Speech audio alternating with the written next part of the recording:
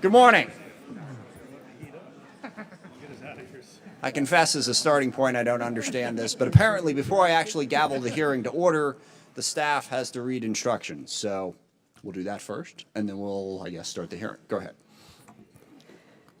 Before today's markup begins, I'd like to review a few procedural points. This markup will be broadcast live on the committee's website, and the broadcast will begin following these announcements.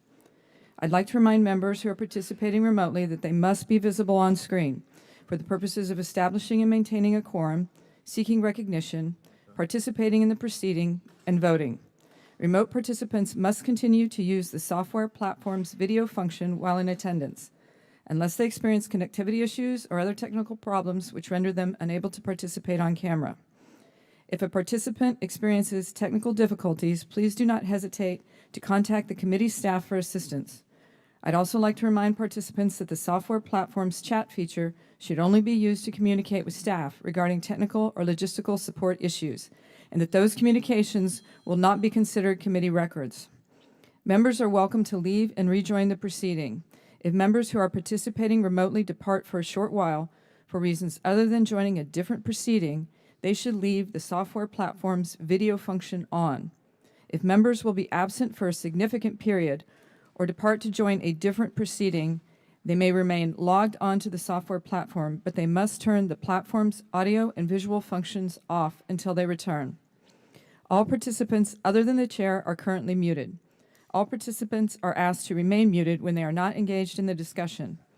In the circumstances in which members are not speaking and they have not muted themselves, I will do so to avoid inadvertent background noise.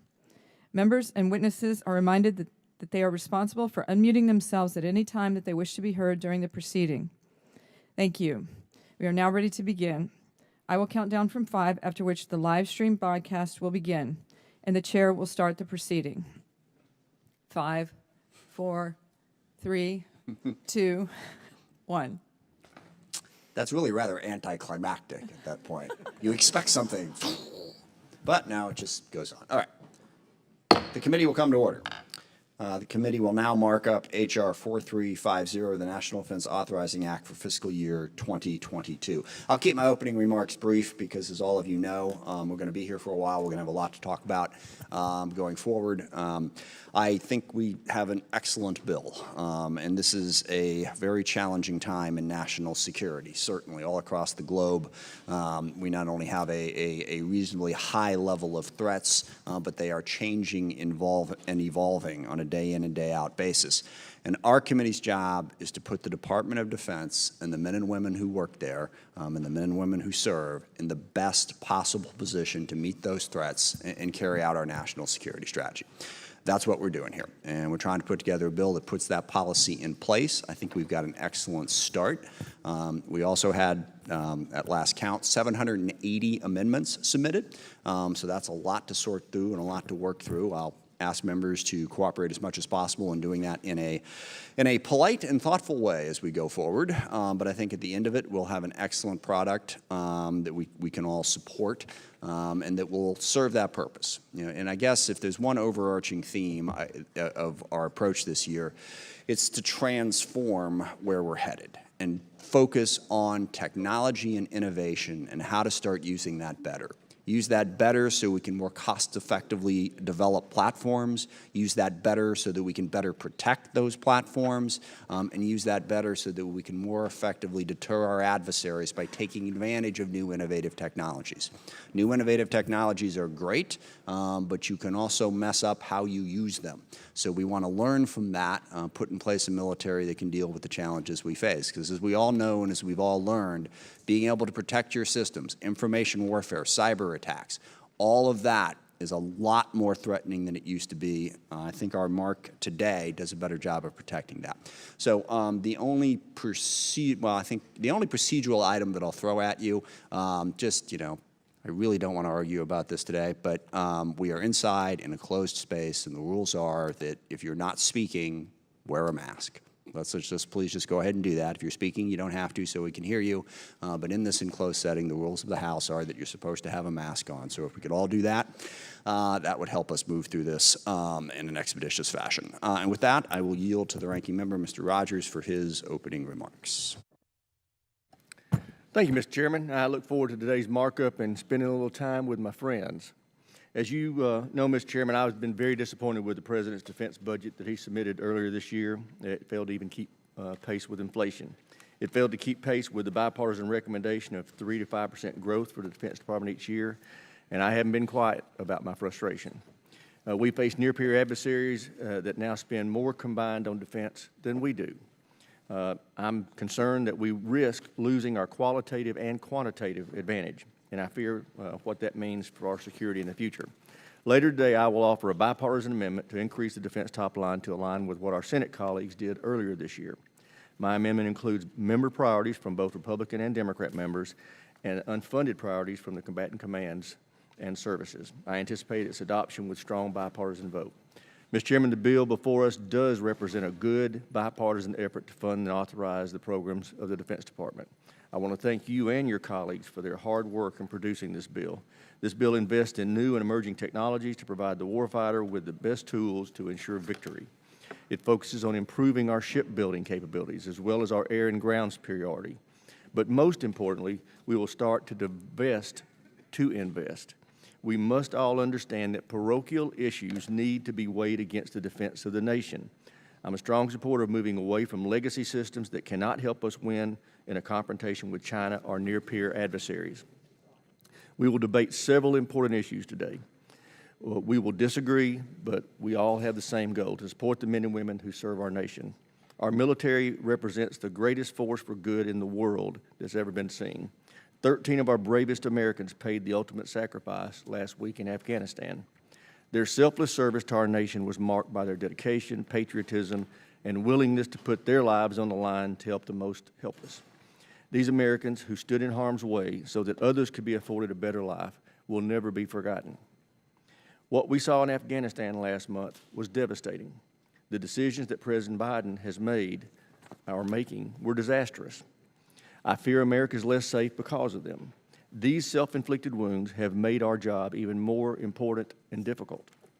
Today's markup will begin our duty to conduct oversight on the withdrawal from Afghanistan, but it cannot end here. We must find out what advice President Biden was given or ignored in making these disastrous decisions. We must find out exactly how many Americans President Biden left behind. We must find out how much military equipment President Biden left to the Taliban. Finally, we need a plan from the President to counter and defeat terrorists in Afghanistan. There are many more questions about what happened in Afghanistan that must be answered. It's the duty of this committee to find the answers. There's a tremendous amount of anger among the members on my side of the aisle over this blunder that unfolded in Afghanistan, and I'm as angry as they are. But I ask the members to channel that anger into productive debate. Let's get started today by making our nation safer and more secure. Thank you, Mr. Chairman. I look forward to the evening. Thank you. And the only thing I would add to that is, if we're going to really honestly look at Afghanistan, we need to look at all 20 years. There was a lot that went into that, and I think simply focusing on the last 4 months would do an incredible disservice to the men and women who have served there. And that's what I would ask this committee to do, is better understand everything that happened over the course of 20 years. Before proceeding any further, I have a few announcements. The order of consideration for today's markup of H.R. 4350 will follow our subcommittee structure. We will begin first with the subject matter that falls under the jurisdiction of the Subcommittee on Tactical Air and Land Forces. Then we will do Strategic Forces Committee, followed by Intelligence and Special Operations, Military Personnel, Readiness, Cyber Innovative Technologies and Information, Sea Power and Projection Forces, and then lastly, the Chairman's mark and full committee matters. If a member has an amendment that involves the jurisdiction of other committees, we request that the member, before he or she offers the amendment, have a letter from the respective committee chair indicating their waiver of the right of referral. I note I impose the same requirement before including language in the underlying mark. I remind members that this approach has been the practice of the committee for many years. It is done so that we can proceed directly to the House floor without our bill being sequentially referred to other committees. Members must not offer amendments that could result in a point of order against H.R. 4350 on the House floor during its consideration.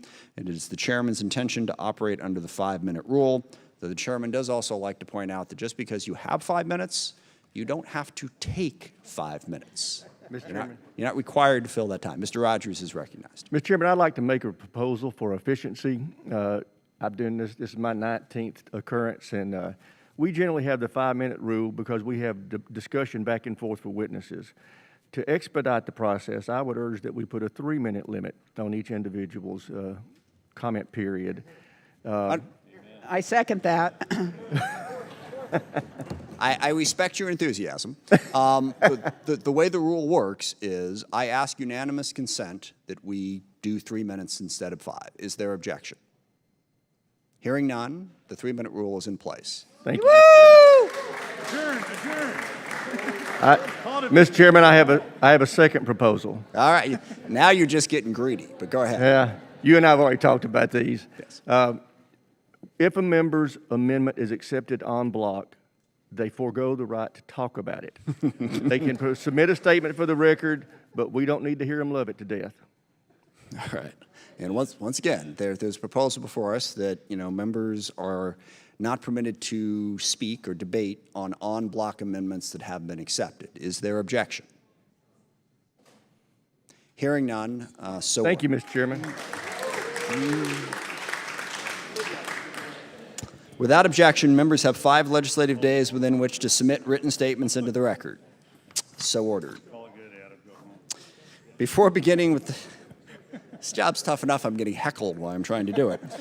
Before beginning with the subcommittee reports and following consultation with Mr. Rogers, I ask unanimous consent that the provisions contained in the report of the subcommittees and the chairman's mark, which includes full committee provisions, be considered for the purposes of this markup as original text of H.R. 4350, and that these provisions be considered as having been read, and that the bill be open to amendment at any point. Is there objection?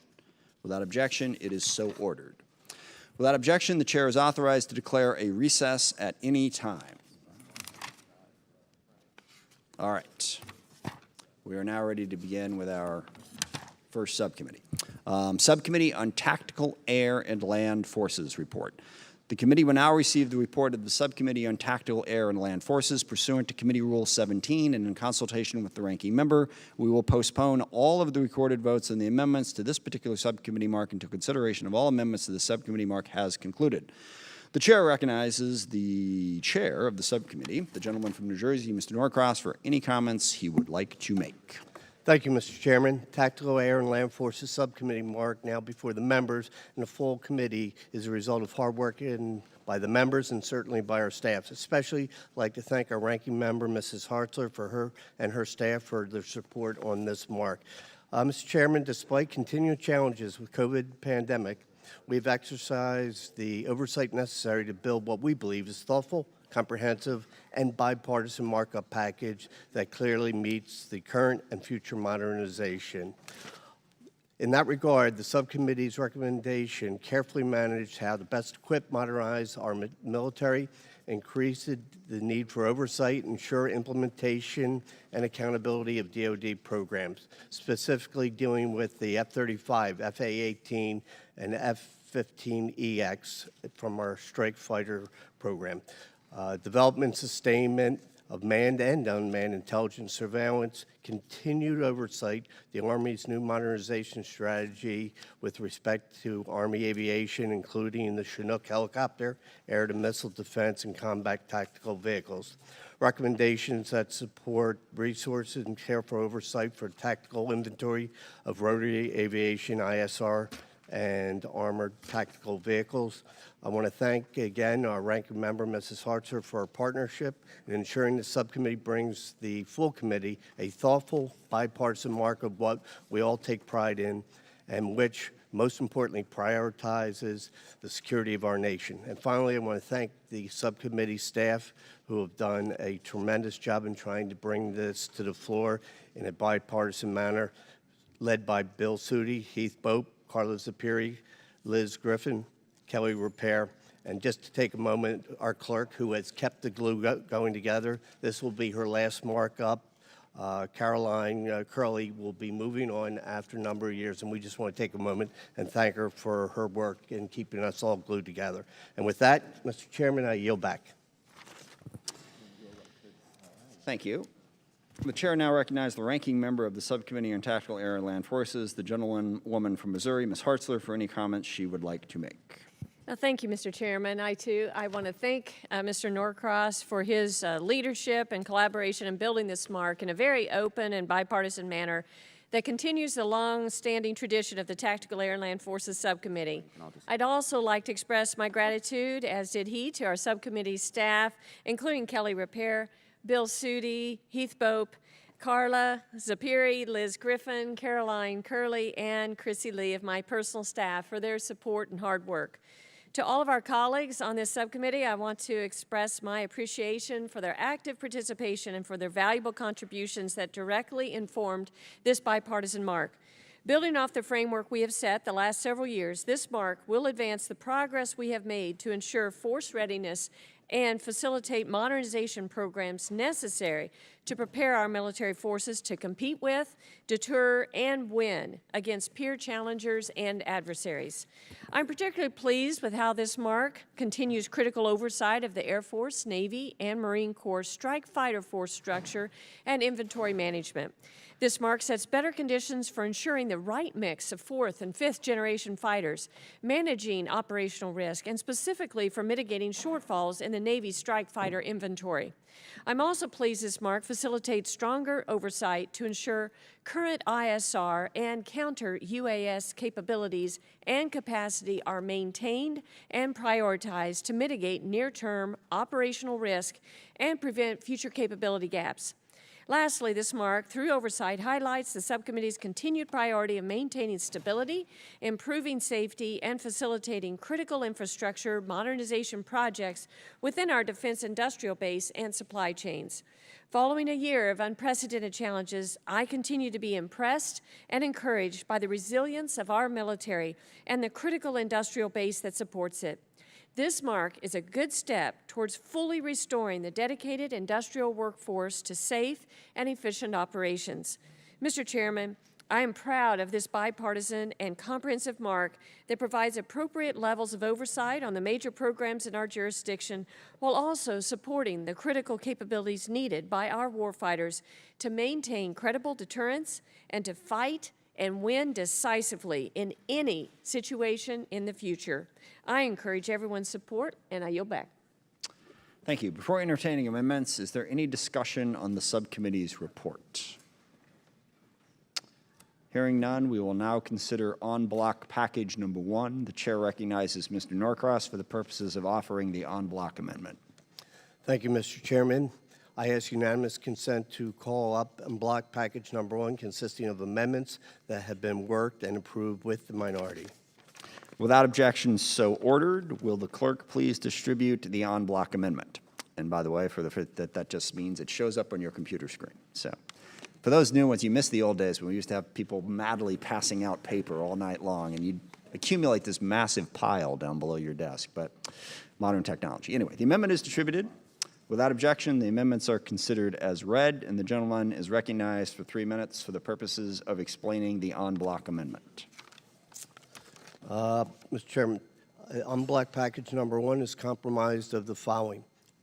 Log 679R3 by Mr. Waltz, 690R3 by Mr. Bacon, 691 by Mr. Bacon, 696R1 by Mr. Bacon, 697R1 by Mr. Bacon, 727R1 by Mr. Whitman, 783R1 by Ms. Slotkin, 837R1 by Mr. Morelli, 855R1 by Mr. Bacon, 966 by Mr. Gallagher, 968R1 by Mr. Kelly, 1007R1 by Mr. Larson, 1167R2 by Moore, 1188R1 by Mr. Vella, 1221R1 by Mr. Bacon, 1242R1 by Mr. Wilson,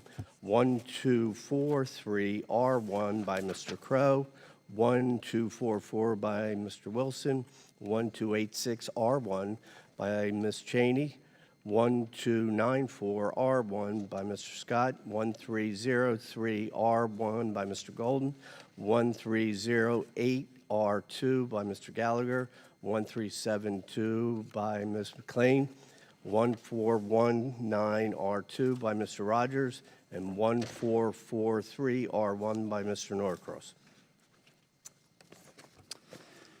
All right, now this is the part where the UC that we all agreed to means that there is no discussion of that. I will point out, if you have a burning desire to have a discussion of this, you can ask for a UC, but that means if anyone disagrees with you, it doesn't happen. So we will simply move to the question, and the question is on adoption of the en bloc package offered by Mr. Norcross. So many as are in favor will say aye. Aye. Those opposed, no. The ayes have it, and the amendment is adopted.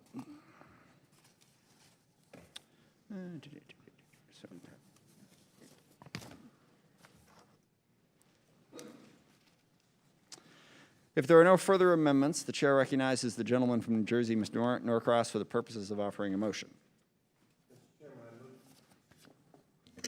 Mr. Chairman, I move to adopt the subcommittee report of the Subcommittee on Tactical Air and Land Forces as amended. The question is on the motion of the gentleman from New Jersey. So many as are in favor will say aye. Aye. Those opposed, no. A quorum being present, the ayes have it, and the motion is adopted.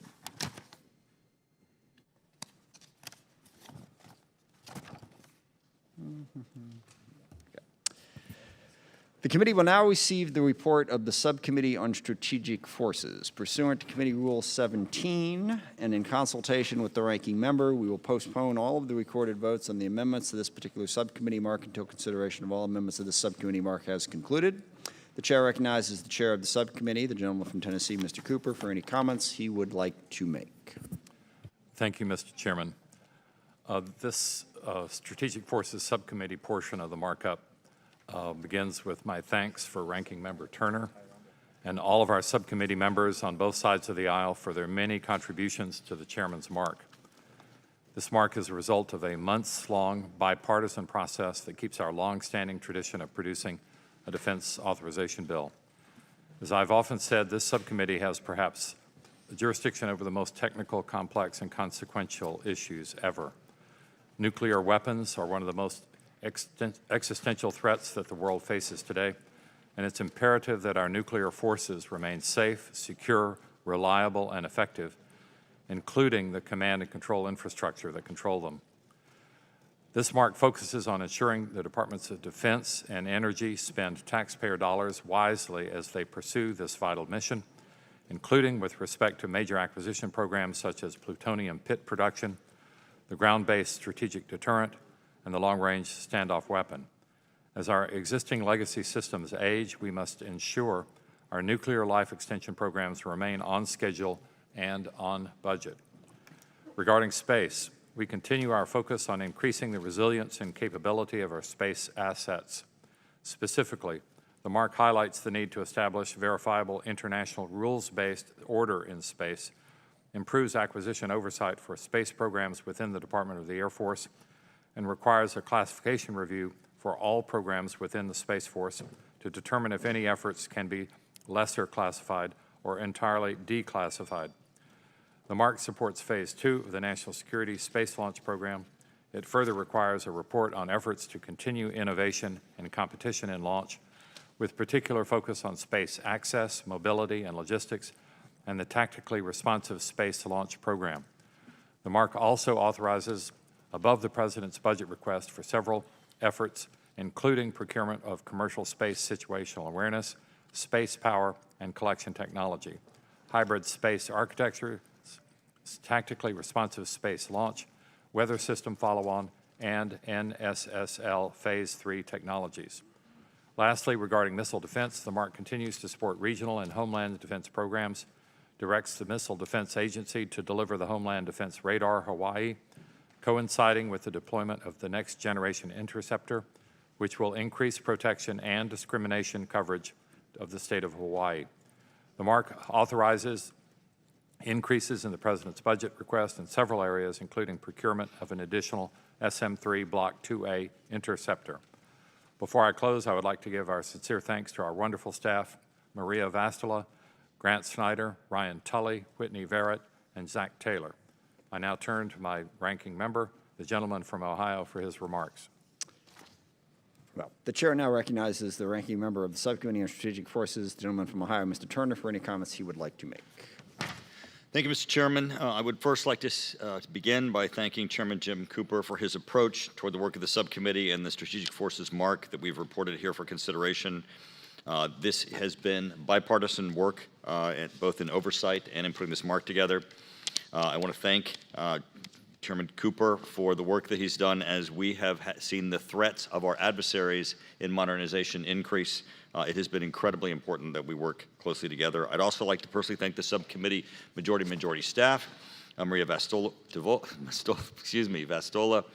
Grant Schneider, Ryan Tulla, Whitney Verrett, and Zach Taylor. Your expertise has been incredibly important and needed. I'd also like to thank Chairman Smith. Chairman Smith conducted a number of bipartisan classified briefings that were both necessary and important for compiling this year's bill, as well as Ranking Members Rogers, a past Strategic Forces Subcommittee chairman whose legacy has helped shape some of the initiatives in this mark. I want to thank you both. China and Russia have also helped us, I believe, on a bipartisan basis support our nuclear deterrent as we've looked to their modernization. The work of the Strategic Forces Subcommittee is vital to our national security. As you know, our portfolio consists of nuclear weapons, missiles, missile defense, and space, and our work on these issues is especially important given the threat environment we find ourselves in. China is undergoing a rapid nuclear buildup that is in many ways unprecedented, while also threatening to the United States and our allies. Also, Russia's nuclear program has undergone significant modernization of all three legs of its triad, including the development of brand new weapon systems. As Admiral Richard told us earlier this year, we now must deter both of these adversaries at the same time and do it in very different ways. I'm confident that this mark and ultimately the full fiscal year 2022 NDAA will help do that. Additionally, this subcommittee conducts oversight and budgetary work to protect the homeland from a rogue North Korean ICBM, as well as the evolving Iran missile threat. These are just a few issues that we address, but they're critical to our national security, and we have worked together in a bipartisan manner to do just that. We are also continuing the previous good work of the subcommittee as we work to support the stand-up of the Space Force. In this mark, we continue to ensure the newest branch of our armed services has the resources it needs to maintain our space advantage. With that, I again thank the chairman for his leadership in putting this mark together, and I look forward to addressing other important issues as we go to the full mark. I yield back. Thank you. Before entertaining amendments, is there any discussion on the subcommittee's report? Hearing none, we will now consider on block package number 1. The chair recognizes Mr. Cooper for the purposes of offering the on block amendment. Mr. Chairman, I ask unanimous consent to call up on block package number 1, consisting of amendments that have been worked and approved with the minority.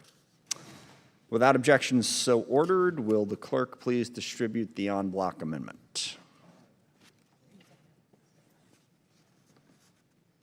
Never sure how long it takes for it to show up on the computer screen, but we'll give it a few seconds here.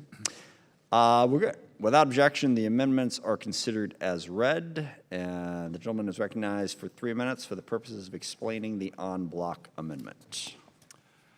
The on block package number 1 is comprised of the following: Log 756R1 by Rep. Panetta, Log 764R2 by Rep. Turner, Log 767R2 by Rep. Turner, Log 769R1 by Rep. Turner, Log 772R1 by Rep. Jackson, Log 782 by Rep. Turner, Log 789R2 by Rep. Turner, Log 808 by Rep. Turner, Log 812R1 by Rep. Desjardins, Log 819R3 by Rep. Banks, Log 895 by Rep. Bacon, Log 934R1 by Rep. Cheney, Log 938R1 by Rep. Cheney, Log 942R2 by Rep. Turner, Log 949R1 by Rep. Waltz, Log 1012R1 by Rep. Cheney, Log 1091 by Rep. Moulton, Log 1105R1 by Rep. Moore, Log 1141R2 by Rep. Lamborn, Log 1157R2 by Rep. Waltz, Log 1163R1 by Rep. Wilson, Log 1192R1 by Rep. Bacon, Log 1306R1 by Rep. Strickland, Log 1352R1 by Rep. Franklin, Log 1427 by Rep. Rogers, Log 1447 by Rep. Cooper. Log 1479R1 by Rep. Brooks. The question is on adoption of the en bloc package offered by Mr. Cooper. So many as are in favor will say aye. Aye. Those opposed, no. Ayes have it, and the amendment is adopted.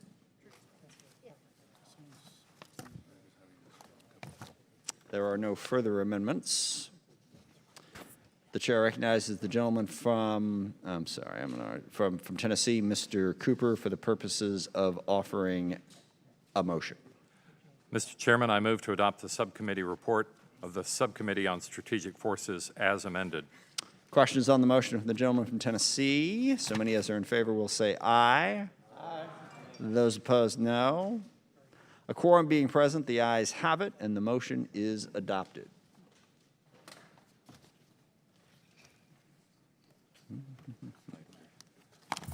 Two down. For those of you who are new, don't get excited. I know it seems like we're moving quickly. But the more interesting stuff is coming. We try to bore the media early on so they'll just leave, and then we can have the discussion. Never works, but that's the attempt. The committee will now receive the report on the Subcommittee on Intelligence and Special Operations. Pursuant to Rule 17 and in consultation with the ranking member, we will postpone all of the recorded votes on the amendment to this particular subcommittee mark until consideration of all amendments to this subcommittee mark have concluded. The chair recognizes the chair of the subcommittee, the gentleman from Arizona, Mr. Gallego, for any comments he would like to make. Thank you, Mr. Chairman. I first want to thank Ranking Member Kelly for his strong partnership as we established this committee and developed a bipartisan mark. I also wish to thank all members of the ISO committee for their efforts and engagements on the critical issues within the committee's jurisdiction. Finally, I'd like to thank the professional staff for their tireless efforts to assist us in the development of a strong and influential subcommittee mark: Shannon Green, Jessica Carroll, Patrick Nevins, and Zach Taylor. Our mark includes important provisions that span the entirety of the ISO subcommittee's jurisdiction, including intelligence, sensitive military operations, special operation forces, counterterrorism, and countering weapons of mass destruction. These issues areas form the foundation for our nation's irregular warfare efforts in the gray zone, where we are challenged and confronted by our adversaries every day. Our mark creates more agility across the defense intelligence enterprise to counter Russia and China in the information space, enables sensitive military operations across the spectrum of warfare, and establishes a precedent of proactively countering near-peer adversaries in support of strategic competition. Although the military mission in Afghanistan has now concluded, the ISO subcommittee marks supports continued rigorous oversight of these critical issues. Included in our mark are several provisions to better understand the Department's efforts to monitor, assess, and prepare for the threat environment while postured in an over-the-horizon capacity, focusing on the necessary retention of historical intelligence and operational data to facilitate future operations if needed. In addition, the mark requires reforms to intelligence processes to better support the ability of combating commanders to counter our adversaries' malign activities in the public domain.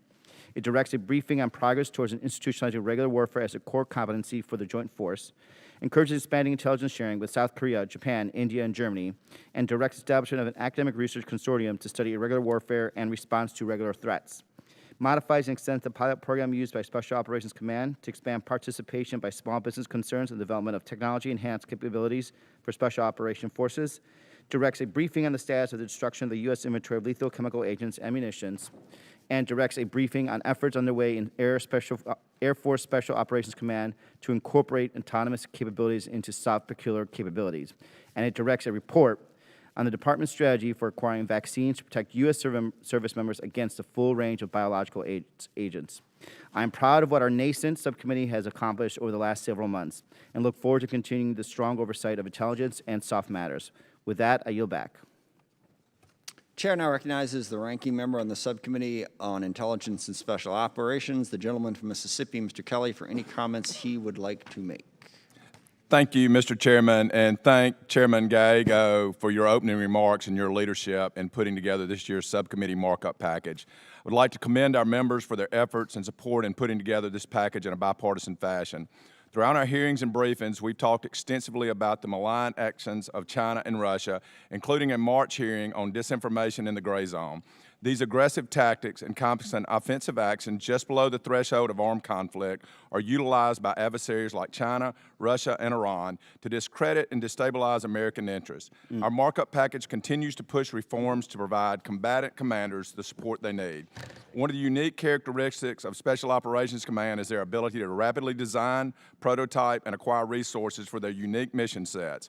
A key enabler to this has been the implementation of the 2020 pilot program for development of technology-enhanced capabilities with partnership intermediaries. This pilot program produced outstanding results for all stakeholders, and I'm proud our subcommittee Mark extends this program through the end of fiscal year 2025. In my previous comments throughout the summer and during our subcommittee markup, I highlighted my concerns for the security situation in Afghanistan post-withdrawal. My concerns have now grown into complete dismay towards the abject failure of this administration to ensure a controlled withdrawal and continued security mission within the region. We've been asking for months for greater detail on the so-called over-the-horizon capability the administration has touted. It is now clear this strategy was completely inept from the beginning. As it stands today, we no longer have an embassy in Afghanistan and no presence to facilitate counterterrorism operations. However, this committee will not allow the weakness of this administration to continue to place our citizens, allies, partners, and overall national security at risk. When it comes to this disaster continuing to unfold in Afghanistan, we must focus on 4 distinct priorities. The administration must provide us a plan to get the rest of our Americans out of Afghanistan, determine the extent of weapons and equipment that was left behind, deny funds to the Taliban, and inhabit the recognition of the Taliban as a legitimate government. In closing, I would like to thank the efforts of our great subcommittee support staff. Today's markup would not be possible without the help from our professional staff members, Patrick Nevins, Shannon Green, Jessica Carroll, and our subcommittee clerk, Zach Taylor. Thank you to our members and staff for their diligent work thus far, and I look forward to continuing the work together to ensure ISO equities are represented throughout the NDAA process. And with that, Mr. Chairman, I yield back. Thank you. Before entertaining amendments, is there any discussion on the subcommittee's mark? I'm actually going to make a couple comments here, which I realize it's early, but we can see the theme for the evening. And the idea that the only thing that went wrong in Afghanistan is what President Biden has done in the last 6 or 7 months is not correct. We were presented with a very difficult situation. When President Biden came into the office, the Taliban were rolling across Afghanistan, picking up even more towns on a day-in and day-out basis. How long could the Afghan government stay? So I hope as the evening progresses here, I'm getting ahead of myself, it's 10:45 in the morning, that we have a more honest discussion about what was going on. And I hope that we'll also discuss that if we didn't want this to happen, the only real choice was to escalate. It was to send in more troops. It would have been irresponsible, and I had these conversations with the chairman of the Joint Chiefs of Staff and others. The notion that we could have just left 2,500 troops there after the peace agreement negotiated by Donald Trump ended on May 1st, and that those 2,500 troops could fight off the Taliban who were rolling across the country is absurd. We would have had to put more troops in there, and more Americans would have had to die. Now, maybe that's the choice we should have made. Okay, and we can have that discussion, and we can have an honest discussion of the trade-offs, the pros and the cons, and argue for that, defend that.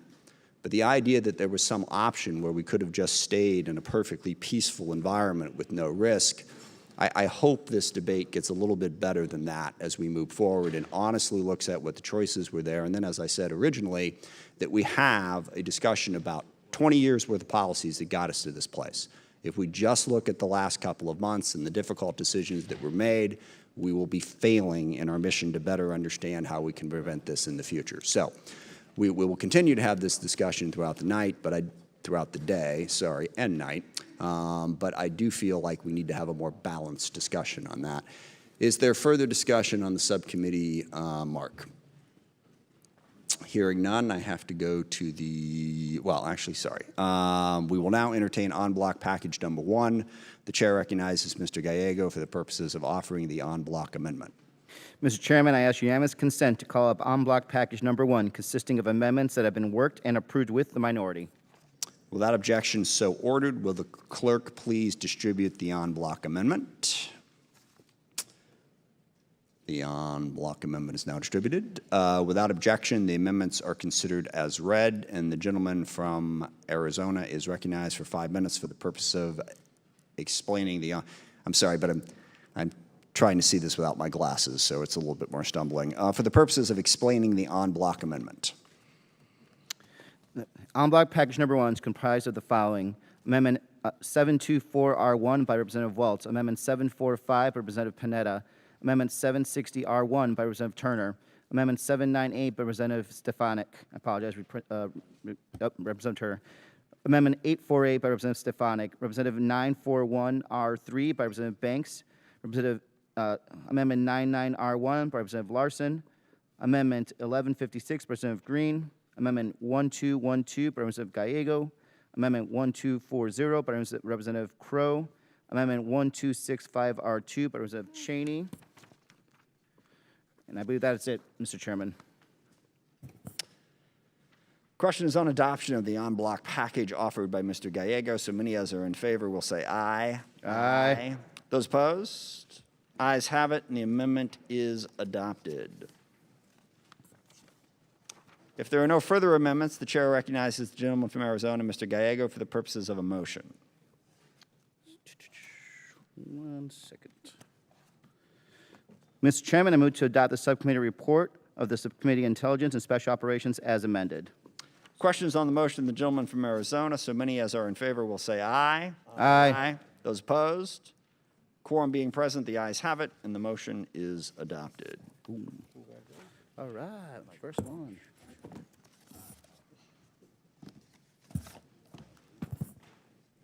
Okay. Committee will now receive the report of the Subcommittee on Military Personnel. Pursuant to Committee Rule 17 and consultation with the ranking member, we will postpone all of the recorded votes on the amendments to this particular subcommittee mark until consideration of all amendments to this subcommittee mark have concluded. The chair recognizes the chair of the subcommittee, the gentlewoman from California, Ms. Spear, for any comments she would like to make. Thank you, Mr. Chairman. The Military Personnel Subcommittee mark was adopted unanimously July 28th, reflecting the bipartisan nature of this effort and is inclusive of many members' priorities. I want to thank Ranking Member Gallagher, former Ranking Member Banks for their efforts this year as we continue to work to improve the quality of life of our service members, their families, and retirees. The provisions included in this mark and military personnel provisions found in the full committee mark make significant strides in addressing the needs and concerns of service members. The full committee mark incorporates many of the recommendations of the Independent Review Commission on Sexual Assault in the Military. Addressing the scourge of sexual assault and harassment in the military has been one of my top priorities over 10 years, and this mark takes a great first step by removing the commander from decisions related to the prosecution of special victims' crimes. It also creates a much-needed article in the Uniform Code of Military Justice, making sexual harassment a standalone offense. In addition, we are requiring major reforms and improvements of the service's military criminal investigation organizations. The subcommittee mark strengthens military installations' relationships with civilian family advocacy organizations and streamlines the process to authorize exceptional eligibility for certain benefits for victims of domestic abuse. The mark also requires the Secretary of Defense to implement new strategies to increase awareness of the Family Advocacy Program for military leaders and family members, a deficiency the GAO has highlighted, and requires the Department to provide a list of approved civilian victim service organizations where survivors may seek legal assistance or representation. While the services may recruit individuals, by extension, they recruit the families as well. So we are making improvements by increasing the allowable parental leave for primary and secondary caregivers, including foster parents, and harmonizing postpartum deferments across the services. And because access to child care continues to be a challenge, we are expanding the in-home child care pilot program to provide fee assistance for in-home care, such as for service members who hire babysitters. This year's bill supports a military basic pay raise of 2.7% and authorizes the Secretary of Defense to pay a basic needs monthly allowance for low-income service members who meet criteria based on federal poverty guidelines for gross annual pay, not including the basic housing allowance. It also provides additional protections for service members from debt collectors who use unfair or threatening practices. The full committee mark authorizes $50 million to provide assistance to local education agencies with military-dependent students and $20 million to assist with students with severe disabilities. The mark also includes much-needed improvements to the Exceptional Family Member Program by establishing an Exceptional Family Member Program Advisory Council to better support military families. We are also requiring an independent review of the Department of Defense Comprehensive Autism Program to be completed by the National Academies of Sciences. The subcommittee continues to provide maximum oversight over the military health system reform by prohibiting the realignment or reduction of authorized military medical end strength until additional analysis on the impacts is complete. We are requiring the department to carry out a pilot in support of postnatal care and issue policy guidance to implement standard protocols across the military health system to treat obstetric hemorrhage. The bill also expands an ongoing pilot that is showing promising results. Now, incoming candidates at all of the military service academies will receive cardiac screening in an effort to prevent sudden cardiac deaths, which most often occur during intense initial training. Where the service members serve, so do their families. Together, they make sacrifices for our nation, and we must continue our commitment to them. Lastly, I want to acknowledge the staff's efforts. 24% of the 793 amendments have come to the Military Personnel Subcommittee. So the work of Ilka Regino, Dave Cicchetti, Hannah Kaufman, Glenn Deal, Forrest McConnell, and Sidney Fikes has been remarkable. They have worked diligently and tirelessly and always in a bipartisan manner to develop the subcommittee mark. For my personal staff, the outstanding work of my chief, Josh Connolly, my military expert, Brian Collins, and my fellow Chuck Jackson have made major contributions as well. Thank you. The chair now recognizes the ranking member of the Subcommittee on Military Personnel, the gentleman from Wisconsin, Mr. Gallagher, for any comments he would like to make. Thank you, Mr. Chairman. I thank the chairwoman for her remarks. I thank the members of the subcommittee and the incredible staff for your tireless work. You haven't slept in a few days, and you got a long way to go before you sleep again. But thank you. My personal staff as well, Charles Morrison, Tony over there, and Brent as well. Thank you for your work. This year's proposal continues to build the Space Force with increases in end strength, but we have decreases in end strength for active components of the Army, Marine Corps, Navy, and Air Force, which we'll have to monitor closely to ensure we don't stretch the joint force too thin. The proposal also includes an extension of special pay and bonuses for service members in high-demand fields and supports a basic pay raise by 2.7%. Another important section in the proposal requires DoD to review, assess, and standardize the definition of professional military education across the joint force with an eye on China. There is also a requirement for a report on how the art of wargaming is used at the war colleges and military postgraduate institutions. Additionally, there's a report that looks at manning of military specialties requiring digital, technical skills, and artificial intelligence to include a review of the need for a U.S. Digital Service Academy. The proposed mark requires comprehensive reform of domestic violence proposals and programs in the military. The proposal expedites the process to authorize exceptional eligibility for certain benefits to victims of domestic abuse. It also strengthens military installation relationships with civilian family advocacy organizations and aims to improve awareness and training about family advocacy programs for military leaders and beneficiaries. Additionally, the proposed mark would continue to build on critical reforms in previous NDAAs and requires further refining of sexual assault prevention and response programs for service members and victims. It also provides additional oversight of the military health system on military medical end strength until a review of medical manpower requirements by the GAO can be conducted. It also requires, as the chairwoman mentioned, a study of the autism demonstration program, the blast injury health policy review, and a review of the Department of Defense contribution to the National Disaster Medical System. So I'm looking forward to our discussions and debates here today. I know many of them will happen later. Being on MILPERS, those range from critical race theory to sexual assault reform to firearm safety to the force health protection of the joint force as it relates to COVID-19 and the Wuhan lab, and many other important topics that affect our men and women in uniform and their families. But again, I just want to thank the chairwoman and the members and the staff for all of their work that went into this. And with that, I yield back. Thank you. Before entertaining amendments, is there any discussion of the subcommittee's report? Hearing none, we will now consider en bloc package number 1. The chair recognizes Ms. Spear for the purpose of offering the en bloc amendment. Mr. Chairman, I ask unanimous consent to call up en bloc package number 1, consisting of amendments that have been worked and approved with the minority. Without objection so ordered, will the clerk please distribute the en bloc amendment? Without objection, the amendments are considered as read, and the gentlewoman is recognized for 3 minutes for the purposes of explaining the en bloc amendment.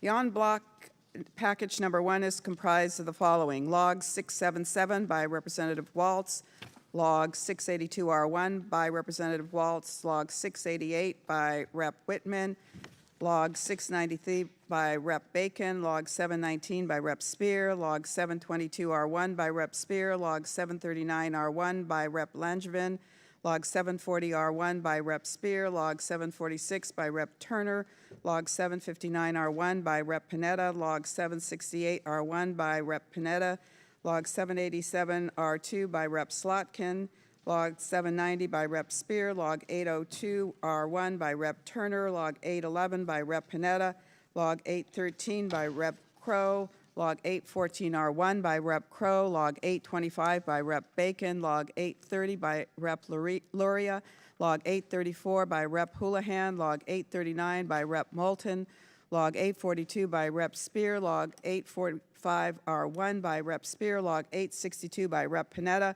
Log 878 by Rep. Carbajal, Log 882 by Rep. Garamendi, Log 885 by Rep. Turner, Log 901 by Rep. Gallagher, Log 902R1 by Rep. Gates, Log 903R1 by Rep. Gallagher, Log 912 by Rep. Bice, Log 932 by Rep. Hartzler, Log 945R1 by Rep. Waltz, Log 947R1 by Rep. Kelly, Log 962 by Rep. Gallagher, Log 976 by Rep. Spear, Log 982 by Rep. Gallagher, Log 993 by Rep. Slotkin, Log 994 by Rep. Larson, Log 1003 by Rep. Bergman, Log 1006R1 by Rep. Kim.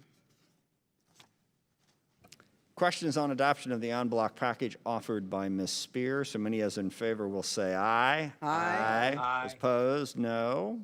Ayes have it. The amendment is adopted. We will now consider en bloc package number 2, and the chair recognizes Ms. Spear for the purposes of offering the en bloc package.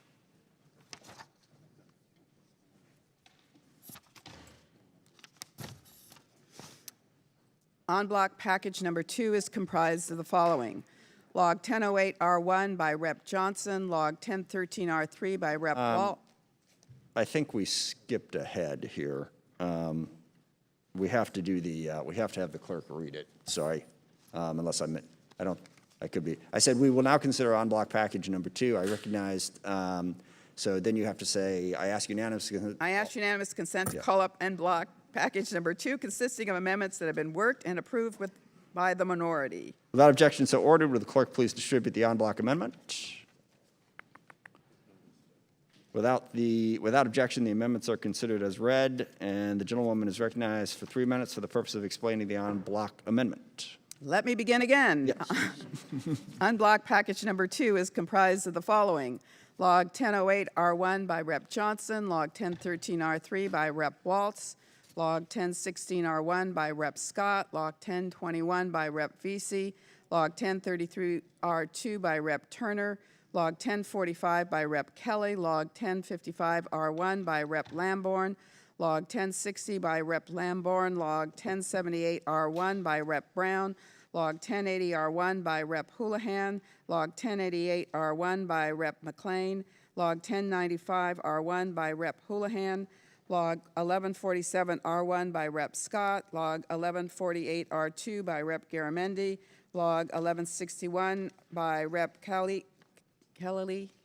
Healy, Log 1162 by Rep. Lamborn, Log 1164 by Rep. Lamborn, Log 1166R1 by Rep. Kahili, Log 1186 by Rep. Jacobs, Log 1204 by Rep. Bacon, Log 1207 by Rep. Kahili, Log 1222 by Rep. Wilson, Log 1223R1 by Rep. Kahili, Log 1233R2 by Rep. Bice, Log 1241 by Rep. Smith, Log 1246 by Rep. Escobar, Log 1256 by Rep. Brown, Log 1259R1 by Rep. Brown, Log 1274 by Rep. Strickland, Log 1278R1 by Rep. Strickland, Log 1280 by Rep. Strickland, Log 1281 by Rep. Strickland, Log 1282 by Rep. Strickland, Log 1283 by Rep. Strickland, Log 1290 R6 by Rep. McLean, Log 1292 by Rep. Houlihan, Log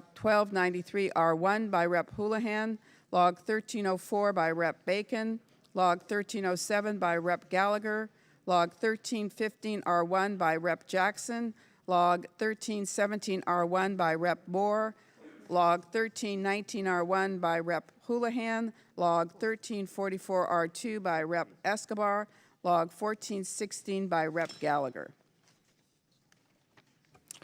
Question is on adoption of on-block package number 2 offered by Ms. Spear. So many as are in favor will say aye. Aye. Those opposed, no. Ayes have it, and the amendment is adopted. And now we have an individual amendment, the first one of the day.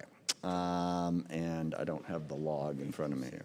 There we go. We will now consider log number 826 by Ms. Loria. For what purpose does the gentlewoman seek recognition?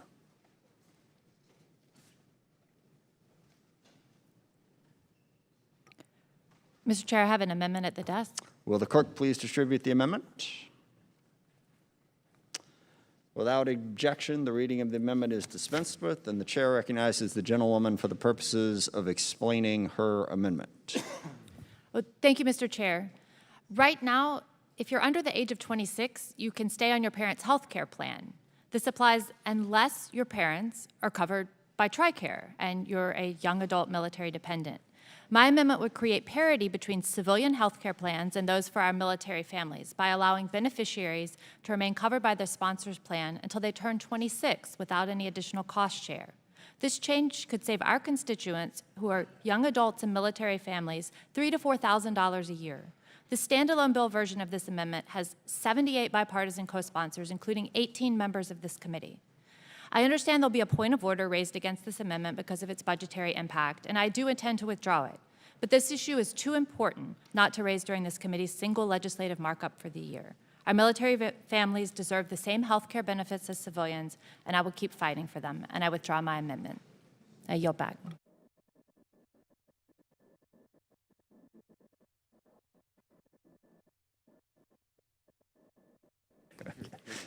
All right. The amendment is withdrawn, and if there are no further amendments, the chair recognizes the gentlewoman from California, Ms. Spear, for the purpose. Mr. Chair, I apologize. Mr. Waltz is a co-sponsor Oh, I of this apologize. legislation. Mr. Waltz is recognized.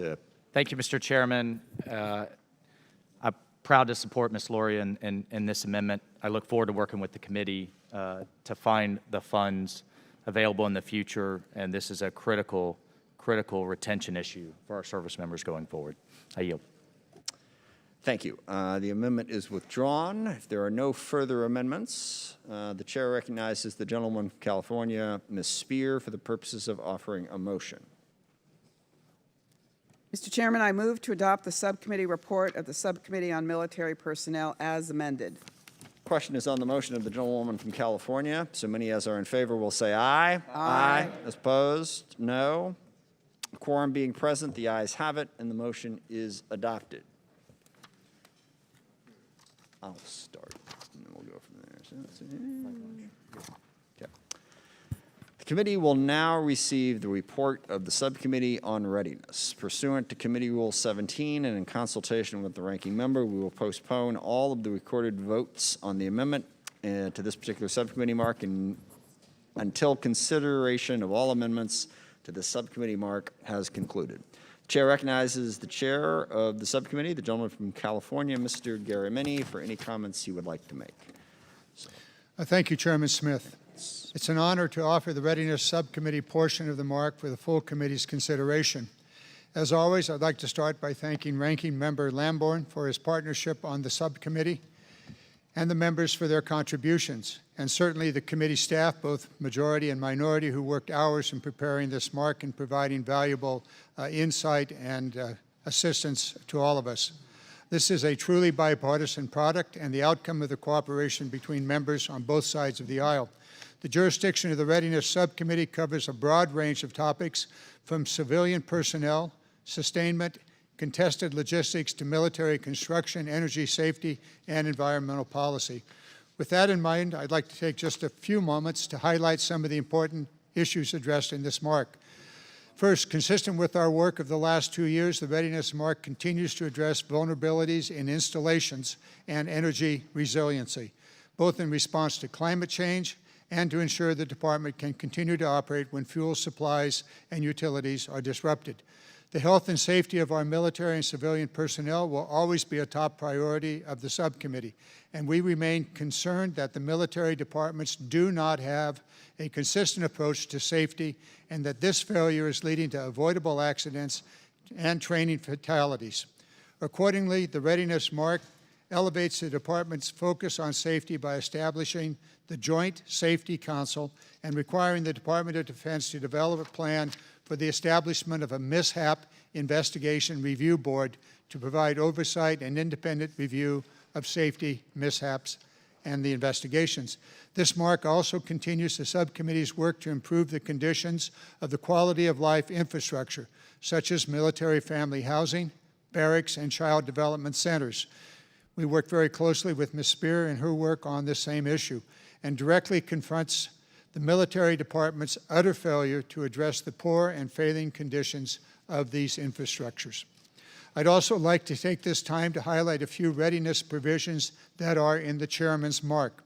First, regarding our ongoing work to control the cost of the sustainment of weapons systems, the chairman's mark contains a provision that will require the Secretary of Defense to make progress in getting sustainment cost of the F-35 program under control. As part of our continuing work to create a more sustainable Department of Defense, the mark requires the department to initiate a sustainable aviation fuel pilot to increase the department's understanding of this burgeoning industry and how it can be incorporated into the department's logistics program. Finally, the mark contains several provisions that continue our support of the department's civilian workforce by strengthening the prohibition against managing this workforce against numerical caps, reinstating the one-year probationary period for newly appointed personnel, and requiring that force reduction decisions be made primarily on the basis of seniority and veterans' preference. I'm proud of the funding authorized by and the legislative provisions included in the Readiness Mark. I again thank Ranking Member Lamborn for his partnership and the members of this committee for their contributions. I urge my colleagues to support this mark. And with that, I yield back. Thank you, Chairman Garamendi. The chair now recognizes the ranking member of the subcommittee on readiness, the gentleman from Colorado, Mr. Lamborn, for any comments that he would like to make. Thank you, Mr. Chairman. And thank you, Chairman Garamendi. I'd like to echo your comments, especially regarding the bipartisanship that has driven the process thus far. Over the past several days, Readiness has received over 120 amendments covering issues like military infrastructure, sustainment, and quality of life for military personnel and their families, among many other topics.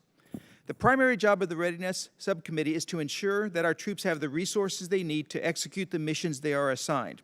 And I know I share concerns with many of my colleagues on this committee when it comes to the situation on the ground in Kabul. When Secretary Austin and General Milley came before this committee in June, they dismissed the concerns I raised about the rapid advance of the Taliban and the decision to abandon Bagram Airfield and the unrealistic hopes placed on the so-called over-the-horizon capabilities. So I look forward to a robust discussion on the terrible and entirely preventable situation now unfolding in Afghanistan. And I also look forward to a discussion on the department's top line. The President's failure to request a budget that kept up with inflation, let alone met the 3 to 5% recommended growth of the Bipartisan National Defense Strategy Commission to maintain deterrence against competitors like Russia and China will be remedied by this committee in a bipartisan manner, I hope and believe. Other amendments considered today will enhance the readiness of the national security enterprise. They build on the issues and themes already reflected in our underlying mark, such as contested logistics challenges with peer and near-peer adversaries, resiliency, weapons systems sustainment and affordability, and support for our organic industrial base, among others. I'd also like to thank the staff for working tirelessly the past several days and months, including my MLA, Andy Braun, and Chris, my Space Force fellow. I again want to thank the committee members for their engagement and for their continued involvement as we work toward enacting another NDAA. I look forward to today's debates and voting on the final product, and with that, I yield back. Thank you, Ranking Member Lamborn. Before entertaining amendments, is there any discussion on the subcommittee's report? Hearing none, we'll now consider en bloc package number 1. The chair recognizes Mr. Garamendi for the purpose of offering the en bloc amendment. Mr. Chairman, I ask unanimous consent to call up en bloc package number 1, consisting of amendments that have been worked and approved with the minority. Without objection, so ordered. The clerk will read the report. Please distribute the en bloc amendment.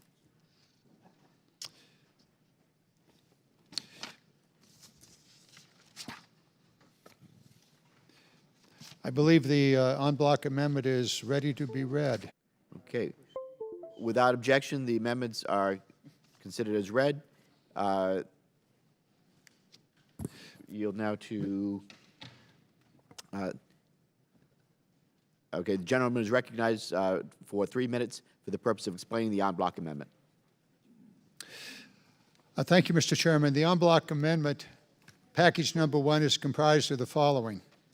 Log 684R3 by Rep. Waltz, Log 692 by Rep. Bacon, Log 703 by Rep. Norcross, Log 713 by Rep. Norcross, Log 714 by Rep. Spear, Log 732R1 by Rep. Langevin, Log 758R1 by Rep. Bacon, Log 771R1 by Rep. Bacon, Log 791 by Rep. Bergman, Log 795 by Rep. Houlihan, Log 800R1 by Rep. Turner, Log 806 by Rep. Waltz, Log 817R1 by Rep. Banks, Log 829 by Rep. Luria, Log 852 by Rep. Crow, Log 853R1 by Rep. Moulton, Log 854 by Rep. Brown, Log 856 by Rep. Crow, Log 861R1 by Rep. Houlihan, Log 864R1 by Rep. Desjarlais, Log 875R2 by Rep. Carbajal, Log 877R1 by Rep. Carbajal, Log 892 by Rep. Gallagher, Log 897R1 by Rep. Bacon, Log 917 by Rep. Slarkin, Log 930R1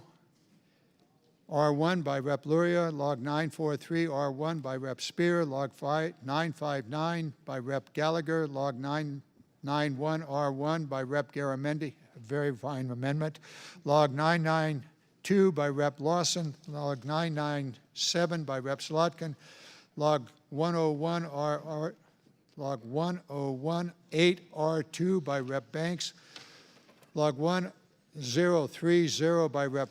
Carbajal, Log 1044R2 by Rep. Lamborn, Log 1051 by Rep. Spear, Log 1052 by Rep. Lawson, Log 1068R2 by Rep. Scott, Log 1069 by Rep. Murphy, Log 1074R1 by Rep. Morella.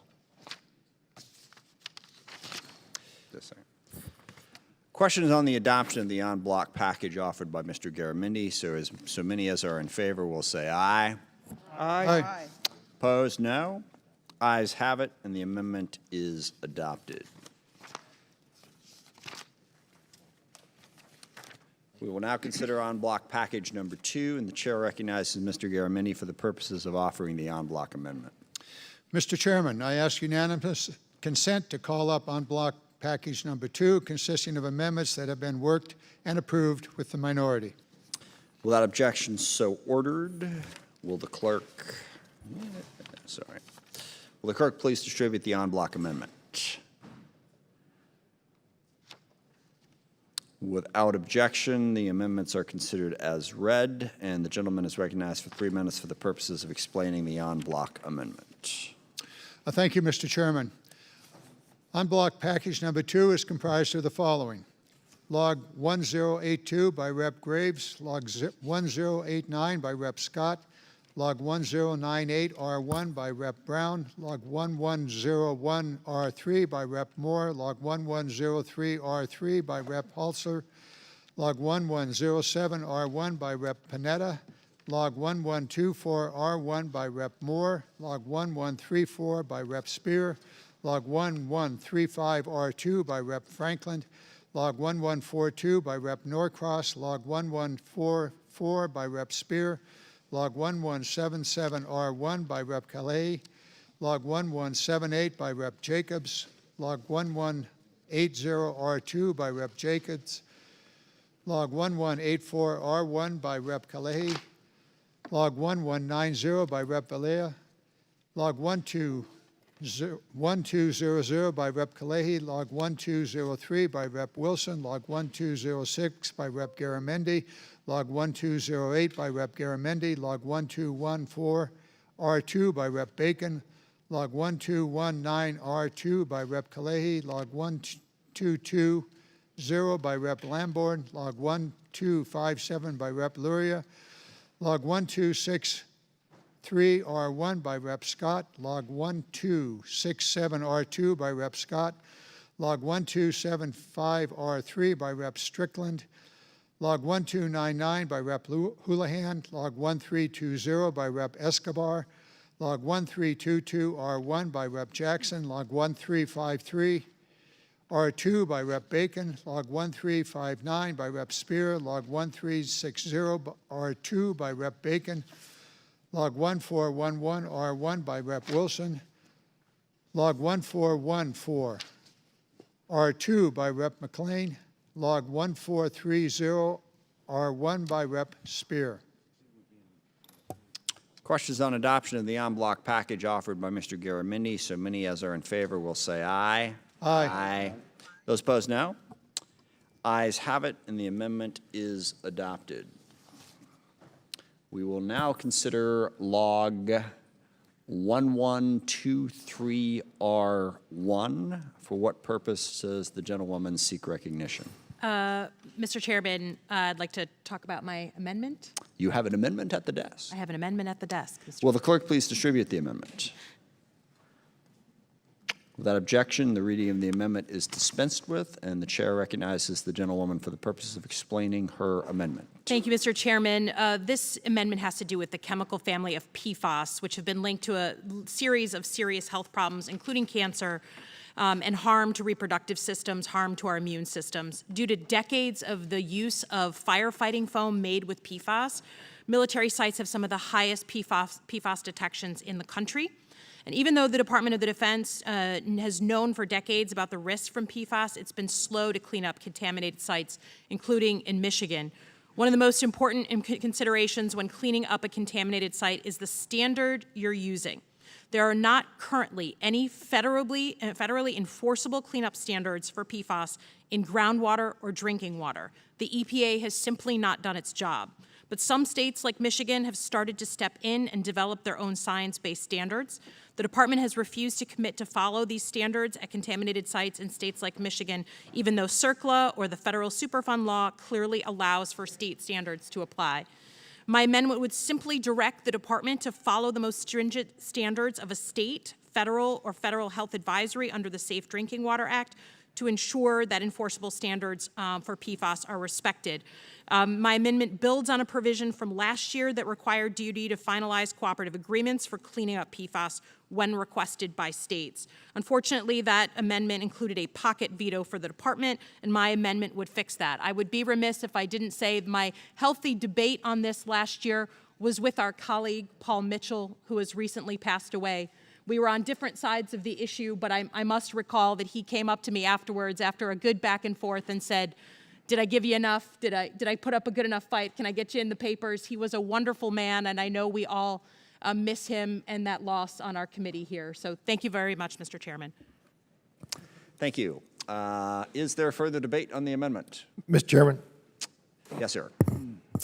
Mr. Chairman, I'd like to be recognized. I strongly oppose the Recognized for amendment. 3 minutes. Thank you, Mr. Chairman. This is an amendment that sounds good on the surface, but actually I think is unfortunately going to possibly set us back.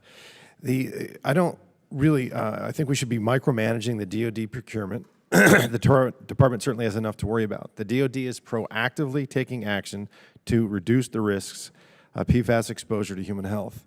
The DoD cleanup program follows federal cleanup law called CERCLA to address the health risks associated with DoD releases of both PFOS and PFOA. This amendment completely changes the way CERCLA operates for the DoD, and it'll disrupt current and planned cleanup actions as it applies stricter standards. Allowing a state to prevail over a federal standard goes well beyond current law, setting a precedent and reversing 4 decades of CERCLA cleanup protocols. It would present real difficulties if applied generally, and if applied just at DoD sites, could result in states requiring cleanup at non-detect levels. This is the potential to reopen past cleanups, which would distract from the department's current plan efforts under the current federal law. Furthermore, it would open legal conflicts for future hazardous substance determinations under CERCLA. This micromanagement would increase costs as DoD would have to comply with any number of standards. Moreover, this committee proactively addressed some of the PFAS-related procurement issues last year in the NDAA. In conference, it was adopted, a provision was adopted that broadly prohibits procurement of 2 PFAS of concern for certain items, and again, it's the so-called PFOA and the PFOS. The provision we agreed, or the last Congress agreed to in conference, gave the DoD until, let me repeat this too, it gave the DoD until 2023 to implement it, yet now we're revisiting this issue before the implementation. Shouldn't we wait to see whether DoD can comply with last year's ban before enacting an even larger one? And I would encourage the members to oppose this amendment. And Mr. Chairman, I yield back. Is there further discussion? Mr. Garamendi. I support Ms. Slotkin's amendment. PFAS and the contaminants associated with it are a significant problem in our communities across the nation and a significant problem on the military basis. Since there is no standard presently at the federal level, it seems to me imperative that we push forward with a standard that has been adopted by the state. I would remind the members that some states, particularly California, do have standards that are enforceable on military basis, even though they supersede, even though they are stronger than the federal standards. So Ms. Slotkin is on the right path here, and I yield my remaining time to her. I would just say thank you, Mr. Garamendi, that the gentleman on the other side of the aisle, you're referencing CERCLA, but CERCLA allows for contaminated sites in states like Michigan to be covered under state law. It's allowed for in the CERCLA language or the Superfund law. It allows for state standards to be the standard. Last year, you're right, we did do some good work, but it still maintained a pocket veto, and the Defense Department has since refused to finalize the cooperative agreements that they had originally committed to. So we need a perfecting amendment. That's what this is. And I agree with the top line point that the reason we're in this situation is because the EPA, under multiple administrations, has not done a scientifically based standard federally. If that were the case and they did their job, we wouldn't be here. In the meantime, the communities that live around these bases deserve some action from us. Is there further discussion? Mr. Chairman? Mr. Lambert is recognized. Yeah, I would like to ask the sponsor of this amendment. Right now, under current federal standards, the cleanup cost is going to be considerable. And we know that that's something we have to do. I have a community that's impacted. But there are many sites like this around the country, and this could subject DoD to differing standards. But what will be the additional cost on DoD for states like California and Michigan? And I yield to the gentlelady. Thank you, sorry. I would just say it's the right question. And again, I wish we weren't in this situation. We had a federal standard. I would not be nickeling and diming the Department of Defense on every state standard. I understand that that puts them under pressure. But we have people who literally can't drink their water, who can't swim in their lakes. And so what is our response when I can't get the executive branch to act? It's the right question, and I don't know the answer, but I think our commitment to those communities have to supersede the price tag. Well, I would just, taking back my time, I would just say in response that I think we should have that a little more in mind. I mean, how many billions of dollars are we talking about? And then we make a decision. I yield back, Mr. Chairman. Thank you. Is there further discussion? I'll just say that it's important to understand what Ms. Slotkin is doing here, and it has been a big challenge that the federal government has not been able to set a standard. They have an advisory. Basically, they're advising that this is the level of PFAS that is a problem. They don't have a standard, and we've been through an epic fight trying to figure out how to get that done. And as has been pointed out, states have set a standard. And the point is that the state standards are based on science and based on health. And if we are not cleaning this up, we are endangering the health of the community, but also of the service members. So if a state has determined this level of PFAS is a danger, we're harming people by not cleaning that up.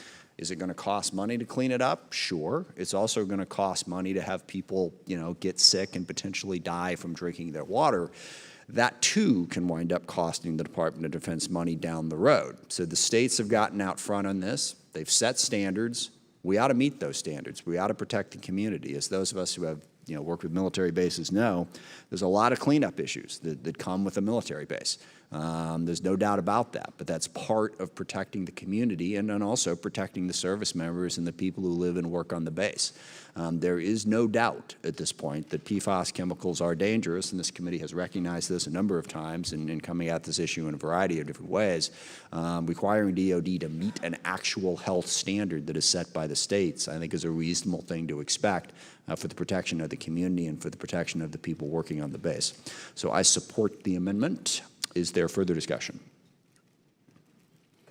Hearing none, all those in favor will say aye. Aye. Those opposed? Nay. Opinion of the chair, the ayes have it. Mr. Chair, I request a record vote. Recorded vote is requested. Further proceedings, and this amendment will be suspended until we're done with this, which I think, until we're done with this subcommittee mark. With that, we are moving on to Amendment 1114. And the chair, sorry, I think I've got something I have to say before I do that. We will now consider log number 1114. For what purpose does the gentlewoman from Michigan seek recognition? Mr. Chair, but I have an amendment at the desk. Will the clerk please distribute the amendment?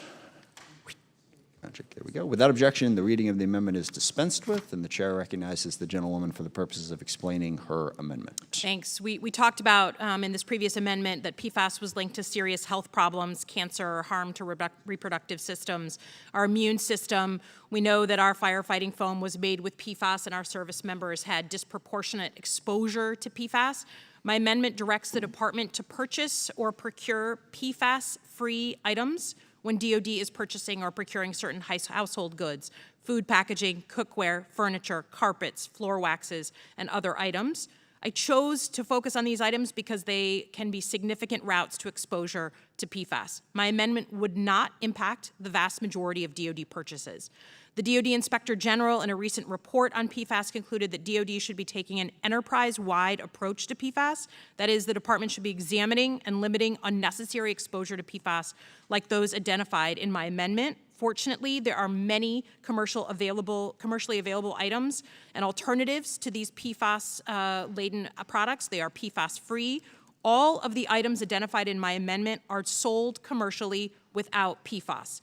Alternatives are in food packaging, et cetera, et cetera. We would do everything, we want to do everything we can to protect our service members from unnecessary exposure. Happy to talk and go back and forth, but that is the guts of my amendment, Mr. Chairman. Thank you. Is there further discussion on the amendment? Mr. Fallon is recognized. Mr. Chairman, thank you. I strongly oppose this amendment as well. I think, while well-intended, I fear that it has unintended consequences. The amendment adds to the list of covered items that cannot be procured by the DOD and expands the scope from just PFOIA and PFOS to include PFAS, about 9,250 new substances. This amendment represents a dramatic expansion of over the DOD, and it's just not necessary. The measure seeks to expand an existing provision that Congress approved in the FY21 NDAA, which is slated to take effect, as we mentioned before, in 2023, and would bar the DOD from procuring certain products with the two most common PFAS, which have now been phased out of use in the United States. The amendment would also accelerate the timeline to take effect right away, eliminating the benefit of determining if any adverse effect on the supply chain would occur. Most of the chemicals that might be included in these newly banned products have never even been studied by the government. Some of the PFAS have been studied by the FDA. The FDA just came out and said that it has not detected a PFAS problem in the food supply. It has not. Nevertheless, a new procurement ban would be food packaging materials, which the FDA is re-reviewing but previously did not claim had an overwhelming problem. Finally, this ban could result in an increased cost for certain items that may not have causal link to any adverse health effects at all. I would encourage the members to oppose the amendment, and I yield back. Further discussion, Mr. Garamendi is recognized. This committee really ought to focus on the effect of many of the chemicals that are in our environment. We do know that the Veterans Administration is spending a great deal of money dealing with the effects of the contamination that the service members have endured in the past. We do know that PFAS, the forever, and the related chemicals last forever. We do know that many of them are considered to be carcinogenic, and we do know that there's an enormous cost associated with this. And therefore, Ms. Slotkin's amendment pushes the military to deal with a set of problems that are pervasive. Her former amendment did that. This one pushes it a little further down the line and I would like to yield my remaining 2 minutes to Ms. Slotkin. Thank you, Mr. Garamendi. Yeah, I would just note, as Representative Garamendi said, we passed a very similar amendment last year through this committee, all the way through to final passage, that had a long list of products that had alternatives that did not include PFAS. That was a bipartisan amendment. It's a bipartisan amendment now. Representative Posey is my supporter from the Republican side, not on the committee, but on the other side of the aisle. We know that all of these items have alternatives that are sold commercially. There's competition in the market. It will not put undue burden on our service members. It's just a continuation of what this committee passed last year. So the concerns this year seem different than they were last year when we passed without incident. And I appreciate everyone taking this seriously and voting for the amendment.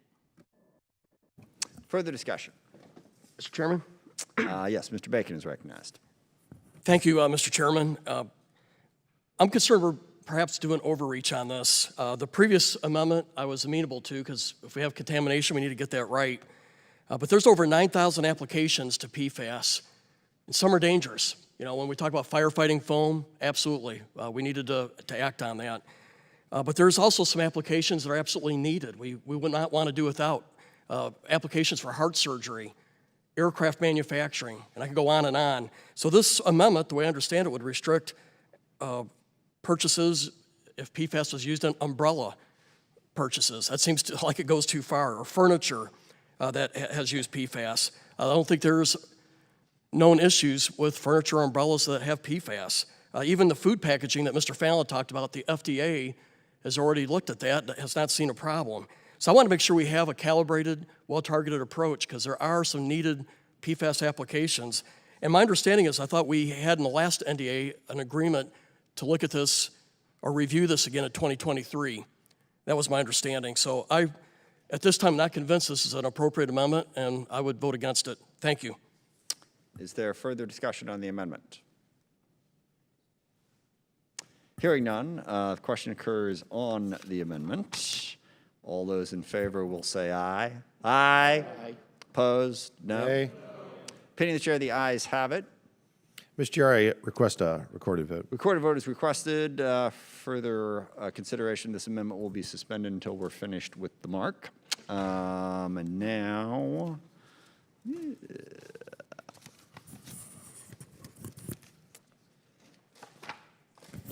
we will now consider log number 1017. For what purpose does the gentleman from Connecticut seek recognition?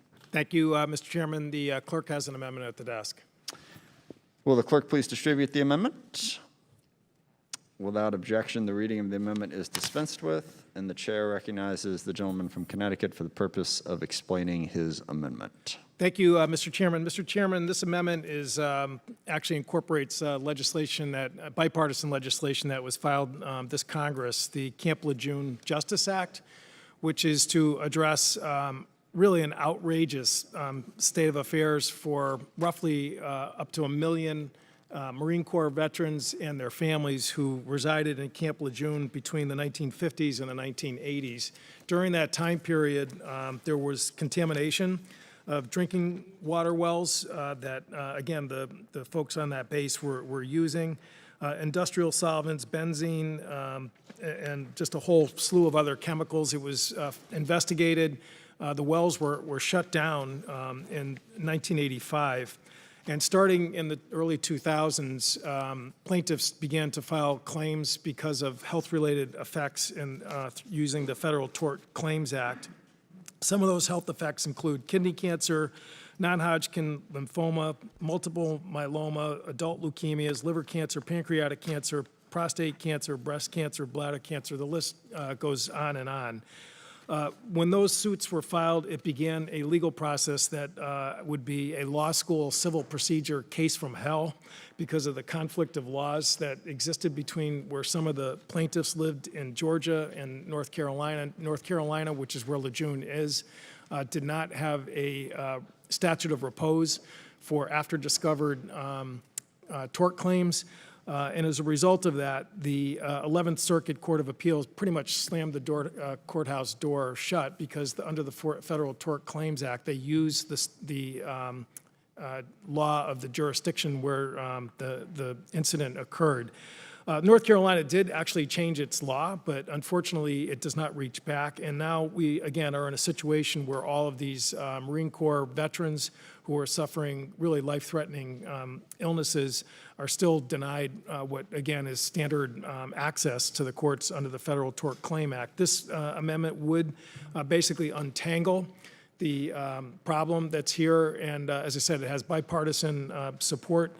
Unfortunately, it's going to trigger a mandatory spending score of about $7 to $8 billion, and at this point, again, based on the budget, both at the Appropriations Committee and here, we have not found a solution to that. So unfortunately, I'm going to have to withdraw this amendment unless there are other members who wish to comment on it, because I know this is a situation that affects constituents who served in the Marine Corps at Camp Lejeune all across the country.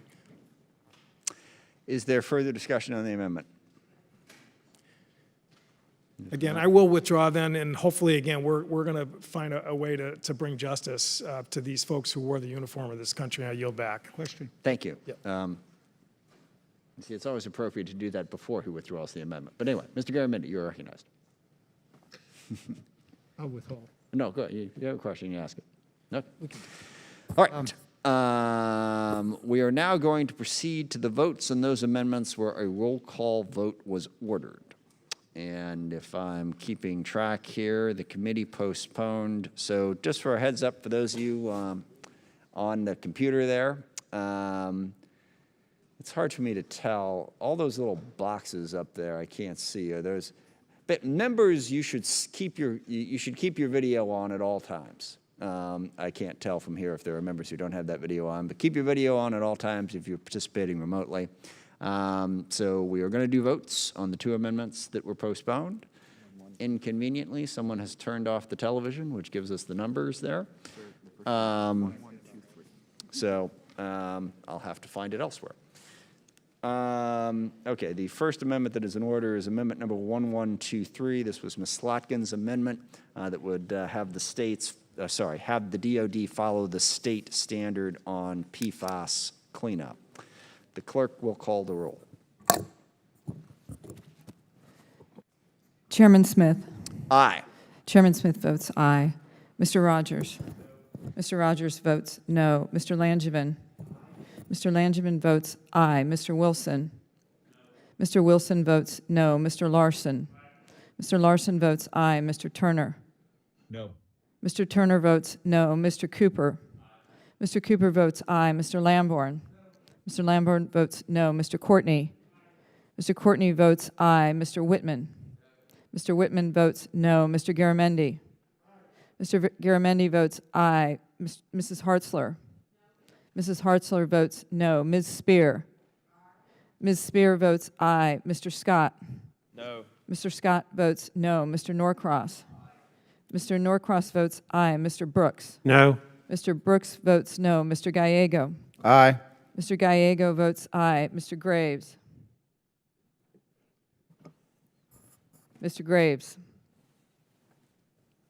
Mr. Moulton. Mr. Moulton votes aye. Ms. Stefanik. No. Ms. Stefanik votes no. Mr. Carbajal. Mr. Carbajal votes aye. Dr. Desjardins. Dr. Desjardins votes no. Mr. Brown. Mr. Brown votes aye. Mr. Kelly. Nay. Mr. Kelly votes no. Mr. Khanna. Aye. Mr. Khanna votes aye. Mr. Gallagher. Mr. Gallagher votes no. Mr. Gates. Sorry, apologies. Mr. Keating. Aye. Mr. Keating votes aye. Mr. Gates. Mr. Gates. Mr. Vella. Aye. Mr. Vella votes aye. Mr. Bacon. Mr. Bacon votes no. Mr. Kim. Aye.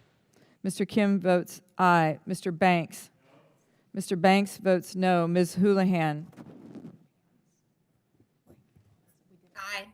Ms. Houlihan votes aye. Ms. Cheney. Ms. Cheney. Mr. Crow. Aye. Mr. Crow votes aye. Mr. Bergman. No. Mr. Bergman votes no. Ms. Slotkin. Aye. Ms. Slotkin votes aye. Mr. Waltz.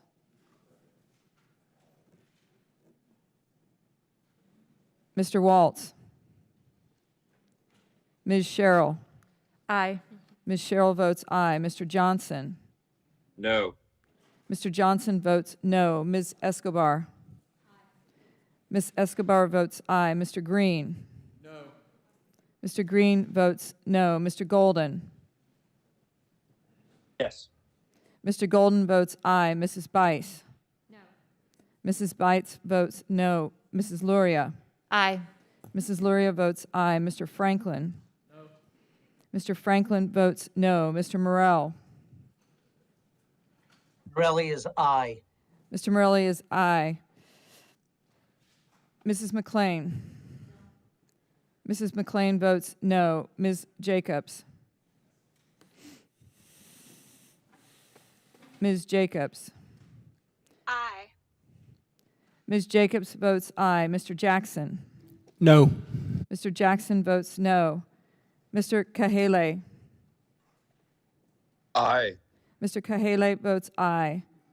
Mr. Carl. No. Mr. Carl votes no. Ms. Strickland.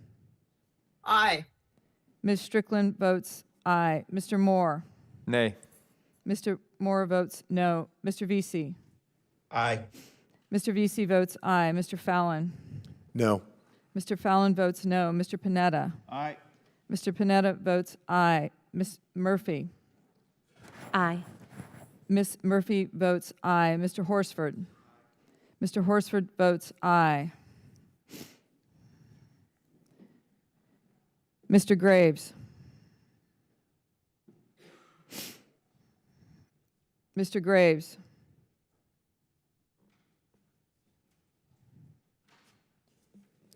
Mr. Gates. No. Mr. Gates votes no. Ms. Cheney. Ms. Cheney votes no. Mr. Waltz.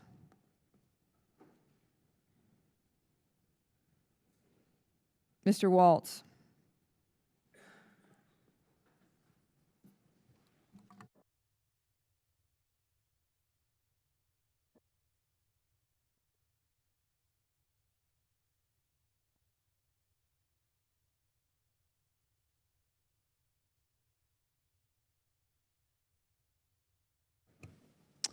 Are there any members who have not voted? Are there any members who wish to change their vote? The clerk will report the tally when she's ready.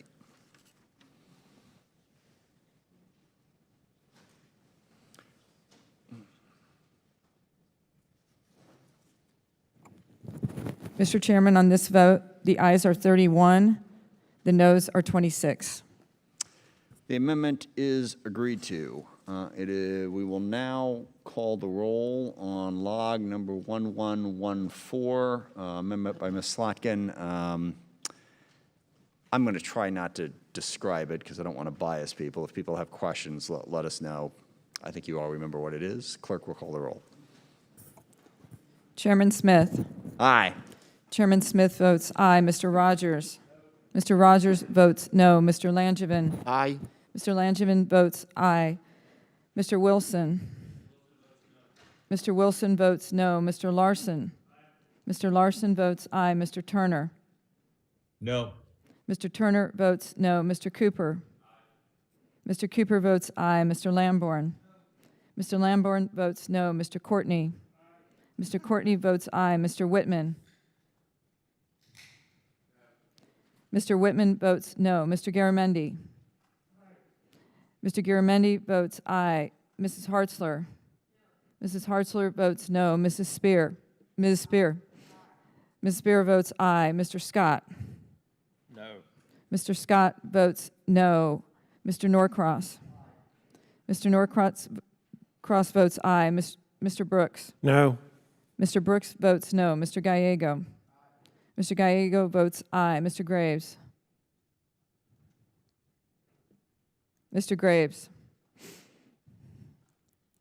Mr. Moulton. Mr. Moulton votes aye. Ms. Stefanik. No. Ms. Stefanik votes no. Mr. Carbajal. Mr. Carbajal votes aye. Dr. Desjardins. Dr. Desjardins votes no. Mr. Brown. Mr. Brown votes aye. Mr. Kelly. Mr. Kelly votes no. Mr. Khanna. Aye. Mr. Khanna votes aye. Mr. Gallagher. Mr. Gallagher votes no. Mr. Keating. Aye. Mr. Keating votes aye. Mr. Gates. Mr. Gates. Mr. Vella. Aye. Mr. Vella votes aye. Mr. Bacon. Mr. Bacon votes no. Mr. Kim. Aye. Mr. Kim votes aye. Mr. Banks. Mr. Banks votes no. Ms. Houlihan. Aye. Ms. Houlihan votes aye. Ms. Cheney. Ms. Cheney votes no. Mr. Crow. Aye. Mr. Crow votes aye. Mr. Bergman. Mr. Bergman votes no. Ms. Slotkin. Aye. Ms. Slotkin votes aye. Mr. Waltz. Mr. Waltz. Ms. Sherrill. Aye. Ms. Sherrill votes aye. Mr. Johnson. No. Mr. Johnson votes no. Ms. Escobar. Ms. Escobar votes aye. Mr. Let me Green. excuse the clerk just a moment, please. Some of the folks that are on line are apparently muting themselves. I would be okay with them doing a thumbs up or thumbs down if they can't figure out how to operate the computer once you call their name, and that be recognized as adequate. I would need to defer to council on this. Okay. Okay. That is acceptable. Okay. So. Mr. Green. I'm sorry, Mr. Chairman, or whoever's in charge here. What's the ruling on that request?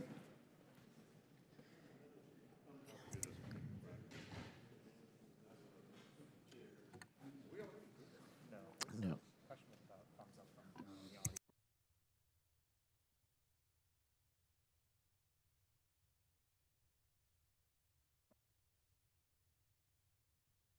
Mr. Rogers asked if we can do a visual thumbs up, thumbs down. In the last mark, that was something you agreed with the ranking member. So as I understand it, we have a member who's having problems with his audio. Can we try the audio just one more time before we go to the alternative here? Mr. Gates. Is that me? Mr. Gates, how do you wish to vote? I vote aye. There we go.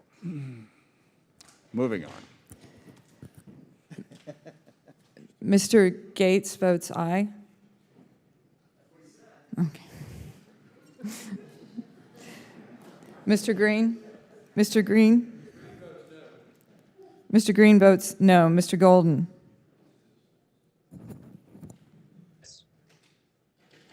Mr. Golden? Mrs. Bites? Mrs. Bice votes no. Mrs. Luria? No. Mrs. Luria votes no. Mr. Franklin? Mr. Franklin votes no. Mr. Morelli? Morelli is aye. Mr. Morelli votes aye. Mrs. McLean? McLean votes no. Mrs. McLean votes no. Ms. Jacobs?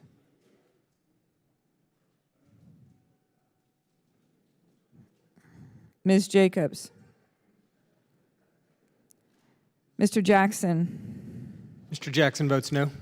Mr. Jackson votes no. Mr. Kahele?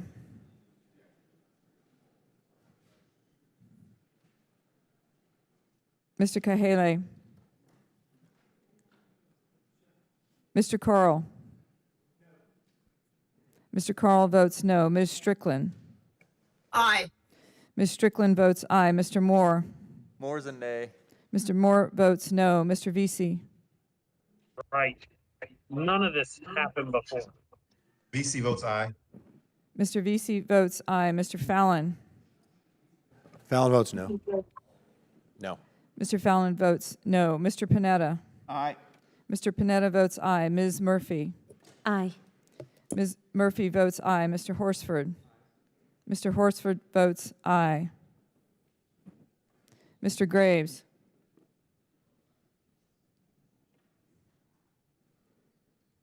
Mr. Graves?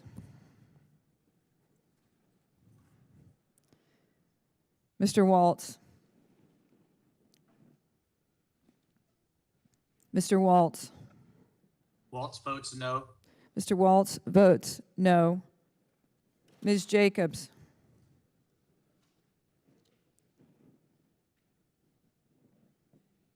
Ms. Jacobs? Aye. Ms. Jacobs votes aye.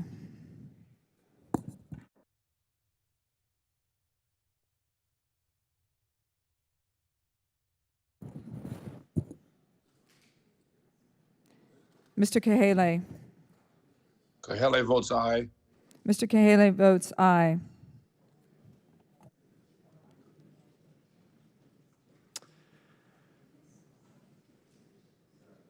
Have all members voted? Is there any member that wishes to change his or her vote? Mr. Chairman, can I inquire how I was recorded? You may. How is Mr. Gates recorded? Golden. Golden. I'm sorry. How is Mr. Golden recorded? Mr. Golden is not recorded. I would like to be recorded as voting yes. Mr. Golden votes aye.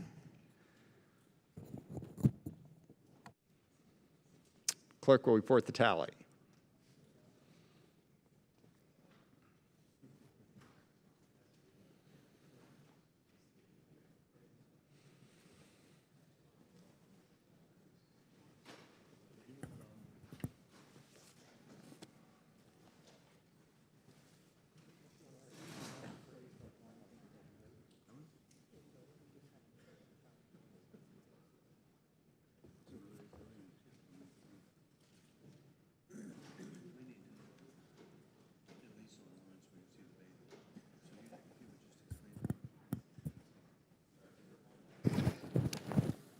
Mr. Chairman, on this vote, the ayes are 31, the noes are 27.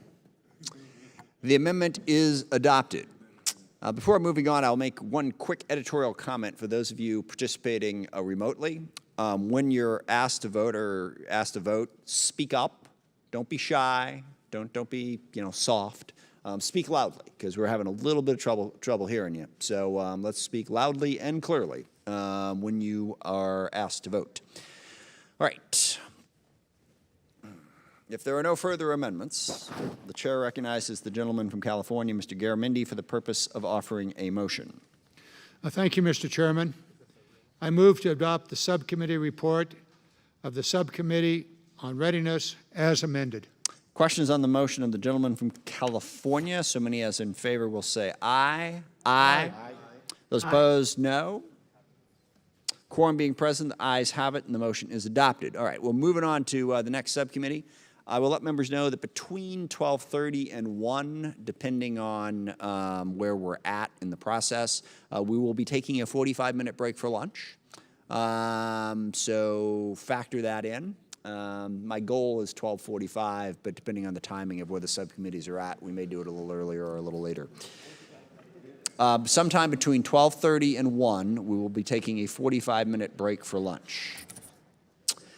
All right, the committee will now receive the report of the Subcommittee on Cyber, Innovative Technologies, and Information Systems. Pursuant to Committee Rule 17 and in consultation with the ranking member, we will postpone all of the recorded votes on the amendments to this particular subcommittee mark until consideration of all amendments to this subcommittee mark has concluded.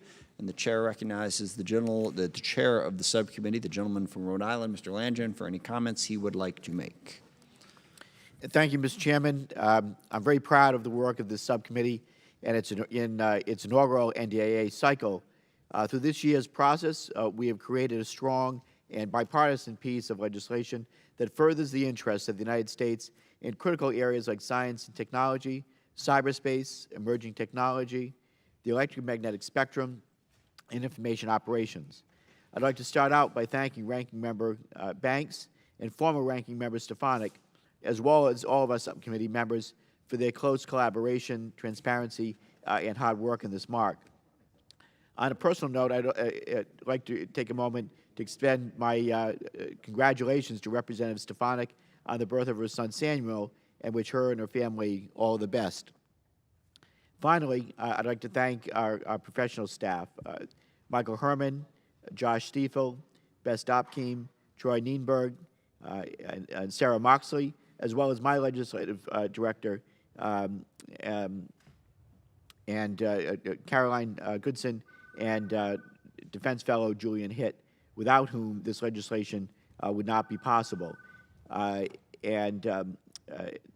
Norcross mentioned in his opening statement, this will be the last markup for our clerk, Caroline Curley, who has done incredible work for the subcommittee, and she will be greatly missed, but I wish her all the best in her next venture. Mr. Chairman, members of the committee, the provisions before you today strengthen the Department's science and technology ecosystem in a variety of ways. The city mark improves the transparency, the transition of technology across the Valley of Death, expands access to innovative and diverse science and technology talent, strengthens the Department's digital engineering and testing ecosystem, and ensures U.S. dominance in emerging areas of competition, including the information domain and electromagnetic spectrum. These provisions also complement many of the cybersecurity-related items that will be considered later today in the full committee portion of the markup. I'm confident those provisions in the Chairman's mark will substantially improve the security of the Department of Defense information systems, including by centralizing procurement of cyber threat information. I'm also very proud that it includes language that I authored to create a joint collaborative environment run by the Cybersecurity and Infrastructure Security Agency, and in partnership with the DoD, the intelligence community, the FBI, and private sector critical infrastructure owners and operators, to allow the cooperative analysis of cyber threats.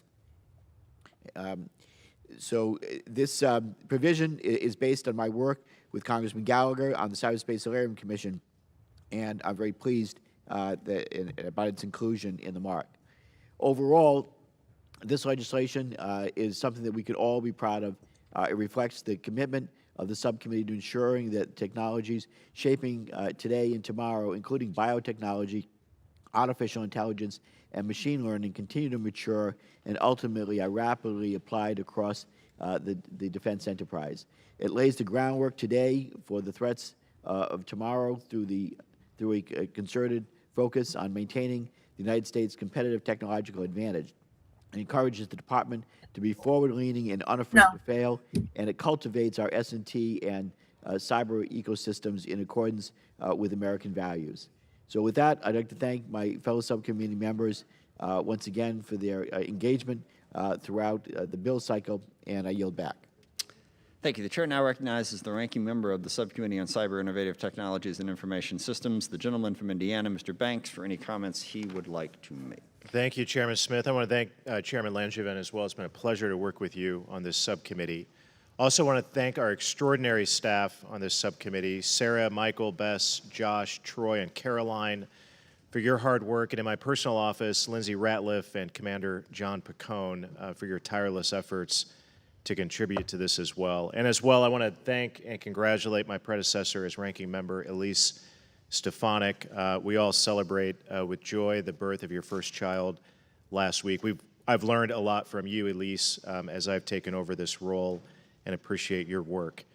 The mark that the Cyber Innovative Technologies and Information Systems Subcommittee reported tackles two critical challenges: getting innovative technologies into the hands of the warfighter and securing our networks. Neither task is easy, but both are necessary because future conflicts will be defined by cyber and emerging technologies. As the chairman mentioned, many of the great provisions in our mark, I want to mention and highlight a couple more as well. When Representative Moulton and I co-chaired the Future Defense Task Force last year, we saw how many innovative companies struggle with bridging the valley of death.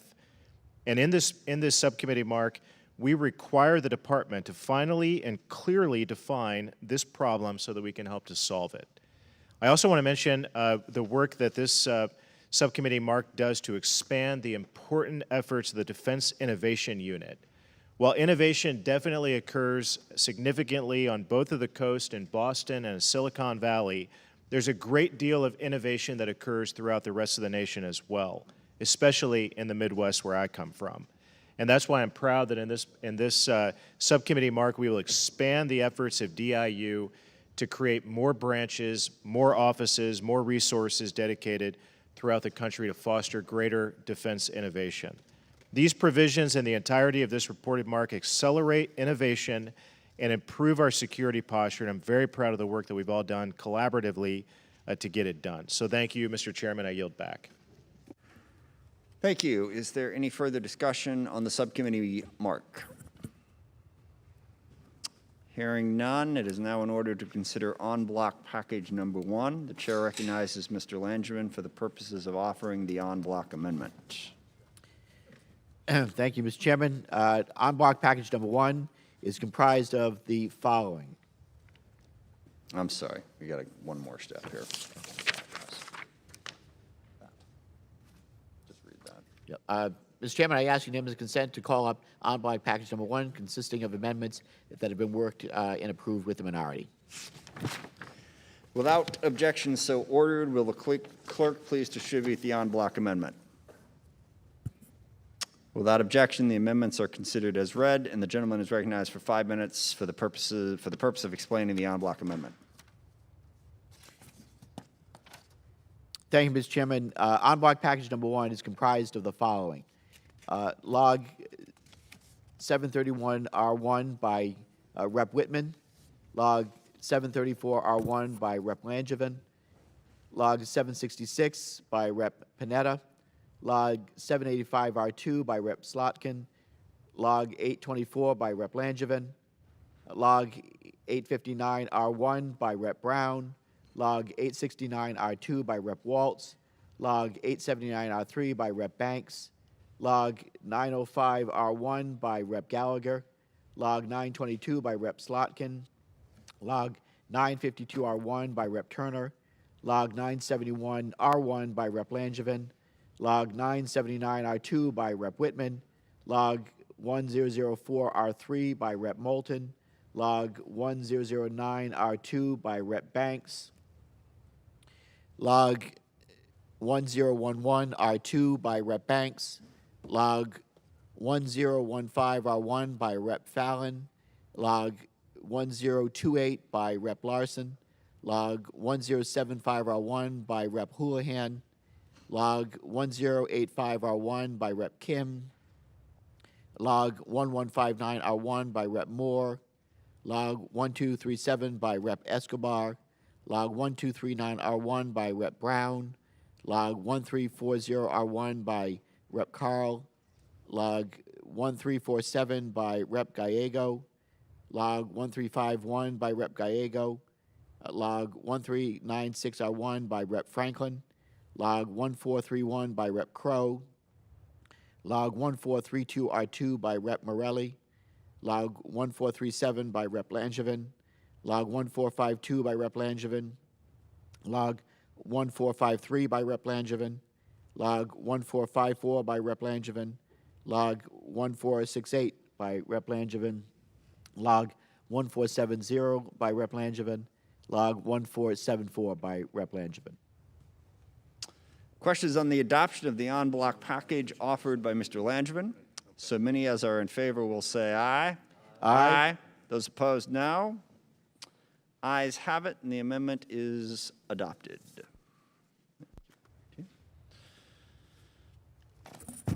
We will now consider log number 1001R1 by Mr. Banks. For what purpose does the gentleman seek recognition? Mr. Chairman, I have an amendment at the desk. Will the clerk please distribute the amendment? Without objection, the reading of the amendment is dispensed with. Chair recognizes the gentleman for the purpose of explaining his amendment. Thank you, Mr. Chairman. Earlier this summer, the department canceled the JEDI cloud procurement and announced the JWCC replacement. We are all pleased that the department is finally moving forward in a productive manner to obtain enterprise cloud capabilities in a modern and flexible way. JEDI, however, was a failure, and we shouldn't let this moment pass without trying to understand what happened and why. There have been allegations of corruption since JEDI's inception, and recently, even the DoD Inspector General's report on JEDI has come under criticism.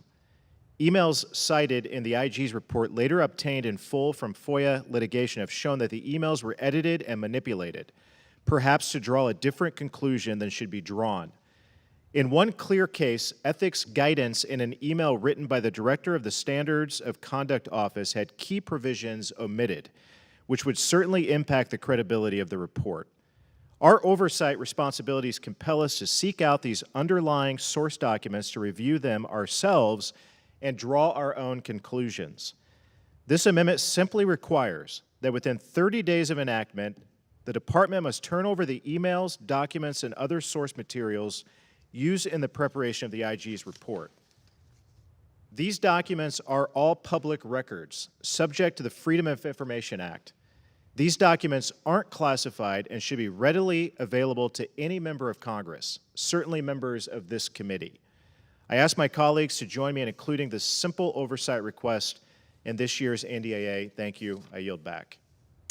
Thank you. I recognize myself in response to the amendment. I oppose the amendment. And the one thing we do not need in the area of cloud computing is to further litigate past issues with the risk of further slowing down any progress in actually moving forward on the contract. Now, there's a lot that went on with the JEDI contract. There was a huge fight initially just to get the contract moving forward, and there were a wide range of allegations against a wide range of actors. Just to walk back through it, you know, Amazon was pushing hard for the contract award up front initially, primarily because they were quite confident that they were going to win. At the same time, a number of other companies, including Oracle and some others, were trying to slow it down and delay it because they felt that they would have a better chance of winning if they did. And then, of course, President Trump weighed in by bashing on Amazon in a variety of different ways for whatever reason. Amazon saw that as potentially having an undue amount of influence on the contract, which is all we all know, much to Amazon's surprise. They actually lost that went to Microsoft. There's a ton of stuff going on there, and it has been investigated and litigated, and all manner of different conspiracy theories have been spread all over the place. What I think this committee should do is not get in the way of moving forward with the cloud contract. It was bad enough that everything happened that slowed down the awarding of it and then stopped the contract and has put us behind.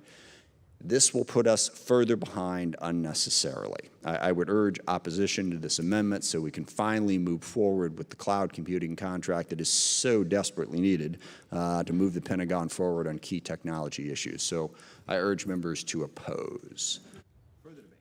Mr. Chairman. Mr. Langevin is recognized. Thank you, Mr. Chairman. Likewise, I rise to oppose the gentleman's amendment and would echo the chairman's comments. In addition, I'll point out, a DoD enterprise cloud is absolutely vital warfighting enabler that will help us harness big data to protect our troops and ensure the success on the battlefield. Unfortunately, the JEDI contract to do just that was unnecessarily politicized during the last administration. But in political stunts, in endless litigation costs our warfighter dearly, as 4 years after JEDI was initially proposed, they're still waiting for an enterprise cloud capability. Looking forward, we absolutely need to prevent these cycles of award challenges and drawn-out protests. So I've actually introduced report language that addresses key actions in the bid process that can lead to unnecessary protests. This amendment, I believe, is less about fixing the issue moving forward and more about embarrassing key figures like Secretary Mattis and his staff. We do not need to be continuing to fight over a contract that died in part due to political interference from Congress and the White House. We need to focus on delivering the enterprise cloud solution that we still lack. So our work on this front isn't done, and I'm going to continue to pay close attention to this issue moving forward so that our warfighters never enter a fair fight. I'll yield back. Thank you. Mr. Scott is recognized. Thank you, Mr. Chairman. As I read it, it just allows the committee to do its job with oversight, provide all documentations and other materials that the Inspector General of the Department of Defense received, collected, or reviewed in preparation for publication of the report of the JEDI contract. It's part of our job, and I'd like to yield the remainder of my time to Mr. Banks. Thank you to my colleague for yielding. As he just said, this is a simple amendment. It requests information. That's part of our job as members of this committee to provide the proper amount of oversight. This is a gigantic contract, and the way this was handled from the beginning was riddled with all kinds of issues. And if we dare not repeat this disaster with JEDI in the future, we need this committee deserves to know what happened along the way. I'm reminded of the Washington Post slogan, "Democracy dies in darkness." This is a matter of transparency. We deserve to see, as members of this committee especially, but all members of Congress deserve to see these documents that have not so far been turned over to us. That's all this amendment does, is require the department to do that, provide the documents, and so that we can provide the oversight and transparency that it deserves. I yield back. Thank you. Ms. Bice is recognized. Thank you, Mr. Chairman. And I agree with you and the subcommittee chair that expediency is important as we look to develop a cloud computing solution. But we have spent a significant amount of time and a significant amount of money investing in JEDI only to have it fall apart in front of us. And I think to Ranking Member Banks's point, it is imperative that we understand what happened so that we can prevent that from happening again. We don't want to waste resources, or more importantly, waste time in trying to come up with a solution that is critically important to the military currently. I encourage the members of the committee to support this amendment. Thank you. Does anyone else seek recognition? Yes. Mr. Moore, go ahead. Thank you, Chairman. I support this amendment as well. I believe that the department's decision to cancel JEDI and move to multi-source enterprise cloud capabilities is a better way forward. I think we can largely agree on that. But we can't limit our responsibility here. We cannot repeat this again. This was a colossal, massive issue, and we're asking for the documentation to be provided. And I don't believe that's going to slow down this process, and if it slows it down, that we can get it right so we don't repeat this again. That's the important part, in my opinion. I don't have enough time. because I do support going to 3 minutes. But we don't have time to go through the entire memo that Senator Grassley has here. But this is wrought with issues, and our job in Congress is to be that balance and to be that voice that we can at least just get these documentation, get these emails, so we can actually have insight into this. I yield back. Is there further discussion? Mr. Gates. Thank you, Mr. Chairman. I guess, with all respect, I don't understand how this would slow anything down. The only substantive objection to Mr. Banks's amendment is that some process would not be able to proceed at due pace, but the documents that the Banks amendment identifies are documents that are already in the possession of the Inspector General. So it wouldn't slow the contracting process down. None of the contracting entities would have Will the gentleman yield for? Yeah, certainly. So yeah, I'll answer that question. The dominant aspect of the JEDI contract, well, was really two things. One was we wanted to get into the cloud. We wanted to move forward with technology, and a lot of competition involved. The second aspect of it was politics infused it from the very start in 1,000 different ways and on all sides, okay? You know, Oracle had its interests. Believe me, I argued with Amazon about this because Amazon was all, we got to do it, we got to do it, we got to do it. And then they lost the contract like, whoa, whoa, whoa, whoa, whoa, whoa, we don't have to do it now, okay? We turn these documents over and everybody does their little examination of every email and all that. How it slows it down is that politics, you just throw gasoline on the fire again. And the final point, sorry, and I will give you more time if necessary. The final point is that there isn't any particular mystery as to what happened here, okay? You can argue which side of it was more influential, whether it was Oracle or Amazon or Trump or Mattis or who you think was wrong, but there's no mystery to be revealed here. Politics came in because it was a $10 billion contract and everybody wanted that money. Okay, so we can pull it back open again and have all those people go back at each other and restart the food fight, or we can move forward and actually get moving on the cloud. That's my argument. I appreciate the chairman's argument. I appreciate the gentleman from Washington making the pro-Amazon argument. I too. I'm sorry, will the gentleman yield? Did you not hear what I just said? Well, There's hardly a I'm gonna pro-Amazon argument. I control the time, Mr. Chairman, and I graciously yielded to you. I would simply add that the initial objection to the Banks amendment that you made was that it was going to slow down the contracting process. Now that your argument appears to have pivoted to saying, well, when things are involved in politics, they are inherently, soaked in gasoline. Well, there is an entire industry on K Street built around the politics of these contracts. It is what we're going to legislate our way through for a good part of the day. So I don't think merely saying something is political and so we shouldn't review Inspector General's documents is all that sound. If we were trying to get into technical documents, trade secret documents, the chairman would be right. That process could then slow the administration of additional contracts, but we also have to be reminded of why we have Inspector General reports in the first place, and it's to inform on future decision-making. And so it would seem to be a waste of the effort of the IG to conduct this review, to expose potential corruption, and then for us to not have that inform our future decision-making. I appreciate the chairman's indulgence, and I yield back. I'll just make two quick points in that. First of all, the mere fact that you take the Amazon shot sort of makes my point. That's what's going to happen, okay? I'm trying to make... I believe you were taking the Amazon position, not me. Yeah, well, no, you were claiming that I was taking a position based on the fact that I'm sorry, it's my time now. And you were basically making the point that I'm taking the position I'm taking because I'm from Seattle, which I'm not, by the way. I'm from Bellevue. But that was... Oh, if you don't think there's a difference, then you haven't been to the Pacific Northwest. But at any rate, you were clearly, unequivocally, making the political argument that my argument must have less validity to it because I'm close to where Amazon is, okay? And that is exactly what happened over and over and over again as we tried to actually just move forward with the contract. I will point out, I never supported Amazon in this. In fact, I didn't support them like suing. Once the contract was awarded, yes, it was awarded to Microsoft, which also happens to be in my neighborhood. So they were competing with each other. But my point is, I don't care who gets the contract. I want to move forward with it, okay? And so if we do this, we will slow the process down. I 100% guarantee you of that. And there's always a balance. I'll grant you that. You got to do the oversight. we have protests for contracts, and those protests have a purpose. You want to make sure that DOD followed the rules. And if they didn't follow the rules, you want to catch them. On the other hand, I think every member here has experienced contracts.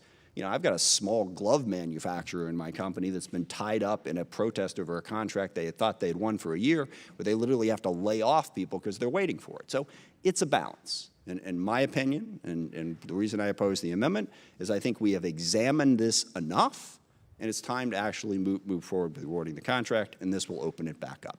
So, but, members can vote how they wish to vote. Is there further discussion? Hearing.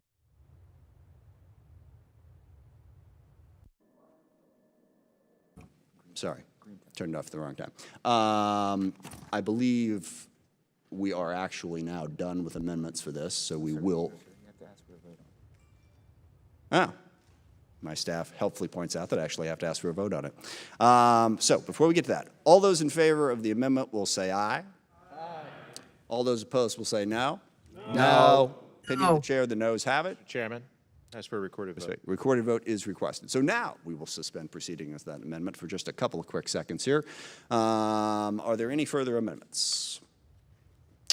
Hearing none, we are now going to move to an entirely different tab here. Orange? Okay. All right. We are now going to proceed to vote on House amendments where a roll call vote was ordered, and that would be the one we just talked about. So the clerk will call the roll.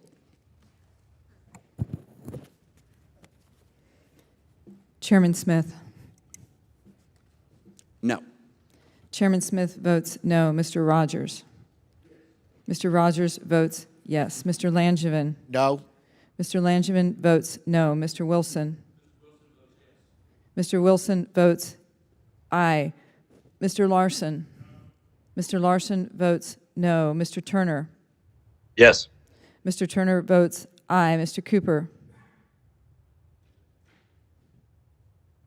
Mr. Cooper. Mr. Lamborn. Mr. Lamborn votes aye. Mr. Courtney. Mr. Courtney votes no. Mr. Whitman. Mr. Whitman votes aye. Mr. Garamendi. Mr. Garamendi votes no. Mrs. Hartzler. Mrs. Hartzler votes aye. Ms. Spear. Ms. Spear votes no. Mr. Scott.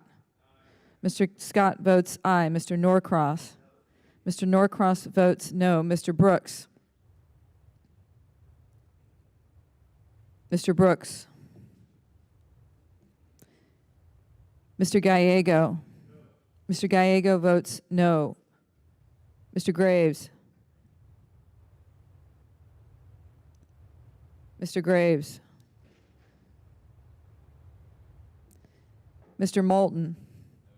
Mr. Moulton votes no. Ms. Stefanik. Aye. Ms. Stefanik votes aye. Mr. Carbajal. Mr. Carbajal votes no. Dr. Desjardins. Dr. Desjardins votes aye. Mr. Brown. Mr. Brown votes no. Mr. Kelly. Mr. Kelly votes aye. Mr. Khanna.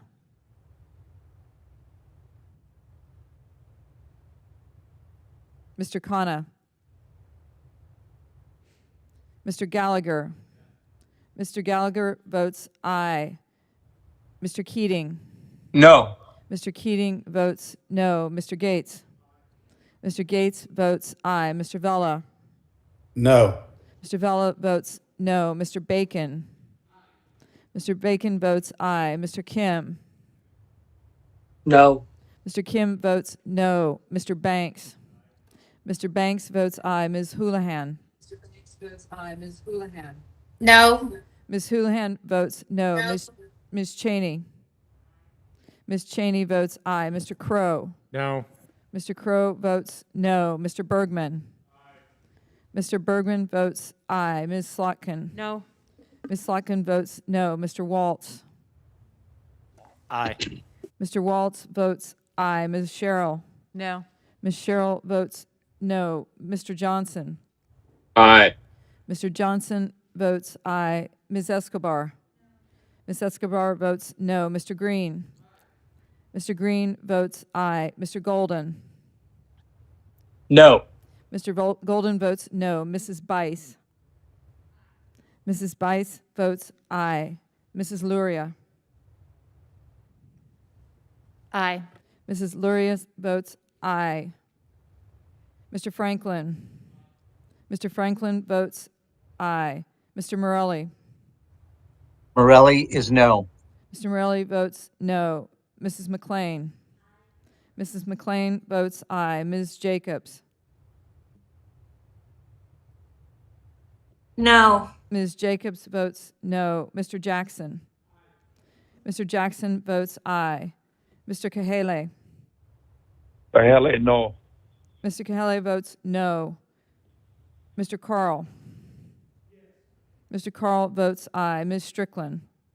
Strickland votes no. Ms. Strickland votes no. Mr. Moore? Mr. Moore votes aye. Mr. Vesey? No. Mr. Vesey votes no. Mr. Fallon? Mr. Fallon votes aye. Mr. Panetta? No. Mr. Panetta votes no. Ms. Murphy? No. Ms. Murphy votes no. Mr. Horsford? Mr. Horsford votes no. Mr. Cooper? No. Mr. Cooper votes no. Mr. Brooks? Aye. Mr. Brooks votes aye. Mr. Graves? Mr. Graves? Mr. Khanna? No. Mr. Khanna votes no.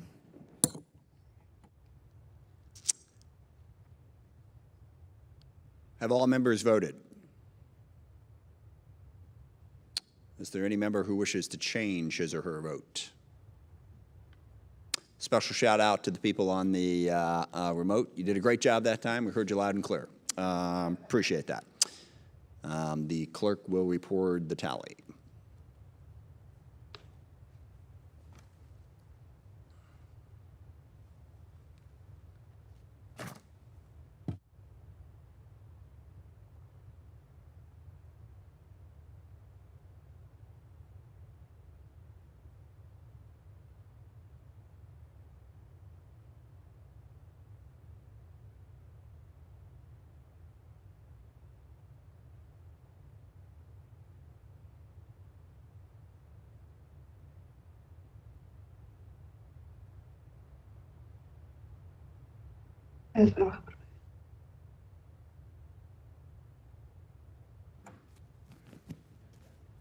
Mr. Chairman, on this vote, the ayes are 28, the noes are 30.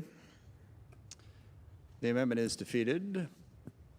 If there are no further amendments, the chair recognizes the gentleman from One Island, Mr. Langevin, for the purpose of offering a motion. Mr. Chairman, I move to adopt the subcommittee report of the Subcommittee on Cyber, Innovative Technologies, and Information Systems as amended. Question is on the motion of the gentleman from Rhode Island. So many as are in favor will say aye. Aye. Those opposed, no. Quorum being present, the ayes have it, and the motion is adopted. All right. I know I said between 12:30 and 1, but we're going to break 3 minutes ahead of time because I'm not sure how long the next subcommittee is going to take. So we will be back at 1:15. 1:15, folks. Do not be late. 1:15 we are going again, and we are in recess.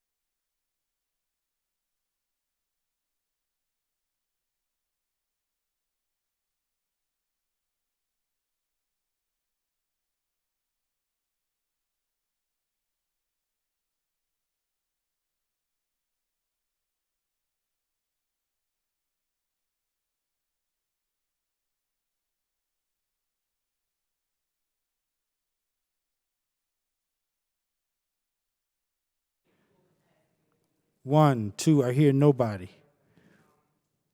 1, 2, 3, 4, 5, 6, 7, 8, 9, 10.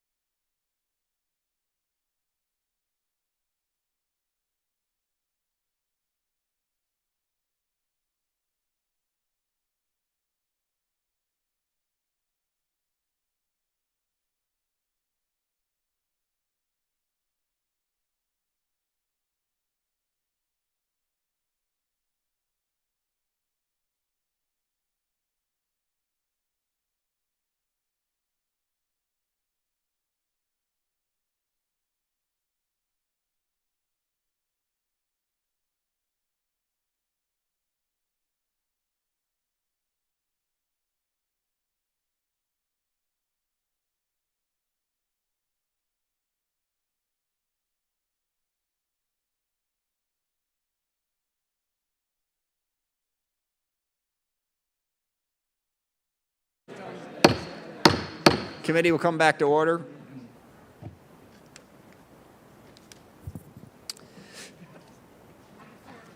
Welcome back. The committee will now receive the report of the subcommittee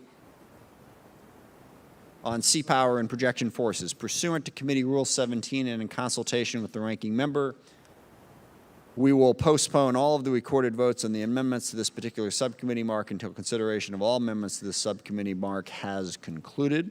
The chair recognizes the chair of the subcommittee, the gentleman from Connecticut, Mr. Courtney, for any comments he would like to make.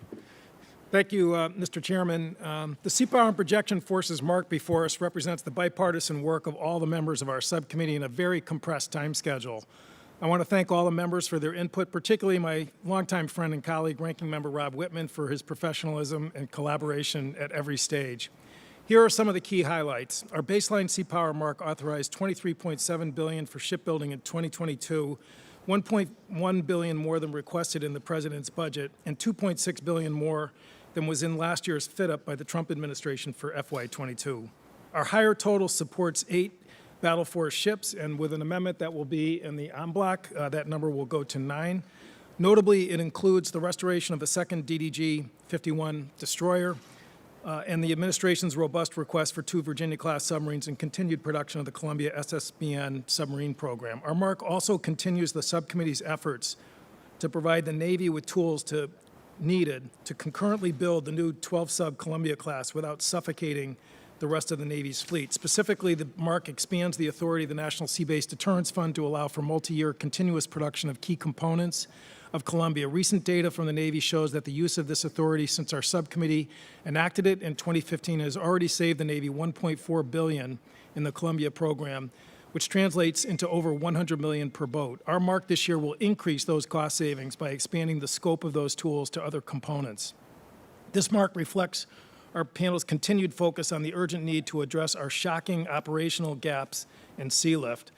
The mark includes building new ships, particularly a new John Lewis-class oiler, the backbone of sea lift refueling, and because of the diligent work of Mr. Carl, a new high-speed expeditionary vessel.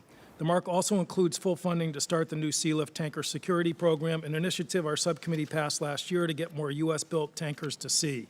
And the bill supports the 5th Planned National Training and Sea Lift Capacity. Last month, we had a bipartisan codel to the Philly shipyard where these vessels are made, and I believe the efficient low-cost program we saw there is the model to build more sea lift platforms that I know our subcommittee is going to pursue in the future. Over the last 2 weeks, as support for a higher top line has grown, particularly after the Senate Armed Services Committee voted to take that step, the subcommittee staff has assembled a list of additional ships that our industrial base can actually build, including a 3rd DDG, another John Lewis-class tanker, another LHA, and another fast transport ship, as well as expanding submarine production facilitization. It also includes a cruiser modernization compromise negotiated by Chairman Smith and Ranking Member Rogers that will spare 3 ships from the Navy's request to decommission 7. These amendments, which are all executable, are in line with the 30-year shipbuilding plans of the Navy going back to the Obama administration, as well as the strategic direction of the Pacific Defense Initiative, which our committee originated last year. There are many other components to the mark, which I won't go into, all of them bipartisan initiatives. None of that would get done without the hard work and outstanding professionalism of our staff, Phil McNaughton, Dave Sinicki, Kelly Goggin, and Sean Falvey. And with that, I urge support and yield back. Thank you. Chair now recognizes the ranking member of the Subcommittee on Sea Power and Projection Forces, the gentleman from Virginia, Mr. Whitman, for any comments he would like to make. Mr. Chairman, thank you for yielding. The Sea Power and Projection Forces Subcommittee mark is a strong bipartisan mark. I want to thank Chairman Courtney, who has done a fantastic job of advancing the interest of the Sea Power and Projection Forces of this nation. This Sea Power mark, and as I review the Chairman's mark, are worth supporting. Based on the blueprint provided by President Biden, the mark tries to address our nation's most pressing national security needs. The mark tries to address growing shortfalls as we try to match a strident Chinese military ambition and counter a new communist world order. For example, the mark adds another destroyer, the #1 unfunded request by C&O Gilday and the Navy. The mark also includes critical capabilities to support our nation's strategic deterrence with continued strong investment in the Columbia-class ballistic missile submarine and the B-21 Raider bomber.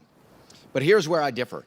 As we contemplate our nation's course and develop a new vision, I am reminded of a quote from one of my favorite movie characters.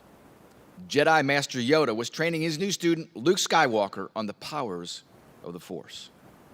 Yoda asked Skywalker to accomplish a seemingly impossible task. To this, Luke responded, "I'll try." Then came Yoda's iconic retort, "No, try not. Do or do not, there is no try." I believe the time for trying is over, and the time for doing is upon us. I think doing requires us to embrace a new reality that our nation's national security rests on establishing a military that is able to compete in the South China Seas and the Arctic. I think doing requires us to establish a path to an extended naval force and a deep penetrating long-range strike capability.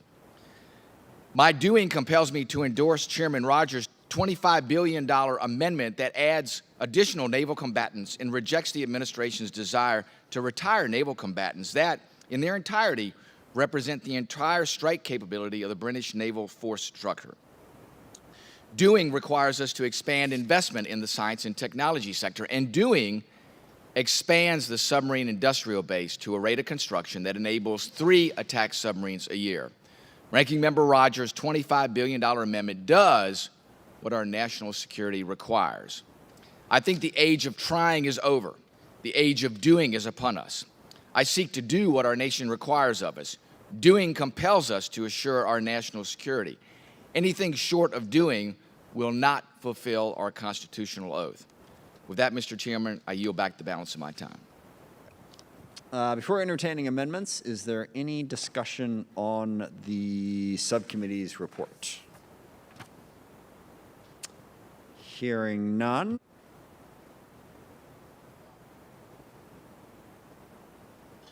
Sorry, I got to stop doing that. Sorry, we will now consider en bloc package number 1. The chair recognizes Mr. Courtney for the purposes of offering the en bloc amendment. Thank you, Mr. Chairman. I ask unanimous consent to call up on block package number 1, consisting of amendments that have been worked and approved with the minority.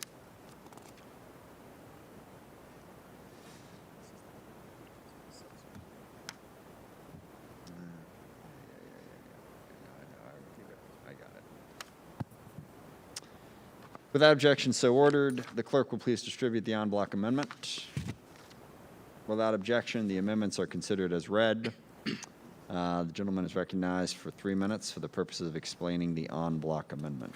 Thank you, Mr. Chairman. En bloc package number 1 is comprised of the following: Log 694 by Rep. Bacon, Log 710 by Rep. Whitman, Log 711 by Rep. Spear, Log 715 by Rep. Spear, Log 718 by Rep. Spear, Log 736 by Rep. Langevin, Log 753 by Rep. Panetta, Log 770 by Rep. Whitman, Log 784 by Rep. Whitman, Log 794 by Rep. Bergman, Log 831 by Rep. Luria, Log 863 by Rep. Kim, Log 868 by Rep. Jackson, Log 886 by Rep. Gallagher, Log 890 by Rep. Gallagher, Log 893 by Rep. Gallagher, Log 954 by Rep. Vesey, Log 956 by Rep. Gallagher, Log 1019 by Rep. Scott, Log 1025 by Rep. Scott, Log 1117 by Rep. Moore, Log 1120 by Rep. Scott, Log 1145 by Rep. Scott, Log 1264 by Rep. Scott, Log 1342 by Rep. Jackson, Log 1395 by Rep. McLean. Thank you. Question is on the adoption of the en bloc package offered by Mr. Courtney. So many as are in favor will say aye. Aye. Those opposed will say no. Ayes have it, and the amendment is adopted.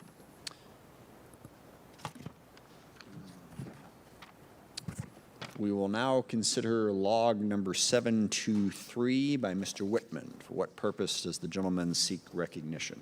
Mr. Chairman, I have an amendment at the desk. Will the clerk please distribute the amendment? Without objection, the reading of the amendment is dispensed with, and the chair recognizes the gentleman for the purpose of explaining his amendment. Thank you, Mr. Chairman. This amendment seeks to modify the provisions that are underlying the current mark, and that is that there's a requirement that anchor chains be purchased from U.S. manufacturers. This amendment seeks to modify the underlying provision to include major partners and allies in that requirement to purchase anchor chains.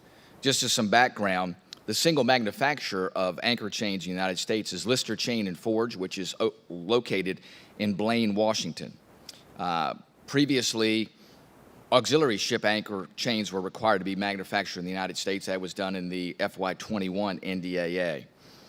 The underlying provision seeks to expand this Buy America provision to all Navy vessels, including those of our partners and allies. This is not a complex manufacturing item.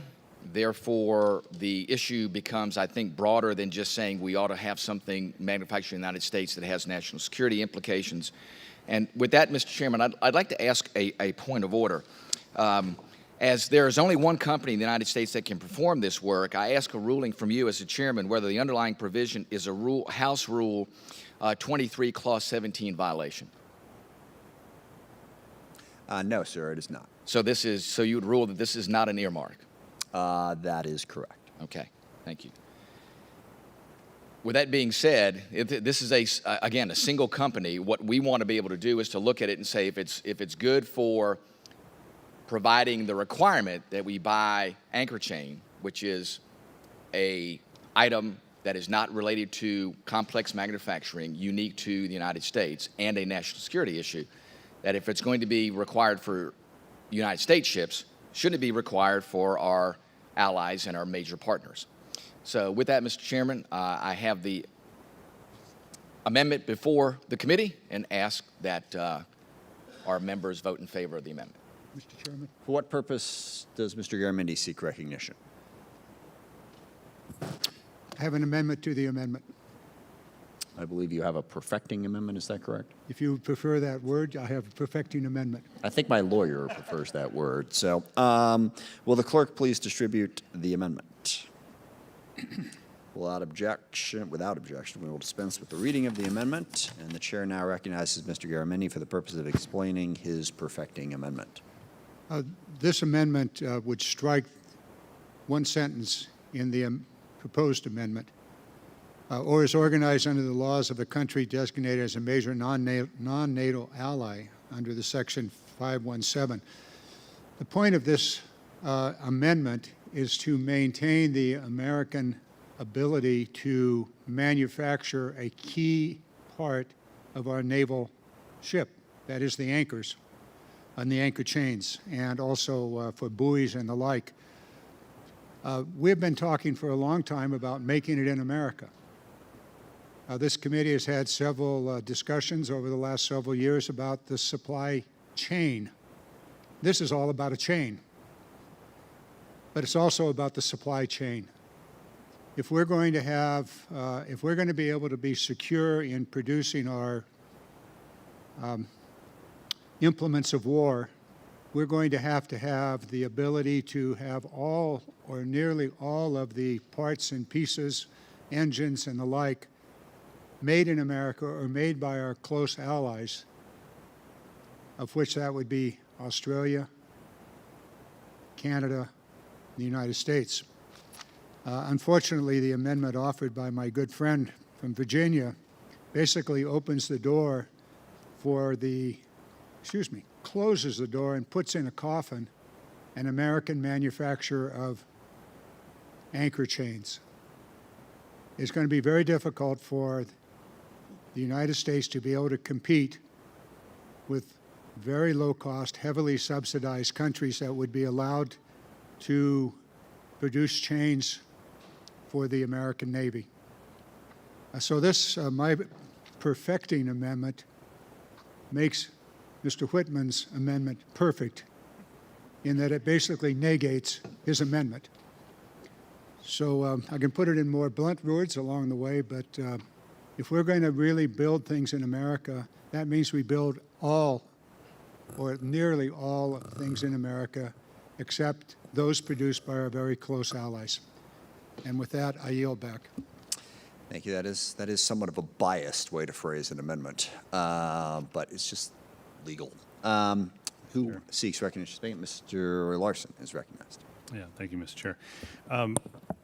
Thanks for recognizing me. I just don't think that we ought to punish an American manufacturer for managing to kick and scratch and spit over the years to end up being the last standing chain manufacturer. There's nothing this committee did to make that happen. There's nothing this committee did to not make that happen. But an action like Mr. Whitman's amendment will put them at an extreme competitive disadvantage. Just some background, the contractor, one of the contractors for the Navy sought an approval for a design for chain that changed the design from 4 inches to 4.02 inches, which would allow them to go purchase chain from a South Korean company.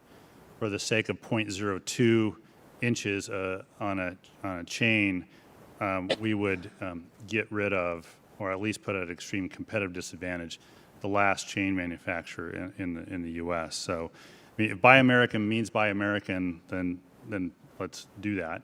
If we don't believe that, then let's not have that. So, I just would suggest folks, I ask folks to support these U.S. workers and support Mr. Garamendi's perfecting amendment. Thank you.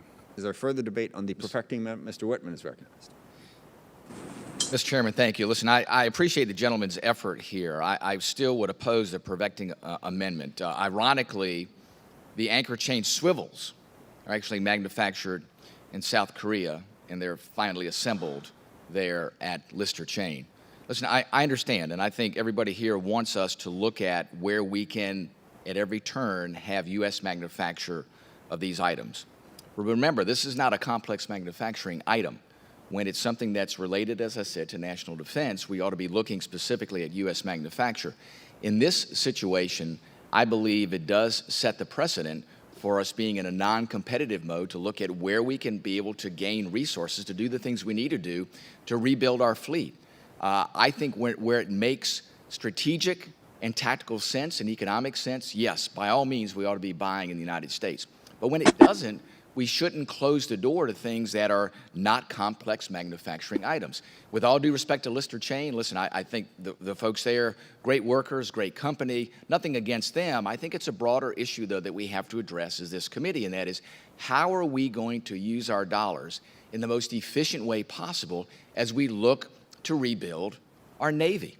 And if we're going to be spending inordinate amounts of money on things like anchor chain, then I argue those won't go to things that are incredibly important in modernizing ships and having the things that we need to do to make sure we have the naval force structure and capability we need going in the future. So those are my thoughts, and again, why I'm opposing the perfecting amendment. Is there further debate? Mr. Bacon is recognized. Question for Mr. Garamendi. It says here non-NATO allies. Does that mean we can buy chains from Australia or Japan? I mean, I'm a little confused. I'm sorry, I didn't catch your question. It says here non-NATO ally, to strike that out. So does that mean that we can, because Australia is not a NATO ally, neither is Japan, would we be able to buy from them? And the concern would be, at some point they're going to start restricting buying from us. So there's always a counter to these things as well. But no, Australia's a close ally, so is Japan. Would they be excluded? Thank you. Just very quickly, the perfecting amendment basically maintains the present law. Mr. Whitman's proposal changes it to allow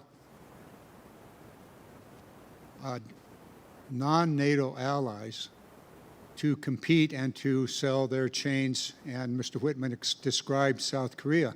Mr. Whitman, if he's so concerned about the cost, the cheapest shipbuilding country in the world is China. So perhaps, Mr. Whitman, we would want to buy our naval vessels from China if it's all about cost. I would suggest that it is not about cost. It's about maintaining Would the gentleman yield? Industry. Would the gentleman yield? I'm sorry. Certainly. It is not my moment. I'm just a second. the question. It is Mr. Bacon's time. Well, just to say what I'm hearing is that even perhaps Australia or Japan, we won't be allowed to buy from them. If we take Mr. Garamendi's Mr. Bacon, will you yield to me so I Okay, I'll yield to the chairman, then maybe Mr. Whitman. Yeah, the substance of the argument aside, you are factually correct. That is the purpose of it. The purpose of it is to make sure that we cannot buy, the purpose of the perfecting amendment is to make sure that we cannot buy from non-NATO allies, and that you have to buy this from the U.S. So yes, your facts are correct. You can argue what the right policy is. Mr. Bacon, I yield to Mr. Whitman. Thank you, Mr. Bacon. I want to be clear. The gentleman from California's assertion is incorrect. My original amendment only seeks to include major partners and allies. Nothing in there about buying warships from China. And I can tell you that has nothing to do with my amendment. It's a complete fabrication about what the assertion of this amendment is, and I want to make sure that we're focused on the truth, and that is what this amendment, my amendment's about. Before I yield back, Mr. Chairman, I think it's important to engender a close relationship with Australia, Japan, and our NATO allies. And what I read here is we'd even exclude Australia, which is one of our closest partners. So that would be a concern. I yield back. Thank you. who seeks time? Mr. Chairman. Mr. Courtney. Thank you, Mr. Chairman. I yield to Mr. Larson. Thank you. Thank you, Mr. Courtney.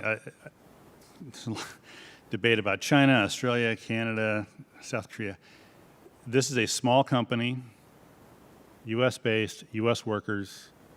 Voting yes on Whitman puts them at an extreme disadvantage to a very large contractor based also in the United States. But they are going to be put at an extreme competitive disadvantage doing work for our Navy. And I dispute the notion that this is not a complex manufacturing process. There are very few of you on this committee who can manufacture chain for the Navy.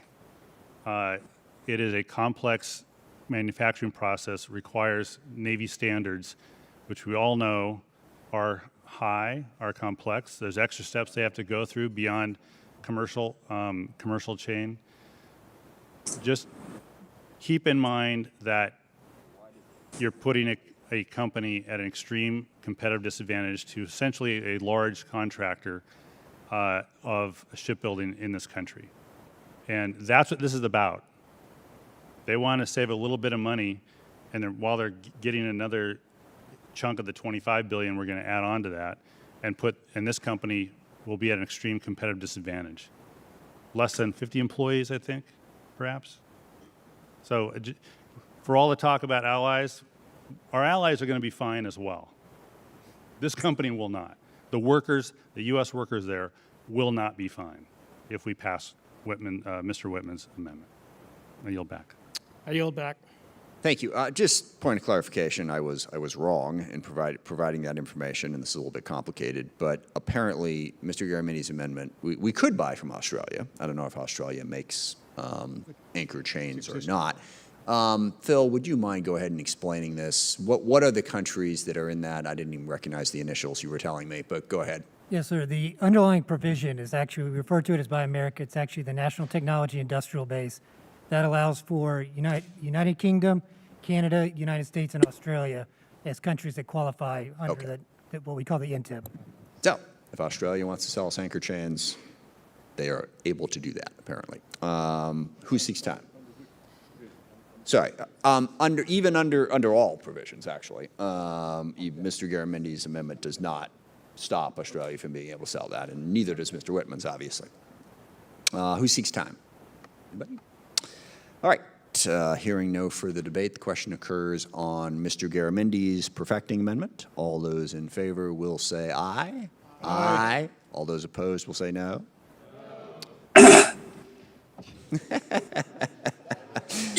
I will register that as a neutral, not influencing the outcome. And pending the chair, the ayes have it. The ayes have it. Mr. Garamindi's perfecting amendment is adopted. It is now in order to consider the underlying amendment as perfected, which is essentially the exact same vote that we just took. All those in favor will say aye. Aye. Aye. Aye. Opposed? Will say no. Aye. Okay. Sorry, that just struck me funny. But all right, the ayes have it. The amendment is adopted. And it is now in order to consider Amendment 1211 by Mr. Garamendi. For what purpose does Mr. Garamendi seek recognition? Thank you, Mr. Chairman. Continue the discussion about making it. Actually, you have an amendment at Oh, the yes, desk. I have an amendment at the desk. And I got to get to the right thing here. Will the clerk please distribute the amendment? Without objection, the reading of the amendment is dispensed with, and the chair recognizes Mr. Garamendi for the purpose of explaining his amendment. Colleagues, the discussion that we just had about the chains, this is one additional step in the direction of making them in America. You heard the discussion, the clarification from our eminent staff that the current National Technical Industrial Base, or whatever those words are, include Canada, the United Kingdom, Australia, and of course America. This particular amendment strengthens the Buy America requirements for our naval ships, and in so doing creates a more robust and secure supply chain for critical elements that go, critical articles, parts, pieces that go into a naval ship.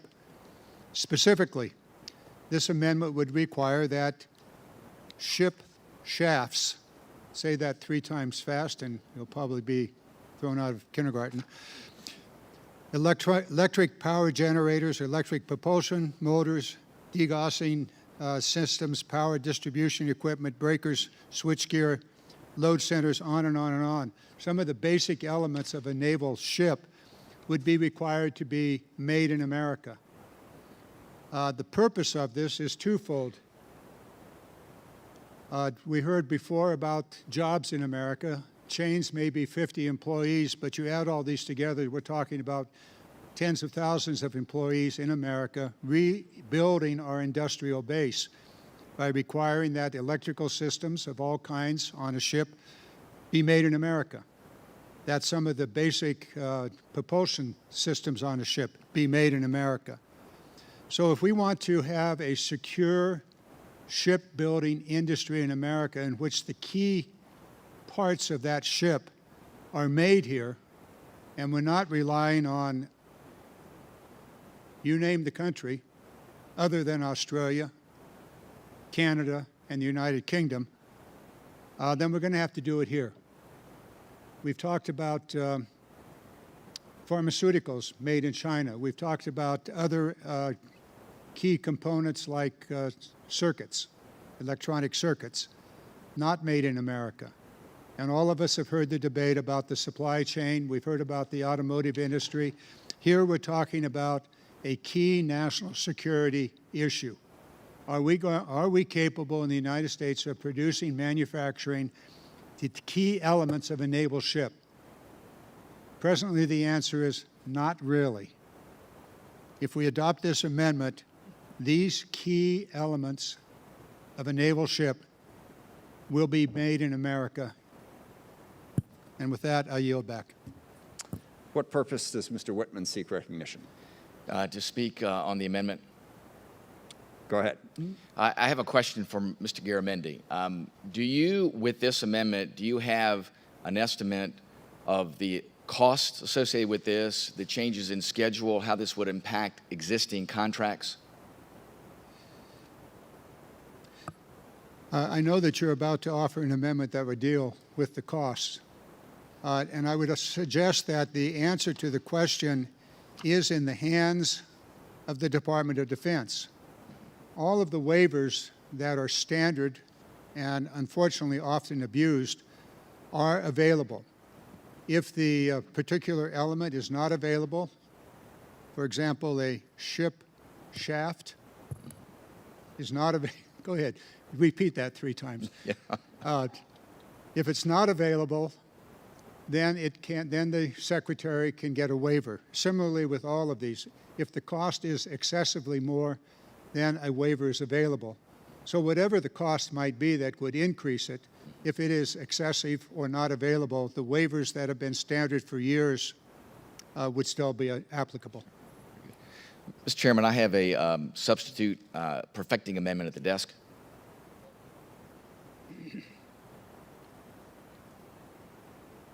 sorry, will the clerk please distribute the amendment? Without objection, we will dispense with the reading of the amendment, and the chair now recognizes Mr. Whitman for the purposes of explaining his perfecting amendment.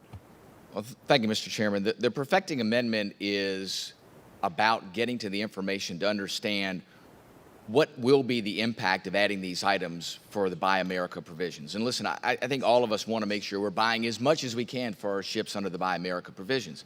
But we also want to be mindful of what the impact is, not just on cost, but on schedule of delivering these ships, on schedule of these ships getting in and out of the shipyard. These things do have impacts. And if you do this without understanding that and how you would transition this in, I believe it will have a big impact. And the reason I say that is we already have delays in maintenance availabilities in shipyards right now. We already have things that are either adding to cost or delaying not only delivery of new ships, but also ships coming out of repair yards. So what this would do is to make sure we fully understand this so that there are the proper provisions in Buy America requirements that don't interfere with schedule, that don't create exorbitant increases in cost, instead of having to prove a negative, instead of saying, oh gosh, we're already years into this process with setting a new contract for ship purchases or for repairing ships and then figuring out, gosh, if we're going to Buy America, these are the additional costs, and then having to make an application for an exception. Let's know what those things are up front so, again, we don't end up with delays, we don't end up with additional unexpected costs. So my amendment purely says for these components that Mr. Garamendi spoke of, that the Navy is going to provide a report to our committee on schedule impacts associated with the following components and make sure we understand what those impacts are going to be. With that, Mr. Chairman, I yield back. Thank you. And this is actually a substitute amendment, not a perfecting amendment. Yeah, substitute. And please don't ask me to explain the difference. But it is different. Ms. Loria. Yes, I would strongly urge my colleagues to support Mr. Whitman's substitute amendment. I think, and knowing from the industrial base in Hampton Roads, where 1/4 of the shipbuilding and repair in the country happens, we build all the ships and all the submarines. Both of us have spent much time at all of our shipyards and understand the challenges that we have in the supply chain, and adding an additional hurdle to the challenges that we already have in both our shipbuilding and ship repair is unnecessary. I also think that we should work collaboratively to support the industrial base between our closest allies and our NATO allies. And for that reason, I think a very close and in-depth study is warranted before we consider moving forward with any provisions such as offered by Mr. Garamendi. So I recommend your support for Mr. Whitman's substitute amendment. Thank you. Is there further debate on the amendment? Oh, I think I have something to say. Mr. Garamendi seeks recognition in his own unique way. Go ahead.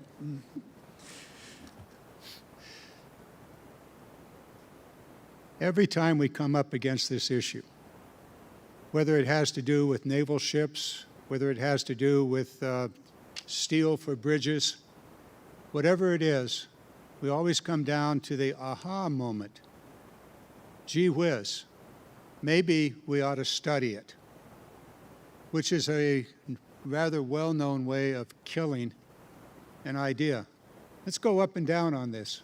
Either you want to make it in America, taking into account the available waivers, which are, in my view, far too wide, but nonetheless readily available, dealing with cost, dealing with availability, or you don't. If you want to do it on the cheap, you can get it done in China. You really could. But if you want to put America in the proper position of sustaining our industrial base, of sustaining our ability to build ships under adverse conditions, then we ought to put in law requirements such as my amendment. If you want to study it, we'll study it to death, and then sometime off in the future we'll wonder why we're not doing this or that, why we can't do it in America, and why we can't complete the ship because somehow the supply chain from South Korea or somewhere else in the world broke down. If you want real national security, you're going to have to begin making things in America. If you want a real economy here, you're going to have to make things in America. If you want to study things to death, then vote for this amendment. Sure. Who seeks recognition? Sure. Mr. Lamburn is recognized. Thank you, Mr. Chairman. I yield my time to the gentleman from Virginia. I want to thank the gentleman from Colorado. This is purely and simply about determining the cost and schedule. There's a deadline for DOD to send it back to us. I would fully envision that the information that we would have from this would be used for us to make a definitive requirement for how we purchase American-made components with the list that you put forward there. So it's certainly not in any way, shape, or form meaning to torpedo this, but this is merely about making sure that we are doing things the right way. I think we can set the proper provisions here to make this long-lasting instead of finding that it's creating problems coming back and then changing it again. Let's get it right to begin with, and then let's run. Would the gentleman yield for a question? I'll yield, yes. Thank you, sir. The chairman said this is a substitute amendment, not a perfecting amendment. A substitute, yeah. Substitute means it replaces my amendment. Yes. Therefore, members, it would be 1 year before we revisit this issue. And how many electrical circuits, how many circuit breakers, how many shafts, how many American industrial manufacturing opportunities are going to be lost in that 1 year while we study it. And the end of that study, I suspect, will say, yes, it's likely to cost more. However, we have that ability right now. The Secretary of the Navy has the ability to say it costs much more, and therefore we're going to waive the requirement for all of these pieces and parts of a ship.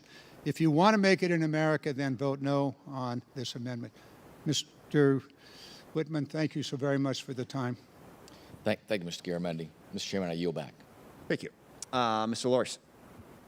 Thank you, Mr. Chair. I'd like to yield my time to Representative Loria. Oh, thank you, Mr. Larson. I'll just state again that I urge you to support Mr. Whitman's amendment. I believe that this requires further study. It will have far-reaching implications on the operations of the fleet. And I'm also going to reiterate what Mr. Whitman said earlier, that none of us are insinuating that we should purchase any equipment or components in China. I believe that's insulting. And I believe that we strongly support both bolstering our industrial base as well as that of our closest allies. And I think that this study is warranted because by jumping into this headfirst without full study and understanding, it will hamper the operational readiness of our fleet, and it will further delay maintenance availabilities with which we are already struggling. Thank you, Mr. Norcross. Thank you, Chairman. First question is, will this affect existing contracts? Does anybody have an answer on that? Mr. Garamendi. I assume the question was on the base amendment, not on the substitute amendment? Yes. If the part, piece, shaft, switch, whatever, is not available, it would not affect it. There would be a waiver immediately available. If it adds significant cost to an existing contract, it would, I would assume, I don't have an answer for that question. Well, if I could make a stab at it, and Phil, you can sort of shake your head furiously if I go in the wrong direction here, but I think the answer to your question is yes. It would affect existing contracts. Now, it has all the exceptions that it has for future contracts as well, that Mr. Garamendi had pointed out, but the effect of the amendment is to affect both existing and future contracts. Well, I think that we would have a problem going retroactively into a contract to try to change it. I think it's the exact opposite. And the point I'm trying to make is something we've discussed here over at least the last 4 NDAAs, and that's the Swiss cheese effect on existing major acquisition programs, which as I look through these, it's rare that these things are bought individually. They're usually part of a shipbuilding contract. And in the Swiss cheese, non-availability, you get a waiver. Cost, you get a waiver. 27 countries currently, you get a waiver. That means NATO. That means every one of the countries you just mentioned already have a waiver. And this is part of the problem, but it's already built in there. And with that, I'll yield back. Is there further debate? Hearing none, question occurs on the substitute amendment offered by Mr. Whitman. All those in favor will say aye. In favor, I will say aye. In favor, I will say aye. In favor, I will say aye. All right, we got it. So if you could, All right, that was interesting. All those opposed will say no. No. That was loud. In the opinion of the chair, the noes have it. Opinion of the chair, the no. Mr. Chairman, A recorded vote has been requested, so further consideration of this amendment will be suspended until we are finished with this subcommittee, which I believe we are now finished with this subcommittee. And I'm sorry, you can't give me a third book. I don't have room for a third book. You have to take at least one of them back. So there we go. All right. So we are now moving on to consider the amendment that we just voice voted and ask for a roll call. So we're now going to proceed to vote on those amendments where a roll call was ordered. So we are voting now on Mr. Whitman's substitute amendment to Mr. Garamindi's amendment. No, I'm right about this. So let's go. Just for point of clarification, we had two amendments that were then one was perfected, one was substituted. The perfected amendment was voiced. We do not have a roll call vote on that. We do have a roll call vote on what we just did, which is Mr. Whitman's substitute amendment to Mr. Garamindi's underlying amendment. So we are voting on Mr. Whitman's substitute amendment to Mr. Garamindi's amendment. So the clerk will call the roll. Chairman Smith. Oh, this is so confusing. I'm sorry, no. Chairman Smith votes no. Mr. Rogers. Mr. Rogers votes aye. Mr. Langevin. No. Mr. Langevin votes no. Mr. Wilson. Mr. Wilson votes aye. Mr. Larson. Mr. Larson votes no. Mr. Turner. Aye. Mr. Turner votes aye. Mr. Cooper. Mr. Cooper votes no. Mr. Lamborn. Mr. Lamborn votes aye. Mr. Courtney. Mr. Courtney votes no. Mr. Whitman. Mr. Whitman votes aye. Mr. Garamendi. Mr. Garamendi votes no. Mrs. Hartzler. Mrs. Hartzler votes aye. Ms. Spear. Ms. Spear votes no. Mr. Scott. Mr. Scott votes aye. Mr. Norcross. No. Mr. Norcross votes no. Mr. Brooks. Mr. Brooks. Mr. Gallego. No. Mr. Gallego votes no. Mr. Graves. Mr. Graves. Mr. Moulton. Mr. Moulton votes aye. Ms. Stefanik. Ms. Stefanik. Mr. Carbajal. Mr. Carbajal votes no. Dr. Desjardins. Dr. Desjardins votes aye. Mr. Brown. Mr. Brown votes no. Mr. Kelly. Mr. Kelly votes aye. Mr. Khanna. No. Mr. Khanna votes no. Mr. Gallagher. Mr. Gallagher votes aye. Mr. Keating.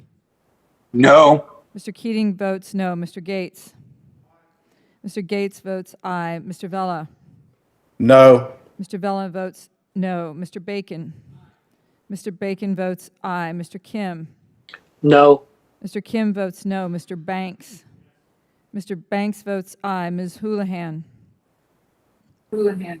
No. Ms. Houlihan votes no. No. Ms. Houlihan votes no. Ms. Cheney. Ms. Cheney votes aye. Mr. Crow. No. Mr. Crow votes no. Mr. Bergman. Mr. Bergman votes aye. Ms. Slotkin.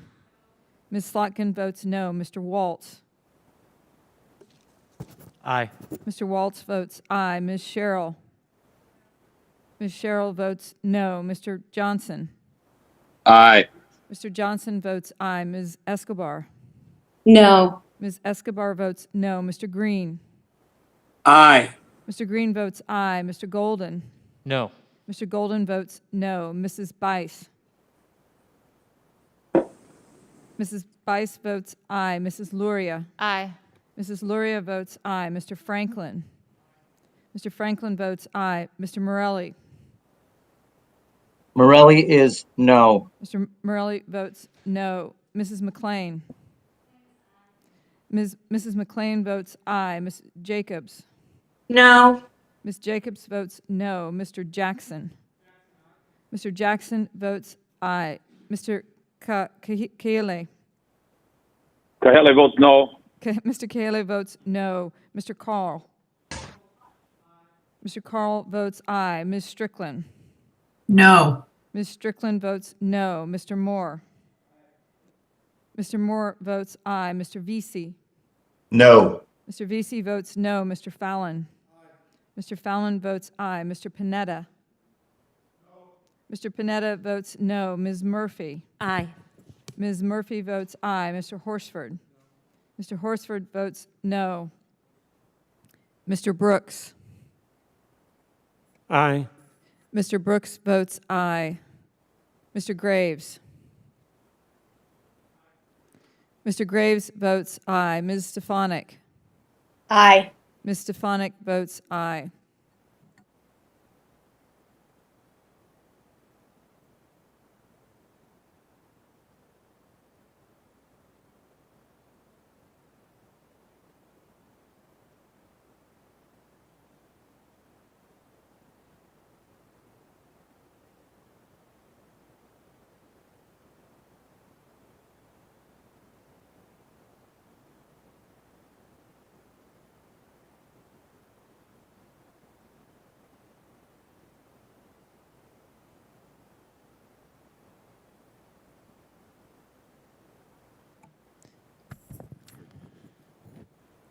Are there any members who have not voted? Does any member wish to change their vote? The clerk will report the tally. Mr. Chairman, on this vote, the ayes are 31, the noes are 28.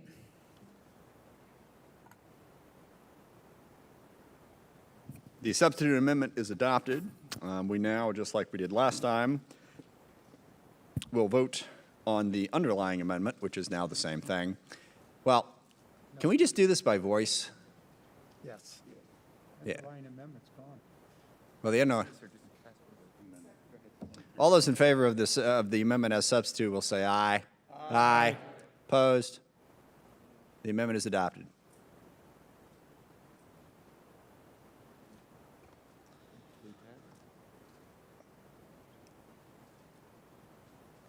Just got to get my glasses on here, just a second.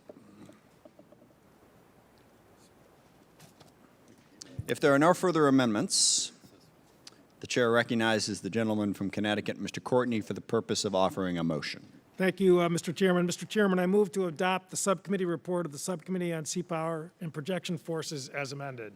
Questions on the motion from the gentleman from Connecticut? So many as are in favor will say aye. Aye. Those opposed, no.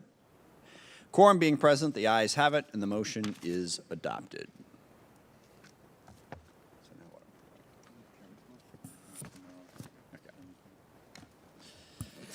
Committee will now consider the chairman's mark. Pursuant to Committee Rule 17 and in consultation with the ranking member, we will postpone recorded votes on amendments until a mutually agreed time. We'll work out the details on that. There's going to be a lot of amendments here. I think it might be good at some point to do a block of them, not save them all until the absolute end of the evening so that they don't get too disattenuated there. But we'll talk about that as we go forward. You know, I made my opening statement already. This is the chairman's mark. I don't really have anything to add to it. We have a lot of important issues to debate. The only thing I would add is the degree to which we can have a robust argument, but keep it civil and keep focused on the underlying mission here, that would be appreciated. But with that, I'll turn to Mr. Rogers for any comments he wishes to make.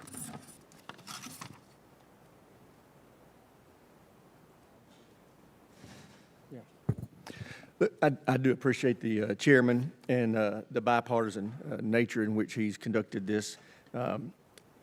This mark includes several carefully crafted compromises on significant policy issues that I support.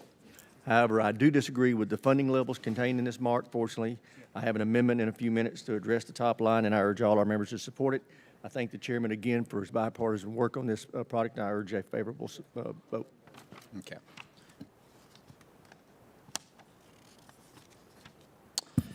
All right, we're now going to get into Amendment Palooza.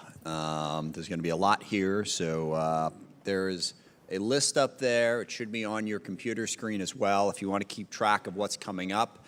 But in particular, if your amendment is coming up, make sure you're here and ready to offer it. If there's amendments you wish to comment on, please follow along, and we will be ready to do that. So we will now consider log number 1463R1 by Mr. Rogers. For what purpose does the gentleman seek recognition? Mr. Chairman, I have an amendment at the desk. Will the clerk please distribute the amendment? Without objection, the reading of the amendment is dispensed with, and the chair recognizes the gentleman for the purpose of explaining his amendment. Thank you, Mr. Chairman. This bipartisan amendment would increase the defense top line by nearly $25 billion. It will ensure defense spending grows by 3% above inflation, meeting the recommendations of the Bipartisan National Defense Strategy Commission. It reverses the cuts proposed by the President's budget. The amendment fully authorizes combatant commanders' unfunded priorities. It provides over $15 billion to fulfill unfunded procurement, research, and readiness priorities for the services, and it includes over 200 member priorities not fully addressed by the underlying bill. Most importantly, this amendment ensures we have the resources necessary to counter the growing threat from China and other adversaries. I urge all members to support it, and I yield back. Sorry. Thank you. Is there further debate on the amendment? Mr. Garamendi.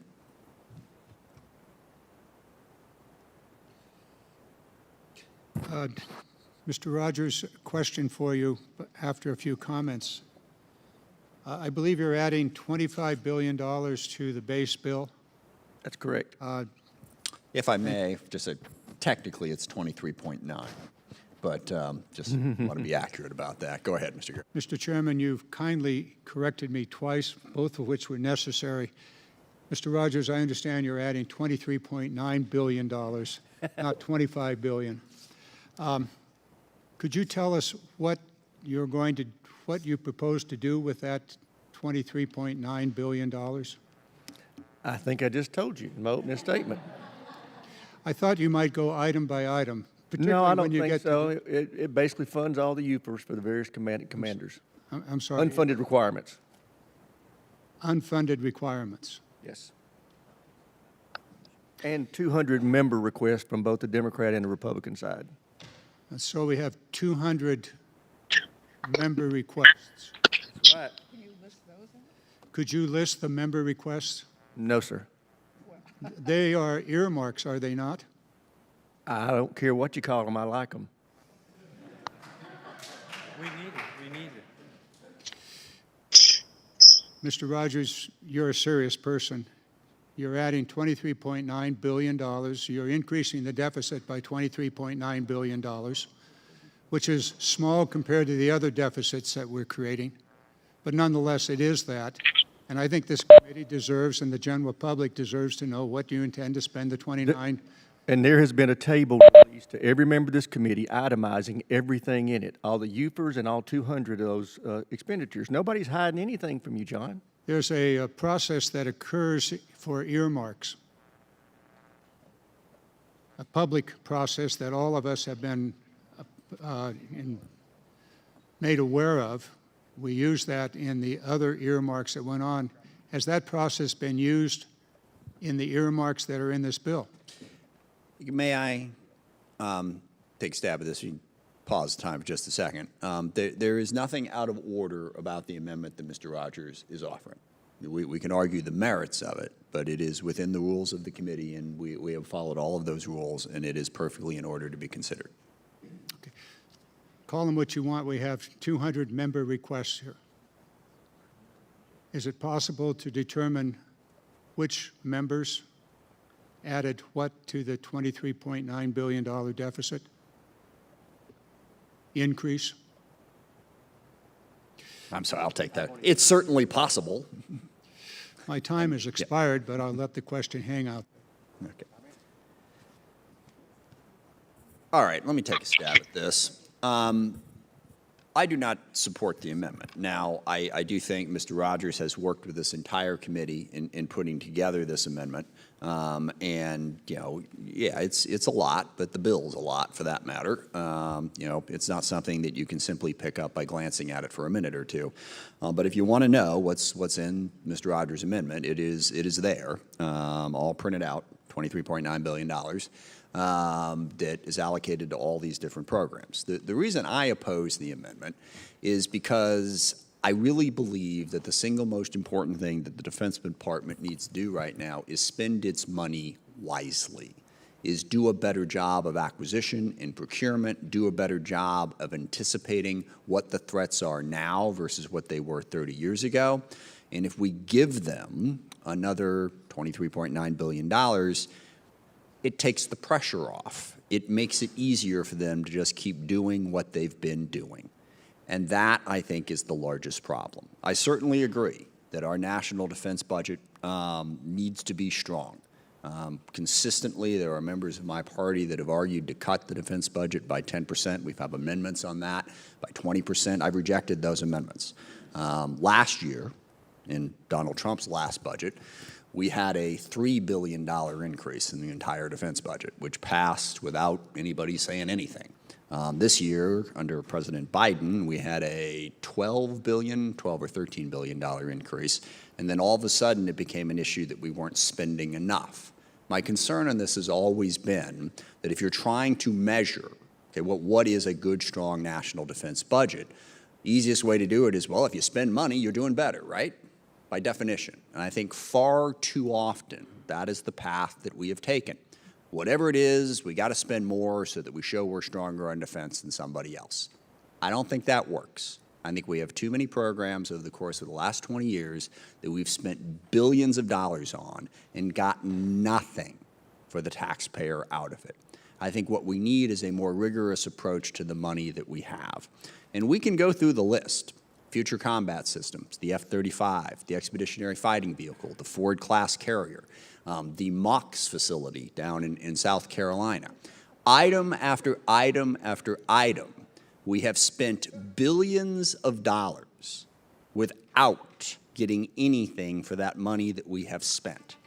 That does not make us safer. This is the argument that I've had. We have had a very numbers-focused approach to the defense budget. And look, I have, been on this committee for 25 years, and very early on I noticed something. Basically what happens is people come in here and testify before us and scare us about one problem or another that we're never ready for, all in the pressure cooker to spend more money. And too often we have not spent that money wisely. So I think the president's budget, and I am aware that not too many people out there are willing to defend the president's budget, but I am one of them. The president's budget had the exact right number to get to the right results. Simply throwing more money at the problem does not solve it. So I don't support this amendment. I understand the spirit in which it was brought, and certainly there are some programs in there which you might like and some that you don't like. I just think that the focus of the Defense Department going forward needs to be on transformation, on being ready for the threats we face today, stopping wasting monies on programs that aren't working for us, and improving their acquisition reform. And this amendment will take the pressure off, and will make it less likely that they do that. So therefore, I oppose it. Who seeks recognition? Chairman? Mr. Bacon. Thank you, Mr. Chairman, and I appreciate your comments, but I do support the amendment. The way I understand it is the President's proposed budget's a 1.7% increase. That's below inflation. So this will end up being a net reduction for DOD. The Senate, Republican and Democrats alike, saw there was a need to be filled here. So it was a bipartisan vote to increase this by 23.9 with only one dissenting vote, the senator from Massachusetts. So this has had huge bipartisan support in the Senate to keep us even with inflation. I think we'd be wise to do the same. We talk about China being this rising threat, their GDP matching ours, their Navy exceeding ours, their ICBMs matching ours soon. And while we're trying to deal with China, we still have NATO, we have the Middle East, we still have counterterrorism. I think the least we could do is try to keep our spending even with inflation, and this measure does that. I think we should match the bipartisan bill in the Senate and do the same. Thank you. Thank you. I'm sorry, one very important announcement that I should have made up front. We are going to vote on this amendment as soon as we are done talking about it. So if there are members out there scattered about, come on back. We're going to vote on this one amendment immediately. So we will have a recorded vote on that as soon as we are done talking about it. Lucky for those of you scrambling back, I suspect we're going to be talking about it for a little bit. Mr. Khanna is recognized. Thank you, Mr. Chair. Thank you for your leadership. I rise in strong opposition to this amendment. My question is simple. If we are getting out of Afghanistan and we have money, why are we spending this $23.9 billion on increasing defense as opposed to, for example, giving the money to all our veterans who served in Afghanistan for 20 years? Why wouldn't that be a better use of the money? Or my Republican colleagues who've spoken eloquently about our obligation to our Afghan allies and to Afghan refugees. Why not spend the money on resettling them or helping with their evacuation? I don't understand why we need, at a time where we're withdrawing from Afghanistan, when we have been withdrawing from Iraq, a budget that is higher than at the height of the Cold War, than it is higher than 3 of President Trump's budgets, and that has no allocation of a modern advanced defense strategy. Here is the question people are asking. The Democrats right now have the presidency. We have the Senate. We have the House of Representatives. And you're telling me our party, when we have both chambers and the president, are going to succumb to a Republican addition to the defense budget? If we don't stand up now to make sure that we are not increasing the defense budget beyond what Trump wants, what good is it to control both chambers and the presidency? Let's be very clear. This is an addition beyond what President Biden wants. This is an addition beyond what the Pentagon wants. This is an addition beyond what almost every Democratic voter wants across this country. I wanted more cuts than the president's budget, but I support the president's budget. I would vote for the president's budget through this committee. I have voted for in my 4 years in Congress, I have voted every time to advance the budgets, even the president's budgets, President Trump's budgets, through this committee. But I cannot in good conscience vote this time to advance this budget if we are going to disregard the president, if we're going to disregard the Pentagon, if we're going to disregard the facts on the ground, and if we're going to not show any spine as a Democratic Party and say that we actually have the presidency, we have the Senate, we have the House of Representatives, we ought to have our values.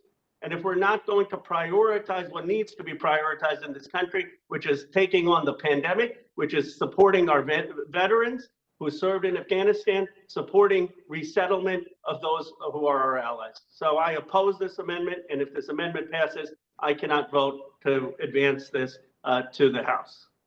Thank you. Ms. Loria is recognized. Thank you, Mr. Chair, and I rise today in strong support of this amendment. And in response to my previous colleagues' remarks, I think in one word we can sum up the why, and that's China. We are ending our longest conflict of 20 years, but more than ever, the world is watching what we do here today. What is the future of America's armed forces? What message does our defense budget send not only our enemies, but also our allies? Today, we need to put forward an authorization that projects strength, is forward-thinking, and treats our service members with dignity and respect. Right now, there are malign actors who seek to attack us and do us harm, whether that's through provocative and illegal maritime claims in the South China Sea, devastating cyber attacks, or confrontations with our allies such as Israel. With the President's budget, I have been saying ever since it was released that it does not do enough. We needed 3 to 5% real growth, and I want to applaud Mr. Rogers and my other colleagues who support this legislation and finally doing what we need to do with deal with China. Our law says we need 355 ships, we need 11 aircraft carriers, that's required by law, and when a budget comes over that proposes decommissioning more ships than we build, that doesn't get us in the right direction to have the force that we need to deal with China. This amendment is incredibly important. It increases the number of ships that we build this year to 3 destroyers. It adds an additional amphibious ship, an additional oiler, an additional EPF. It saves 3 of the cruisers that were threatened for decommissioning. This is absolutely essential. It's a step in the right direction. It's not enough, but we have to start somewhere. And I urge my colleagues on both sides of the aisle to strongly support this amendment. Thank you. Ms. Jacobs is recognized. Well, thank you, Mr. Chair. It's remarkable to me that as we end our long and expensive campaign in Afghanistan, so many are concluding that what we need is more war, more weapons, and billions of dollars more than even what the Pentagon is asking for. And that many of the very same people who say that they are worried about our debt and deficit are also demanding a sizable increase to this bill. It's as if we've learned nothing from the past 20 years. We need to have an honest conversation about the Pentagon budget. We need to ask ourselves what is achievable and deliverable and make funding decisions based on the threats of the future, not the past. We need to make decisions based on threats, not on what is good for our districts. And we need to actually prioritize. And I want to be clear, there are some good things that would be funded in this addition. And there are some areas in the defense budget where we need to increase funding, especially as it relates to military personnel and families. We need to expand resources for mental health and housing and childcare, but these are priorities that we can address within the existing top line number that we have. And if we're really serious about competing with China, as I've heard so many of my colleagues talk about, what we need is a better resourced and funded diplomatic corps. Greater investments in our development practitioners so we have resources to compete with China's investments. We need to invest in our education system, in innovation, in our domestic infrastructure, in pandemic preparedness. That is what will determine if we're competitive with China, not whether we have one more F-35 that even the Pentagon says they don't need. For the last 20 years, we've been told we need more.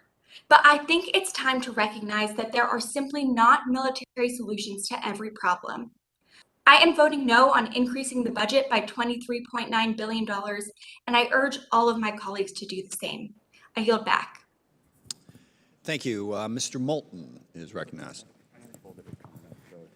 Mr. Chairman, I just want to say that I completely agree with you and your philosophy about amendments like this. This is not about the top line number. I mean, imagine if I said, hey, I just took a great vacation with my family to Cape Cod and it only cost $1,000. And then Mr. Rogers and Mr. Bacon came up and said, well, I had a much better vacation because mine cost $5,000. Well, where did you go? Well, it doesn't matter where I went. It was a better vacation because it cost more money. But then likewise, if Mr. Khanna came up to me and said, well, my vacation was much better because it only cost $500. Where did you go? What did you do? Oh, that doesn't matter. It just cost $500. What matters is what's in the budget. What matters is what we're actually spending the money on. I mean, to this point, I think my colleague Ms. Luria is right. We do have a real threat from China. Now, how we face that threat, how we address that threat is not solved by the number of ships we have. I hate that argument. It doesn't matter how many ships we have. It matters what their capabilities are. What are they doing? China has figured this out, folks. They're investing in a lot of capabilities that are much less expensive but more effective than our own. So when I actually look at the substance of this amendment, it's somewhat compelling because I think there are a lot of future capabilities embedded in this spending. It's not perfect. There are parochial priorities as well that do not advance our national defense. Sometimes, to Ms. Jacobs' point, spending more money is effective at deterrence. So spending more money in the Department of Defense does not necessarily mean more war. Sometimes it can mean preventing more war. But at the end of the day, the point is that what matters is the substance of the bill. That's where we should have this debate. And to be frank, I'm torn because I think that there is a lot of wasteful spending in the underlying bill that should be cut because it's spent on old capabilities we don't need. At the same time, this amendment include some of the capabilities that we do need. Taken overall, though, if we were effective at spending our money more wisely, we probably could cut the national defense budget significantly. China's beating us at our own game because they're spending their money more effectively. And that's the true challenge facing us on this committee. Mr. Chairman, I yield back. Thank you. Ms. Spear is recognized. Thank you, Mr. Chairman. To the ranking member, I'm just reviewing this amendment for the first time. And, you know, part of the funding is going, just in this one area, Secretary of the Air Force may acquire real property and carry out military construction projects related to science, technology, test, and evaluation. And I'm looking at California, there's, you know, $100 million there, Eldon Air Force Base, 662. Where are all these numbers coming from, and what is the purpose, and how does that really improve our status in terms of meeting the needs of our military? These are military labs that the service chiefs requested. All of the items that we funded came from the unfunded requirements list from each of the service chiefs. Nothing was pulled out and given special attention or added other than the 200 member requests that are added in the tables that were distributed to all members. So I guess I was behind the door when you were seeking to get members to request. I wasn't earmarks. seeking, members were coming to us. I see. So is there any money here for the 130 child care centers in the military that are defined as failing or in poor condition? Or is there any money for the barracks construction that is woefully inadequate and not meeting the $10 billion commitment that was made some years ago? What's that now? Yeah, I'm just told that the money is in the base bill for those particular items that you. Well, no, suggested. actually, it is not. All right, I yield back. Thank you. I will say that in the underlying bill, we did fund a number of those child care centers and a number of those barracks priorities. There are a couple things we didn't. I believe Mr. Brown is offering an amendment later that we're working on to try and fund some of those. But we did take a stab at those from other pots of money within the bill. Mr. Brown. Thank you, Mr. Chairman. I'm going to support the underlying amendment. I've been in Congress for 5 years. I spent 5 years on active duty, another 25 in the reserves. During my time in Congress, I've sat through, like all of you, posture hearings, and this year's posture hearings made real clear that our leadership in the Department of Defense has expressed a need for funding that exceeds what has come in the President's budget request.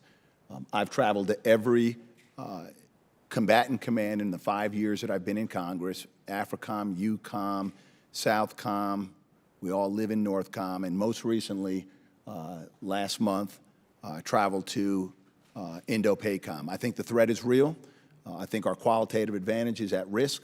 I think the adversaries, China and Russia, create dilemmas and threats in technology and force structure and force posture. We are an expeditionary force. It is an expensive force. We take good care of our soldiers, sailors, airmen, Marines, and Guardians, and it isn't cheap.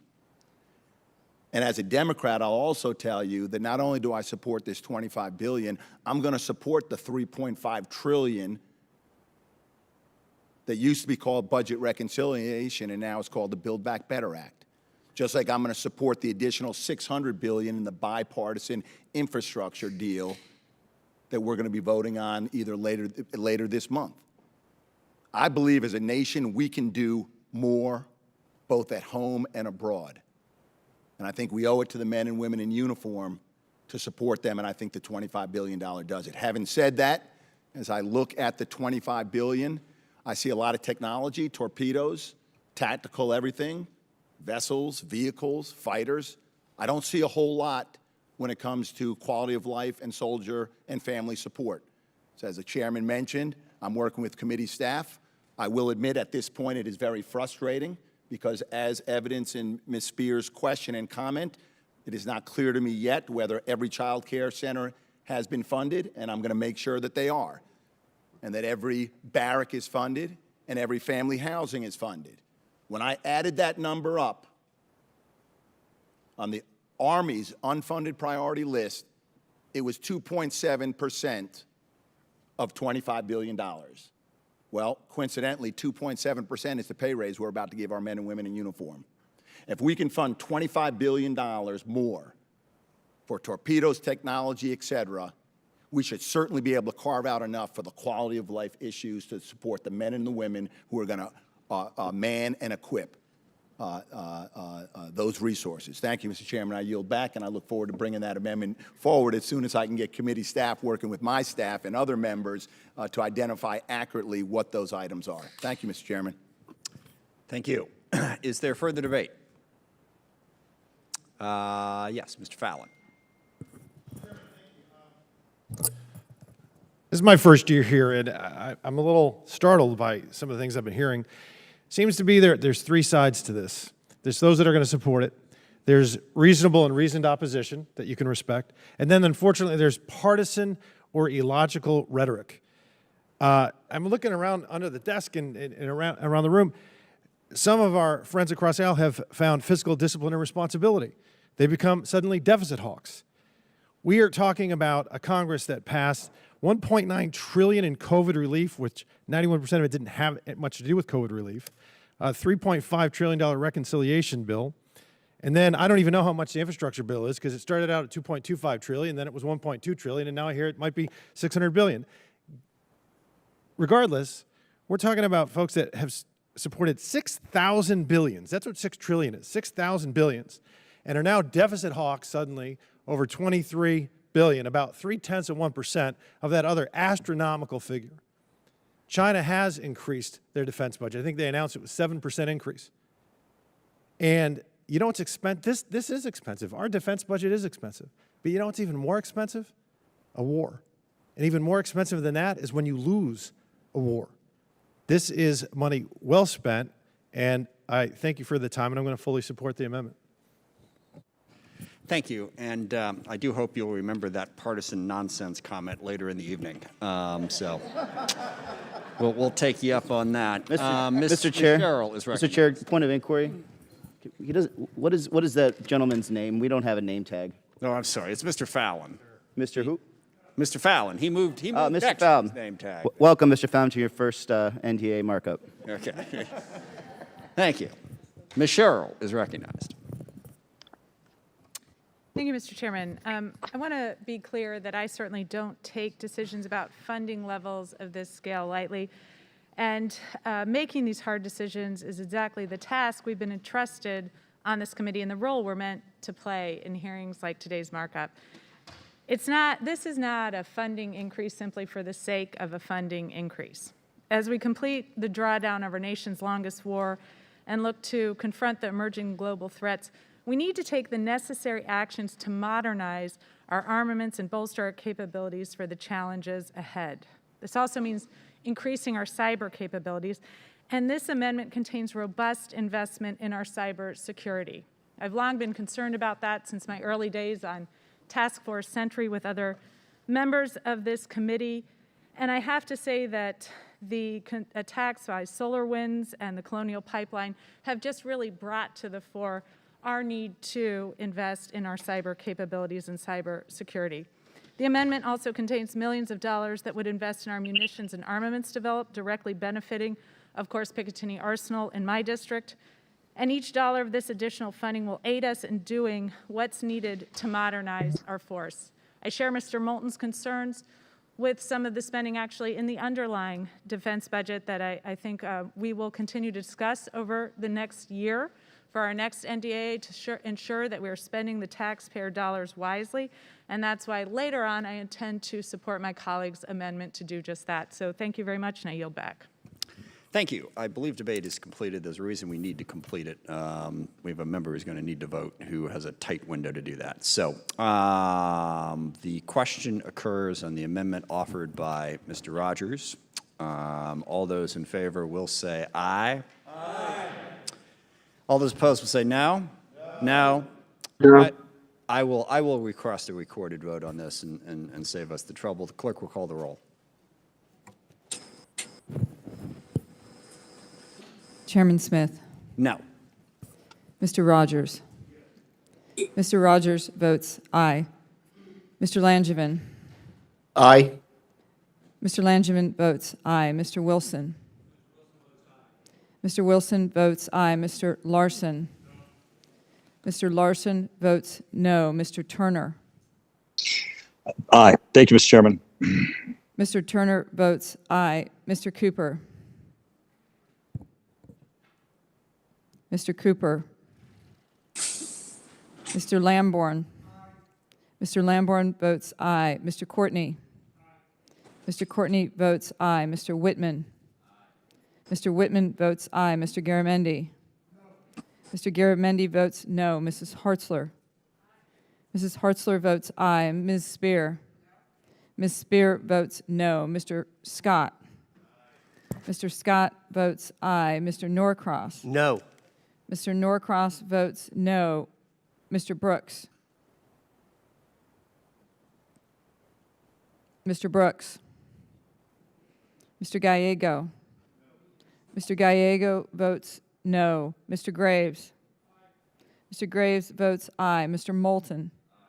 Mr. Moulton votes aye. Ms. Stefanik. Aye. Ms. Stefanik votes aye. Mr. Carbajal. Mr. Carbajal votes no. Dr. Desjardins. Dr. Desjardins votes aye. Mr. Brown. Mr. Brown votes aye. Mr. Kelly.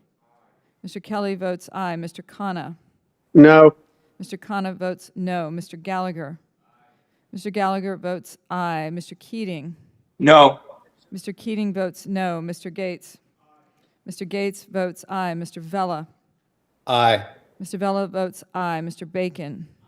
Mr. Bacon votes aye. Mr. Kim. No. Mr. Kim votes no. Mr. Banks. Mr. Banks votes aye. Ms. Houlihan. No. Ms. Houlihan votes no. Ms. Cheney. Ms. Cheney votes aye. Mr. Crow. No. Mr. Crow votes no. Mr. Bergman. Mr. Bergman votes aye. Ms. Slotkin. Aye. Ms. Slotkin votes aye. Mr. Waltz. Aye. Mr. Waltz votes aye. Ms. Sherrill. Aye. Ms. Sherrill votes aye. Mr. Johnson. Aye. Mr. Johnson votes aye. Ms. Escobar. No. Ms. Escobar votes no. Mr. Green. Green votes aye. Mr. Green votes aye. Mr. Golden. Yes. Mr. Golden votes aye. Mrs. Bice. Aye. Mrs. Bice votes aye. Mrs. Luria. Aye. Mrs. Luria votes aye. Mr. Franklin. Aye. Mr. Franklin votes aye. Mr. Morelli. Morelli is no. Mr. Morelli votes no. Mrs. McLean. McLean votes yes. Mrs. McLean votes aye. Ms. Jacobs. No. Ms. Jacobs votes no. Mr. Jackson. Mr. Jackson votes aye. Mr. Kahele. Kahele votes aye. Mr. Kahele votes aye. Mr. Carl. Carl votes aye. Mr. Carl votes aye. Ms. Strickland. Strickland votes no. Ms. Strickland votes no. Mr. Moore. Mr. Moore votes aye. Mr. Vesey. DC votes aye. Mr. Vesey votes aye. Mr. Fallon. Mr. Fallon votes aye. Mr. Panetta. Mr. Panetta votes no. Ms. Murphy. Aye. Ms. Murphy votes aye. Mr. Horsford. Mr. Horsford votes aye.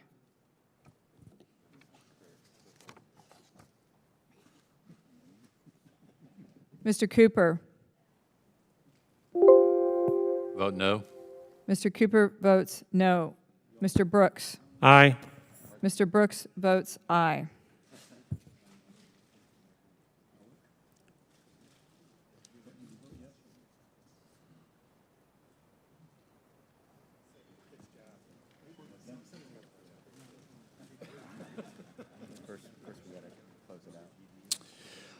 Are there any members not recorded? Mr. Carbajal. Mr. Chair, how was that recorded? How is Mr. Carbajal recorded?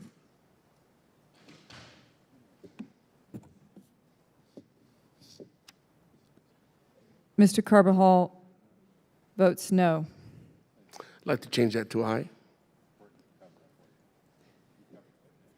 Mr. Carbajal changed his vote to aye. Mr. Carbajal votes aye. Are there any members that wish to change their vote?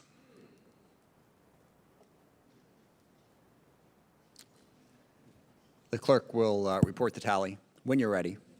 No rush.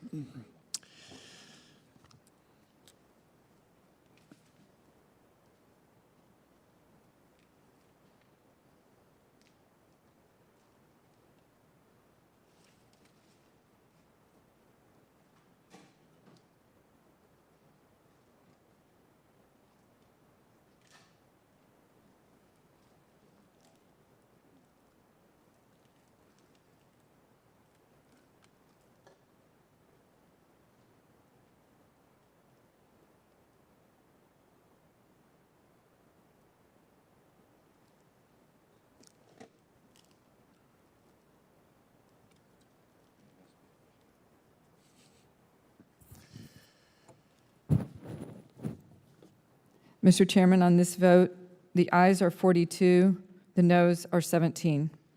The amendment is adopted. It is, sorry, I gotta get my glass. We will now consider en bloc package number 1. I ask unanimous consent to call up en bloc package number 1, consisting of amendments that have been worked and approved with minority. Without objection so ordered, will the clerk please distribute the en bloc amendment? Without objection, the amendments are considered as read. And en bloc package number 1 is comprised of the following. Log 1071R1 by Rep. Rogers, Log 1113R1 by Rep. Moore, Log 1415R3 by Rep. McLean, Log 1433 by Rep. Brown, Log 940 by Rep. Carbajal, Log 1448 by Rep. Lamborn, Log 689R1 by Rep. Whitman, Log 717 by Rep. Norcross, Log 747R1 by Rep. Banks, Log 773R2 by Rep. Banks, Log 775R1 by Rep. Banks, Log 801R1 by Rep. Bergman, Log 911R1 by Rep. Gallego, Log 915 by Rep. Slotkin, Log 921R1 by Rep. Slotkin, Log 970 by Rep. Gallagher, Log 980R2 by Rep. Gallagher, Log 983R3 by Rep. Whitman, Log 1087R2 by Rep. Houlihan, Log 1132 by Rep. Scott, Log 1160R2 by Rep. Moore, Log 1174R1 by Rep. Moore, Log 1182 by Rep. Wilson. Sorry, Log 1182 is down here twice. I can't imagine that's... For those of you who didn't hear, Rep. Wilson said it was that good.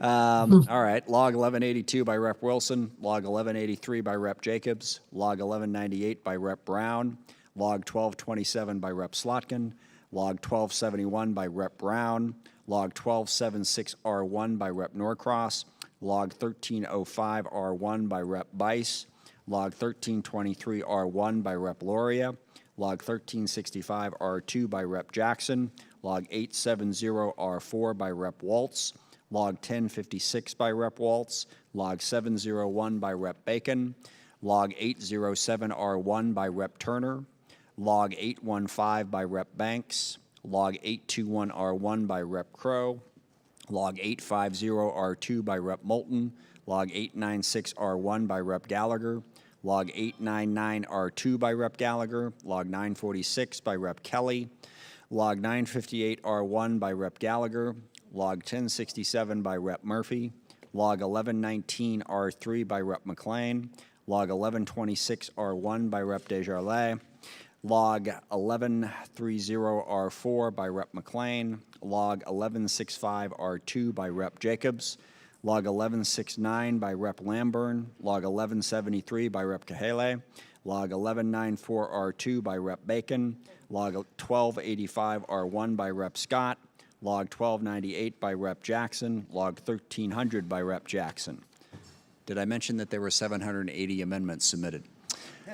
Log 1364R1 by Rep. Spear, Log 1382R1 by Rep. McLean, Log 1412R3 by Rep. Hartzler, Log 1413R1 by Rep. Hartzler, Log 1435 by Rep. Rogers, and last but not least, Log 860R1 by Rep. Brown. The question is on adoption of en bloc package number 1. So many as are in favor will say aye. Aye. Those opposed, no. The ayes have it. The amendment is adopted.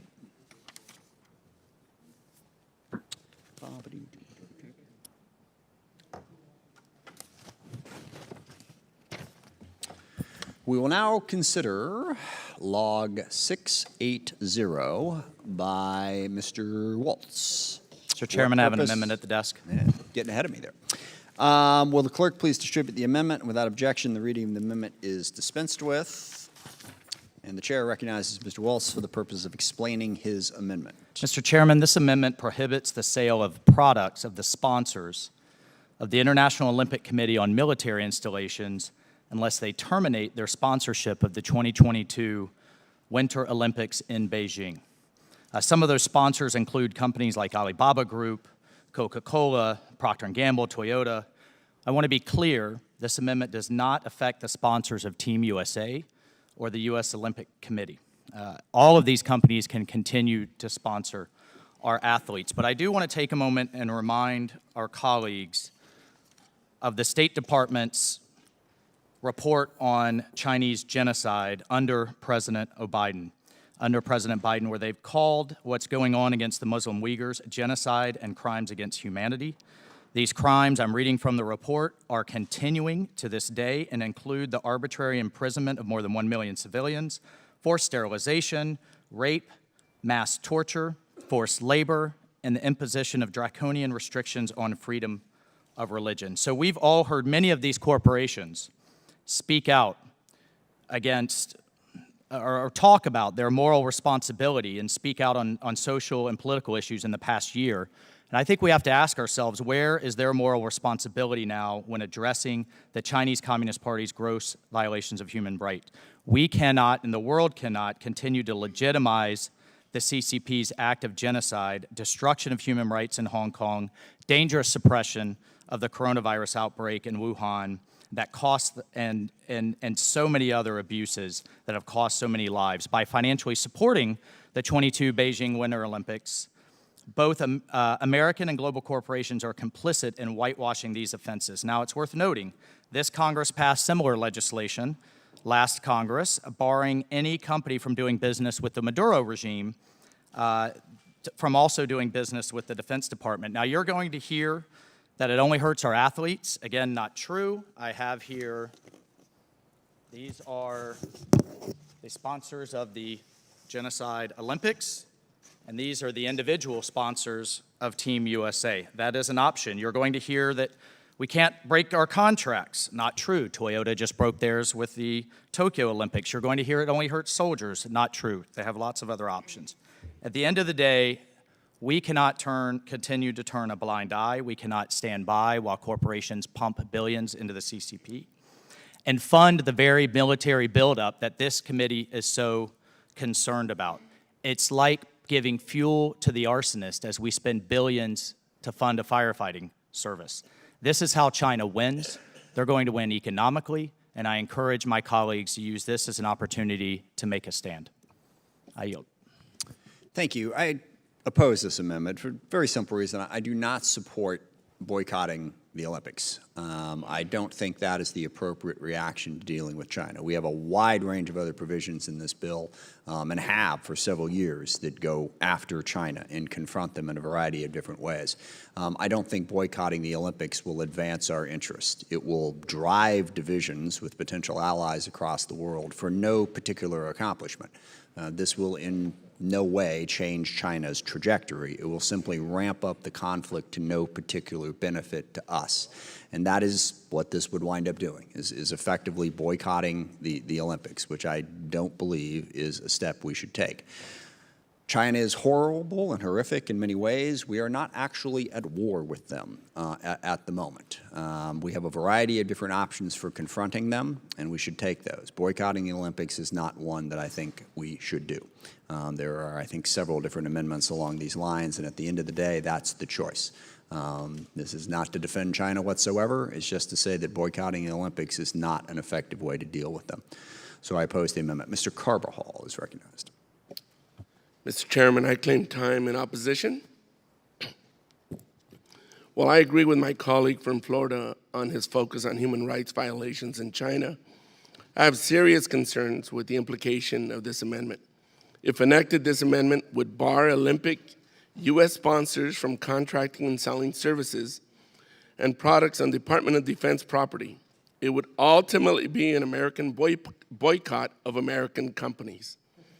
The companies potentially impacted are critical to the U.S. supply chain and to our global competitiveness. For example, Intel supplies processors in almost every laptop and desktop bought by the Department of Defense. This amendment would prevent the department from doing business with Intel. As competition with China is growing and at the forefront of all foreign and security policy discussions, why should we purposely undercut the American industrial base? If passed, the amendment does not impact Chinese products, so by eliminating access to American products, it only opens more opportunities for Chinese companies. It should be no surprise that the U.S. Chamber of Commerce, yes, the United States Chamber of Commerce, is opposed. In addition, this amendment would negatively impact military families, which is why the National Military Families Association is opposed as well. Preventing companies such as beverage and household product brands from doing business with the department would unfairly hit military families by limiting product opportunities that they can purchase in military commissaries. In essence, this amendment would be telling military families they cannot purchase Coke Zero or Tide laundry detergent on base. No General Electric, GE stoves or microwaves allowed on any base housing. The impact on military families is wide-ranging and unfair. Lastly, if my colleague does not want more effective counter human rights abuses, which I agree should be a bigger part of our overall policy towards China, then targeting the Olympics is not the best avenue to actually address our human rights concerns. The Olympics have been historically about goodwill and transcending our differences. By targeting funding of the Olympics, you are cherry-picking an event that would negatively impact Olympic athletes, not the Chinese government. Some of the sponsors also provide direct support to American athletes through stipends, trainings, facilities, nutrition, and more. I understand my colleague introduced a resolution calling on the U.S. Olympic Committee to withdraw from the 2020 Olympics unless the IOC finds an alternate site. We should not be supporting policies that unfairly target Americans whose dream is to represent the United States at the Olympics. I appreciate my colleague's commitment to human rights, but I urge this committee to vote no on this overbroad amendment. Mr. Chair, I yield back. Second. Mr. Lamburn is recognized. Thank you, Mr. Chairman. And it pains me to go against my colleague from Florida because normally we agree on issues in this committee. But before I say anything else, I want to ask unanimous consent to submit the following letters for the record: a letter by the Athletes Advisory Council, a letter by the United States Olympic and Paralympic Committee, and a letter by the National Military Family Association, all opposing this amendment. 4 groups are going to suffer under this amendment of Americans: the U.S. Olympic and Paralympic Committee, major companies employing 700,000 people, U.S. athletes, and military families. And here's why. And we shouldn't be holding companies like Coca-Cola liable for supporting Beijing. They've been in partnership with the Olympic Committee for more than 100 years. And Procter & Gamble's been a sponsor since 2012, Visa since 1986. So these partnerships predated any knowledge of Beijing even being selected for the 2022 Winter Olympics. And sponsors have no say in what cities get chosen for being a host for the Winter or Summer Olympics. Now, the sponsorships that are being talked about here generate 1/3 of the revenue for the Olympic Committee. And that committee goes to the athletes so they can train and have facilities. So by taking out 1/3 of their funding, we're hurting our athletes. And military families are impacted. These companies that would be blacklisted from providing commissary and other goods do sell products that are wanted and needed by military families. The Military Family Association says it's unfair, this amendment is unfair to accept military families who already serve and sacrifice to bear the entire burden. Now, I agree, let's go after the Chinese Communist Party. We probably all, on a bipartisan basis, would agree with that, and there is a way to do that. There is language in the Senate, NDAA, that calls for a diplomatic boycott, letting the athletes participate, but calling for a diplomatic boycott by nations. And there's language, a bill pending in Foreign Affairs Committee here in the House. Let's do that. That would be a great way to accomplish what I think the sponsor is really after here. So I'm afraid it's a case of aiming your gun at the Chinese Communist Party, but you're hitting an innocent bystander, in this case, American companies and military families and athletes. With that, Mr. Chairman, I yield back. Mr. Langevin is recognized. Thank you.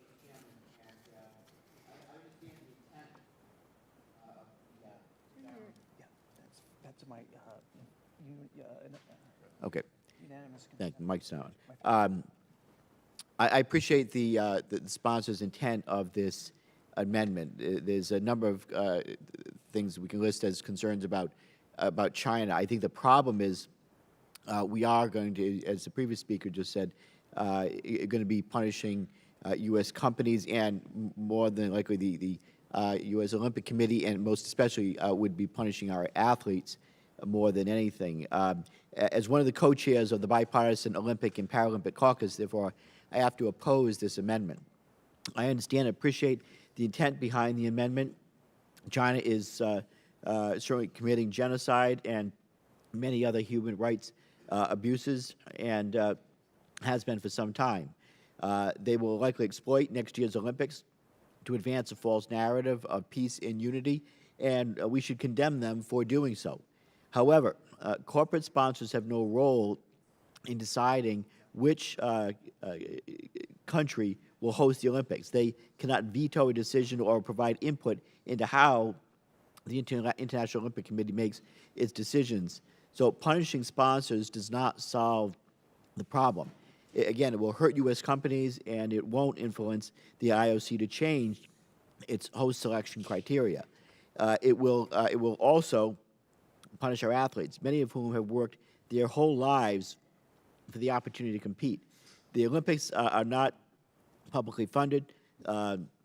Sponsor dollars support athletes directly. We need to address the failures of the selection process by going through the IOC, not by going after U.S. companies. So I believe, though, that there are diplomatic measures that we can pursue, including a diplomatic boycott, to make clear that we condemn China's horrendous human rights record. I'm looking at pursuing that option right now, and I hope to work with and earn the support of my fellow co-chairs, Representative Perlmutter, Representative Curtis, and Representative Stefanik in the coming weeks. So, do you want to yield to? With that, I oppose the amendment, and I yield back. Mr. Scott is recognized. Thank you, Mr. Chairman. And I don't know what the answer is here or how I'll vote yet, but the goal is not to remove these items from the military bases. The goal is to get these companies to stop supporting a country that engages in these human rights abuses that quite candidly are not going to stop as long as corporate America supports things like the Beijing Olympics. And so I would just remind you that in this very room, Admiral Fowler testified that Chinese money laundering was the #1 source of illicit funds for transnational criminal organizations. General Townsend testified that Communist China's illegal fishing off of the west coast of Africa was going to lead to widespread hunger and famine in that part of the world. And Communist China is not going to let these companies put the ads on the TV without Communist China's approval. So I commend my colleague, Mr. Waltz, for bringing the amendment. I think it's a shame that corporate America will not speak out against the human rights abuses of China. But the bottom line is, you know, they care more about their money than they do the human rights abuses of China, just like China cares more about those corporations' money than they do the people that live in China. So I applaud my colleague for bringing the amendment. Not sure how I'm going to vote on it yet, but let's remember what we're dealing with here. Mr. Garamendi. Mr. Chairman, I've determined that I'm not sure I can add much to the debate. Nevertheless,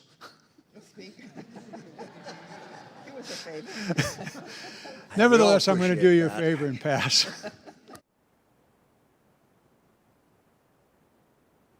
Thank you. Mr. Larson. Thank you, Mr. Chair. I don't want to belabor it. I have a question for Representative Waltz. It's probably a fairly easy one. Just to explain line 23 on page 2. The termination date is either when the Olympics won't be held or on September 30th, 2025. Could you explain the significance of September 30th, 2025? We were looking there at the next Olympic cycle, and then also giving, again, there, as members have highlighted, there have been a number of attempts to push the IOC to move the games. And I think we have to think about whether our athletes, whether as members of Congress, whether as a country of conscience, we would take this same position if these games were being held in Bosnia during Srebrenica, Rwanda. Thank you. Right? I mean, Germany in the middle of the Holocaust. Mr. Larson has the time, Mr. Waltz. That's fine. No, I appreciate it. Mr. Larson has the rule. I got my answer. That's clear. Yeah, thanks. Thank you. I yield back. Mr. Gallagher. Before yielding to Mr. Waltz, let me just say I support a boycott. I called for a boycott in December 2019. In addition to giving a genocidal communist regime a massive propaganda victory, they're lying about their Delta numbers right now. The math doesn't add up, and we're going to send our athletes there in less than 5 months. So there's a host of concerns, but I do think this amendment is a microcosm of what makes this competition so difficult, right? There is no painless way to selectively economically decouple from China, and yet that is what we must do to be successful going forward. With that, I'll yield the rest of my time to Mr. Waltz. Thank you, Mr. Gallagher. Just in response to some of the concerns raised, I do believe we are grossly underestimating the massive and global propaganda benefit that the Chinese Communist Party will gain from these gains in promoting their form of government, as Xi says, the China dream over the American dream. To address some of the concerns about the sponsors have backed out of these contracts on multiple occasions. Most recently, Toyota backed away from the Tokyo Games because of COVID. They backed out of protest. And we need to look at places in history, and this is a moment in history, where we could or couldn't have supported the games as a symbol of our form of government and our way of life. No one had issue with pulling corporate sponsors away from South Africa during apartheid. In fact, South Africa was not allowed to host the games or even participate in the games because of their gross abuses under apartheid for 28 years. Look at the countries where we probably should have acted.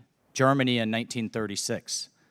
Russia, just in 2014, invaded Crimea months after the global legitimacy conveyed on them by the Olympics, and we've all seen China's behavior since 2008, despite the many promises they made in the run-up to those games. At the end of the day, our financial sector, our economy is pouring billions into our greatest adversary, from the thrift savings plan to state pension funds to these corporations through international events. It is our money that is funding our greatest adversary, and we are going to regret not taking a stand. I yield, Mr. Chairman.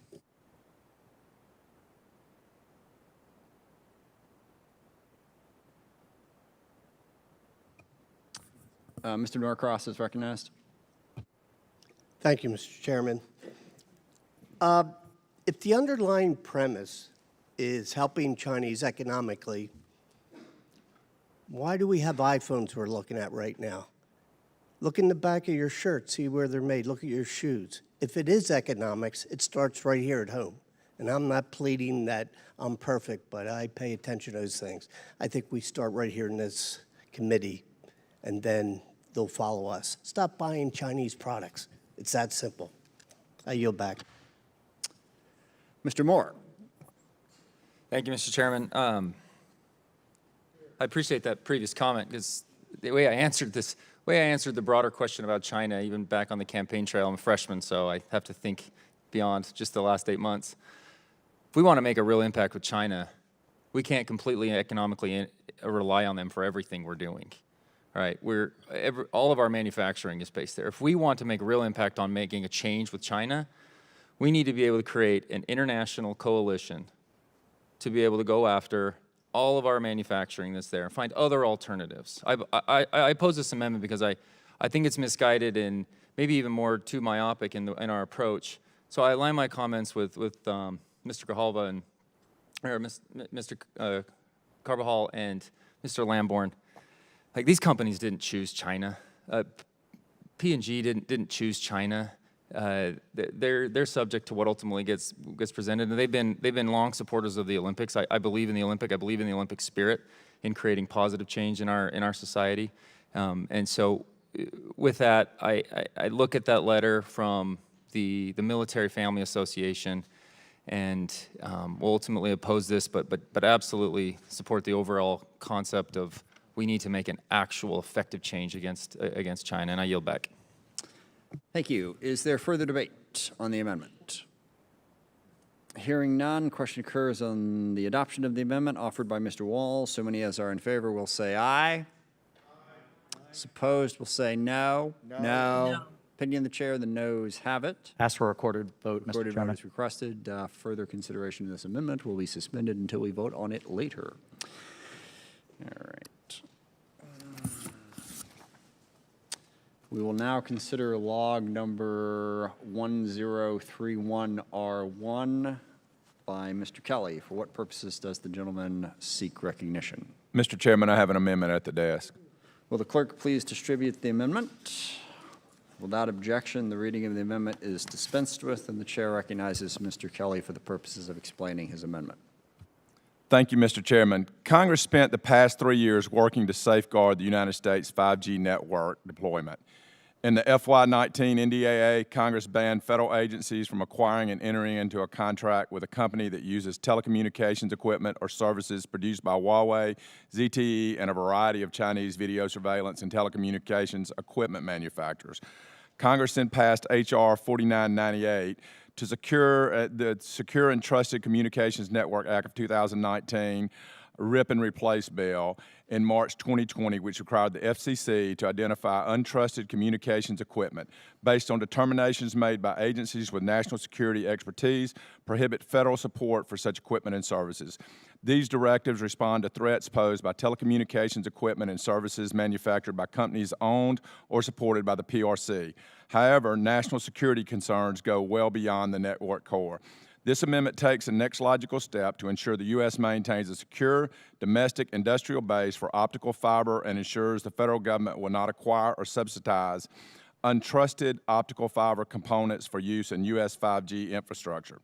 The language requested will do so by linking DoD policy with the process authorized by H.R. 4998 and would require DoD determine that optical transmission equipment manufactured or supplied by a covered communications equipment or service provider poses an unacceptable risk to U.S. national security. It is appropriate and necessary for DoD to make such a determination since fiber technology plays a pivotal role in U.S. digital communications infrastructure, and only trusted manufacturers should have access to U.S. communications network. Mr. Chairman, unfortunately, I did not receive all the waivers that I need. I continue to hope to work with this committee to push this for the floor, but at this time, I withdraw my amendment. The amendment is withdrawn. We will now consider log number 681. Amendment offered by Mr. Waltz. For what purposes does this gentleman seek recognition? Mr. Chairman, I have an amendment at the desk. Will the clerk please distribute the amendment? Without objection, the reading of the amendment is dispensed with, and the chair recognizes the gentleman for the purpose of explaining his amendment. Mr. Chairman, this amendment would prohibit funds appropriated, otherwise made available by this bill to be used to provide transportation of any U.S. officer or official to attend on official government business the 22 Winter Olympics in Beijing. This amendment does not preclude American government officials from attending, although we have heard, I think, a number of colleagues support the concept of a diplomatic boycott. It does preclude them from using military aircraft to fly them there. Again, Mr. Chairman, we need to take a stand against not just the human rights abuses that are going on. This is, if you understand Chinese military theory, they seek to win before any type of conflict. And they are seeking to win diplomatically, politically, on the international stage, and economically, far before we ever have to deal with the training and equipment coming out of this committee. And I think this would be a tremendous step towards limiting our participation at an official level in the Genocide Olympics. I yield. Thank you. Is there further debate on the amendment? Mr. Chair. Mr. Larson. Yeah, again, sorry, with apologies to my representative, my friend, Representative Waltz, a sincere question. Would this prevent the administration from, say, transferring Air Force One to a civilian agency so they could fly? Would it prevent them from working around the particular language that is related only to funding from this act and not using some other fund to provide transportation using a government vehicle? I've asked Mr. Waltz. I'm hearing some people talk down there. I prefer The Mr. gentleman Waltz to yield answer. for just a second. There is a significant increase in sort of the ambient noise here. I understand that we're all got our own things going on, but we do also have the big picture here. So if we could keep it down so that members can be heard and we can all track what's going on in the hearing. If you have something to talk about, as they say, take it outside, take it to the hall, take it to the anteroom, so that we can keep the noise down and be able to focus on what we're doing here. Mr. Larson. Yeah, just for Mr. Waltz. Thank you. Thank you, Mr. Larson. It does not preclude, per se, American officials from attending the Beijing Olympics. It does preclude them from using military aircraft or military pilots to fly there. And to clarify, it would not prohibit security personnel assigned from DOD for our athletes or staff of the U.S. Olympic Committee. That is an interagency concern we sought to work around. I'm sorry, not to belabor it. Could the administration assign Air Force One to the FAA for the purposes, so it becomes a civilian aircraft for the purposes of flying there? I can't accurately answer that question of whether under current authorities they could reassign Air Force One, but for the rest of the fleet, it would preclude. Yeah, thank you, Mr. Chair. Mr. Moore. Thank you, Chairman. I rise in support of this. And actually, thank you for saving my staff a little bit of time, because it's very similar to the amendment that we had drafted up that we won't need to submit now. With regards, this goes along the lines of a diplomatic boycott, making a stand, making a statement to show our opposition to the atrocities that go on in China. So thank you for offering this amendment, and I support.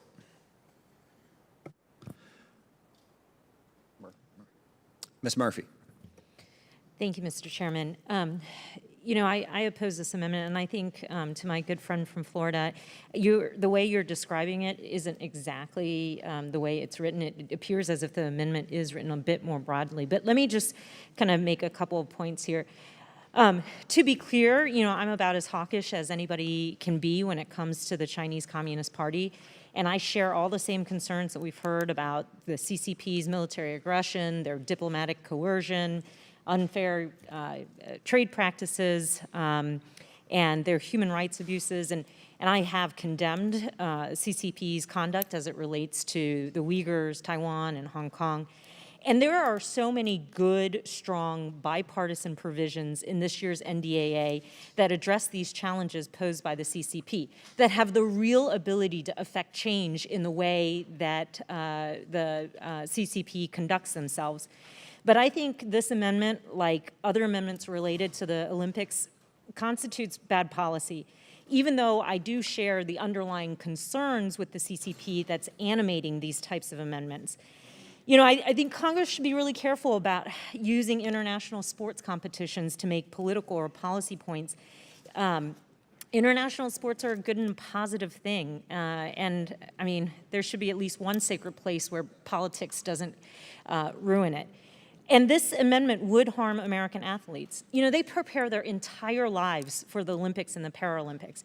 And so if athletes who participate in the Paralympics, you know, they're disabled, some are disabled military veterans who are wounded in combat. And so if a U.S. defense official wants to show their support for these athletes, to honor their sacrifices that are made, we shouldn't be the ones to stand in the way. Because to what end? Does anyone really think the CCP is going to change its conduct towards the Uyghurs or Taiwan or in the South China Sea because we prohibit U.S. officials from traveling to China to cheer on our athletes?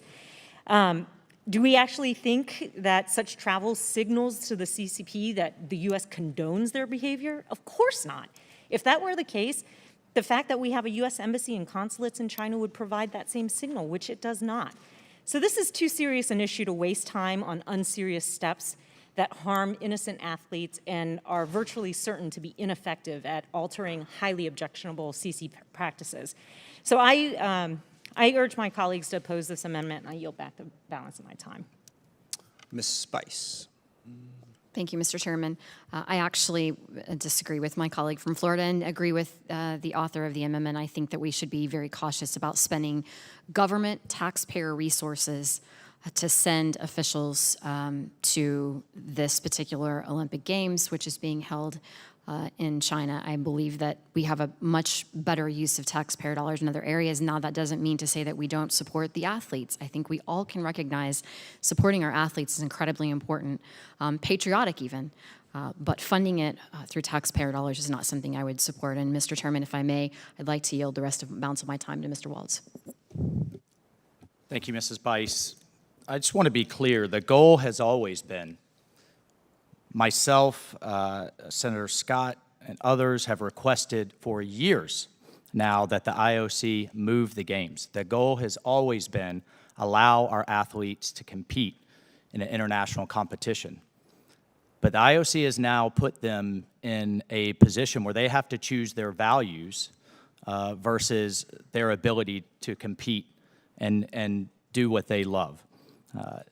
I wonder if the United States was imprisoning 1 million Muslims with mass torture, mass rape, forced abortions, forced sterilization, the gross abuses of women that's ongoing as we speak, if those same athletes would then still want to compete here or in any other country for that matter. So I think it's the exact opposite. The least we could do is not condone that behavior by sending American officials, and the least we could do is not spend taxpayer dollars to fly them there. So if we want to make a decision on, but I do agree with you to some extent. What the Chinese Communist Party cares about the most is the money. And it's that money, our money, that they're using to fund all of these activities, including their military buildup, that is so concerning to this committee. So I would encourage my colleagues to, again, consider the massive propaganda value of having the American flag flying in Beijing and us collectively turning a blind eye to these abuses and to a country that seeks to replace the United States as a global leader. I yield. Mr. Garamendi. Thank you for the debate. I said earlier that I'm not sure I could add much to the debate, and I'm still not sure that I could. However, Mr. Waltz, in the course of this debate, you have brought back to me a memory a memory of the California legislature in the early 1980s, when one of our colleagues, Maxine Waters, stood alone and said, apartheid is a problem, and we need to address it. And she began about a 4 or 5 year effort using many of the same arguments that you've made here. The end of that process then led to a worldwide boycott of South Africa and ultimately the end of apartheid. You're on the right track, Mr. Waltz. And for all of us, we should pay careful attention here. Sometimes big things start small. And this one seems to be starting with the Olympics, and we've gone through one Olympic having been boycotted by President Carter, and that didn't work so well. But often it's one voice that starts a movement. Mr. Waltz, I want you to stay with it. You'll have my support. Anybody else seek recognition? I will just make one comment about this. If we're talking about in the language of the debate about this amendment, we're taking little bites at it, but the language behind it is that China is so awful that we need to engage in a full economic boycott of China. That basically, if you have anything to do with China, you are aiding and abetting some of the worst crimes in the world, and you should try not to do that. I hope members of this committee will think about the implications of that. China is very much not South Africa in a variety of different ways in terms of the role they play in the world, regardless of what may think about how they are treating their people or others. It's a very difficult policy issue that we have to handle. For one thing, are we going to stop borrowing money from China so that we can fund all of the things that we keep doing here in the U.S.? Now, I suppose you can argue at an absolute minimum, China's going to want their money back, so what can they really do? But this is a huge issue of whether or not we just want to say, China, you're so bad, let's go. Okay? We're just going to fight you to as far as possible. The implications of that, I think, are a little bit more devastating than the rhetoric of this debate would imply. So, you know, I mean, this amendment doesn't really matter one way or the other. It's not terribly significant in terms of the impact, you know, but if we walk too far down the road of under no circumstances are we going to do business with China on anything, then I think we are getting ourselves in trouble and would be wise to sort of think about how we take that step, how we contain and compete with China in a rational way. So, you know, I'm not going to fight this particular amendment, but I hope we'll think about the broader debate about how we really do compete with China and how we, you know, push them in a more positive direction without just saying, let's go to war because we just don't agree and there's no reconciling those differences. I think the costs there are pretty high as well. Does anybody else seek recognition? If not, all those in favor of the amendment will say aye. Opposed? Opinion of the chair, the ayes have it. Ayes have it. The amendment is agreed to. It is now in order to consider Amendment 873R1 offered by Mr. Gates. For what purpose does the gentleman from Florida seek recognition? I have an amendment at the desk. Yeah, sorry, I'm on the wrong tab here. Will the clerk please distribute the amendment? Now, without objection, the reading of the amendment is dispensed with, and the chair recognizes Mr. Gates for the purpose of explaining his amendment. Thank you, Mr. Chairman. This amendment would eliminate the Office of Chief Diversity Officer at the Department of Defense. I have no objection to diversity in our military. Matter of fact, the diversity of our military brings diversity to my district and my community in magnificent and terrific ways. The feedback I've gotten from service members is that the focus on diversity at DoD has become a focus on difference, and that has created real challenges within unit cohesion and the fighting force. I don't pretend to have the knowledge of that personally that many of my colleagues on the committee have on both sides of the aisle, but it seems to me, and based on the feedback I've received, as our service members go through the same training, built on the same patriotism, building bonds with one another that certainly go beyond one's identity or background or faith, that that prioritizes unity properly. And then what we see out of the Department of Defense now is an otherizing of people, and the sense that as a consequence of someone's immutable traits, they're somehow frail or fragile or privileged and didn't get what they earned and are the consequence of structural racism, not merit and contribution to country.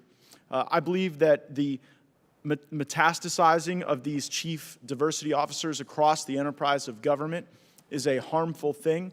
But I will say, Mr. Chairman, I believe there are some upcoming amendments that get to this issue with greater specificity and particularity, and thus I'll withdraw this amendment this time in favor of those other provisions. Chairman withdraws his amendment. Consider it withdrawn. Say it, it happens. Then I'll just continue. Sorry about that. It is now in order to consider log number 1081 by Mr. Lambourne. For what purpose does the gentleman seek recognition? Mr. Chairman, I have an amendment at the desk. Will the clerk please distribute the amendment? And without objection, the reading of the amendment is dispensed with, and Mr. Lambourne is recognized for 5 minutes for the purposes of explaining his amendment. Oh, 5 minutes, great. I misspoke. Oh. You are recognized. Object. We'll determine the time later. Oh, okay. Mr. Chairman, members, the Department of Defense has an office dedicated to providing training on diversity, equity, and inclusion called the Defense Equal Opportunity Management Institute. I'm going to call it DEOMI. Conducting these types of personnel training through DoD's DEOMI office allows us to ensure that our commanders are provided with clear, unambiguous guidance as to what their parameters are when instructing men and women in uniform under their command on these important matters. Going through DEOMI ensures that our troops are receiving proper and vetted instructions approved by their chain of command and ensures that Congress can review and provide appropriate oversight. This gives our committee and Congress in general accountability and transparency. So the problem arises when different departments within the DoD start spending money on their own for who knows who the people are who are providing this kind of training. The Air Force Academy in my district recently spent $100,000 on diversity, equity, and inclusion training without going through DEOMI. And who really knows, I don't know really where that money went or if the materials were vetted properly. So this amendment says that this type of important training goes through DEOMI, goes through the office that is set up to actually do this function. And that's all that the amendment does, and I would ask for its adoption. Mr. Chairman, I yield back.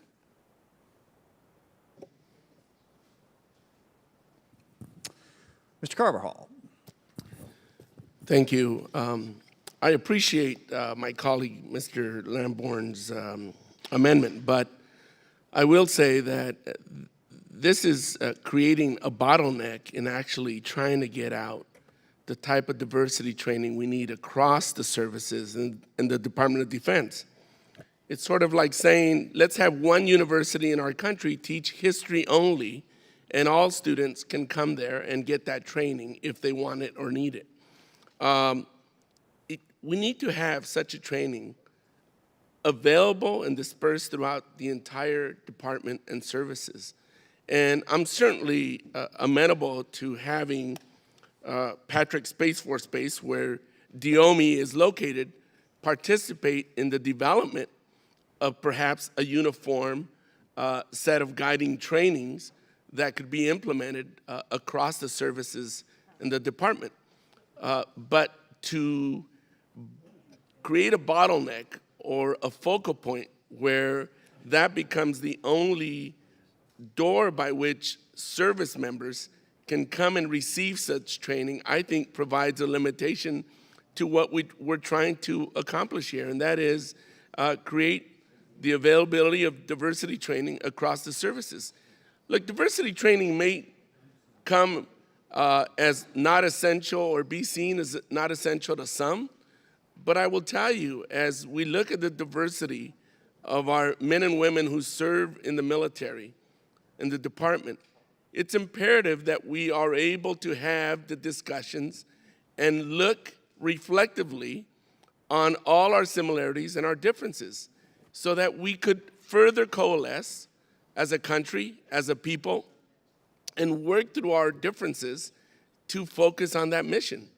Having served in the Marine Corps myself, when I served in the Marine Corps, I know that wasn't a focal point in terms of the background of people.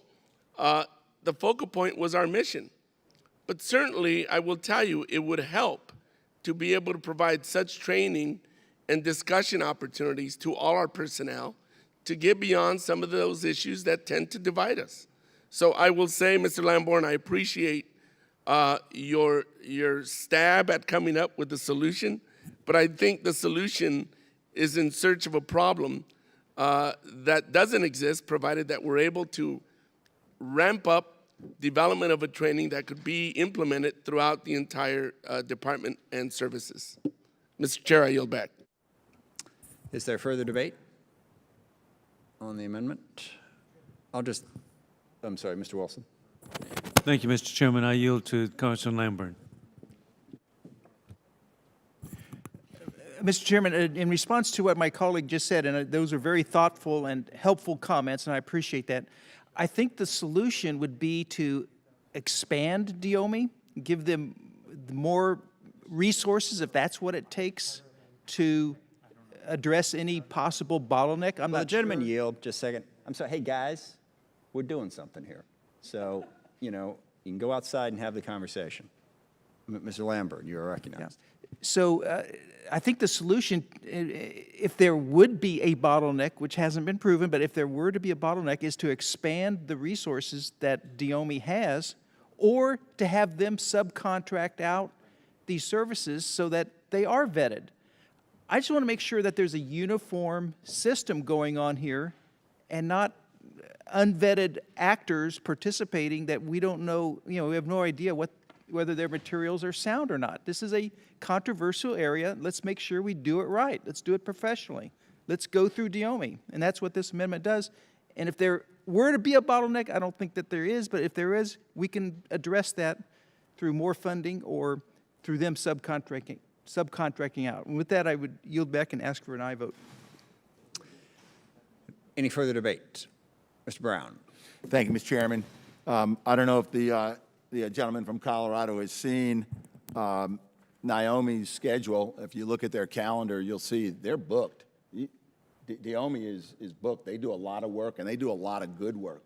I think the goal of ensuring quality, diversity, equity, inclusion training is certainly important, and we should do that wherever the training resides.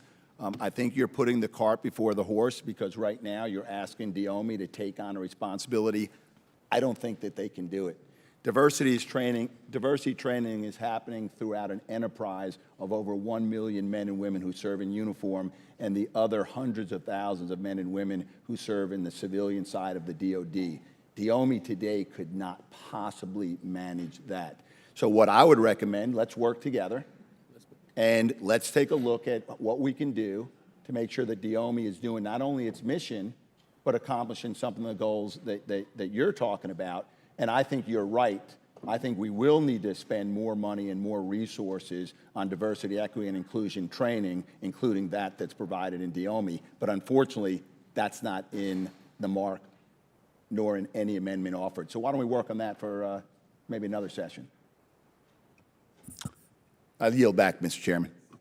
Thank you. I mean, look, I don't disagree with the overall point that, diversity training, diversity training I think is absolutely necessary, and I think we also, like anything, it can be a work in progress in terms of figuring out how to do it and how to do it right. It certainly has generated a fair amount of controversy, and if there was a legitimate effort, to get greater focus on that, to figure out how to do it right, I don't think you're going to get to uniform diversity training. Part of it is, People are going to have different opinions, and part of diversity training is letting people express those opinions and working through them. But I think Mr. Brown is fundamentally correct. The effect of this amendment would be to kill off about 90% of diversity training with no possibility really for going any further than that by putting it into a place that simply can't handle it. So I oppose the amendment. Is there further discussion? Mr. Crow. Yeah, thank you, Chairman. And I do a lot of work with my friend and colleague from Colorado, and we work together. This is one area where I just have to respectfully disagree, you know, on two grounds. Number one, you know, I just think back to my time as a platoon leader, knowing my paratroopers, knowing my Rangers very well, and having to have the flexibility to understand when there was tension within the unit, when they needed to come together, talk with one another, have that convening that we would often have, and taking away the ability of, you know, those commanders, those platoon leaders, those people who are closest to our men and women to be able to do this, I think would be misplaced.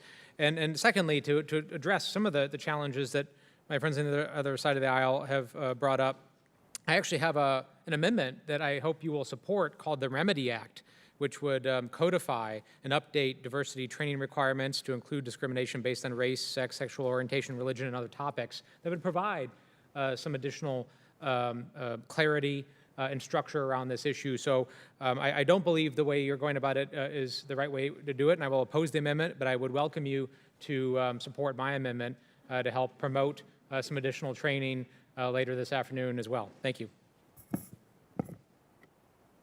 Does anybody else seek recognition? If not, the question is on adoption of the amendment offered by Mr. Landburn. So many as are in favor will say aye. Aye. Those opposed will say no. No. Opinion of the chair, the noes have it. The noes have it. The amendment is not agreed to. It is now in order to consider amendment number, or sorry, log number 930. I don't know why I keep doing that. For what purpose does the gentlewoman from Missouri seek recognition? I have an amendment at the desk. I always forget this line.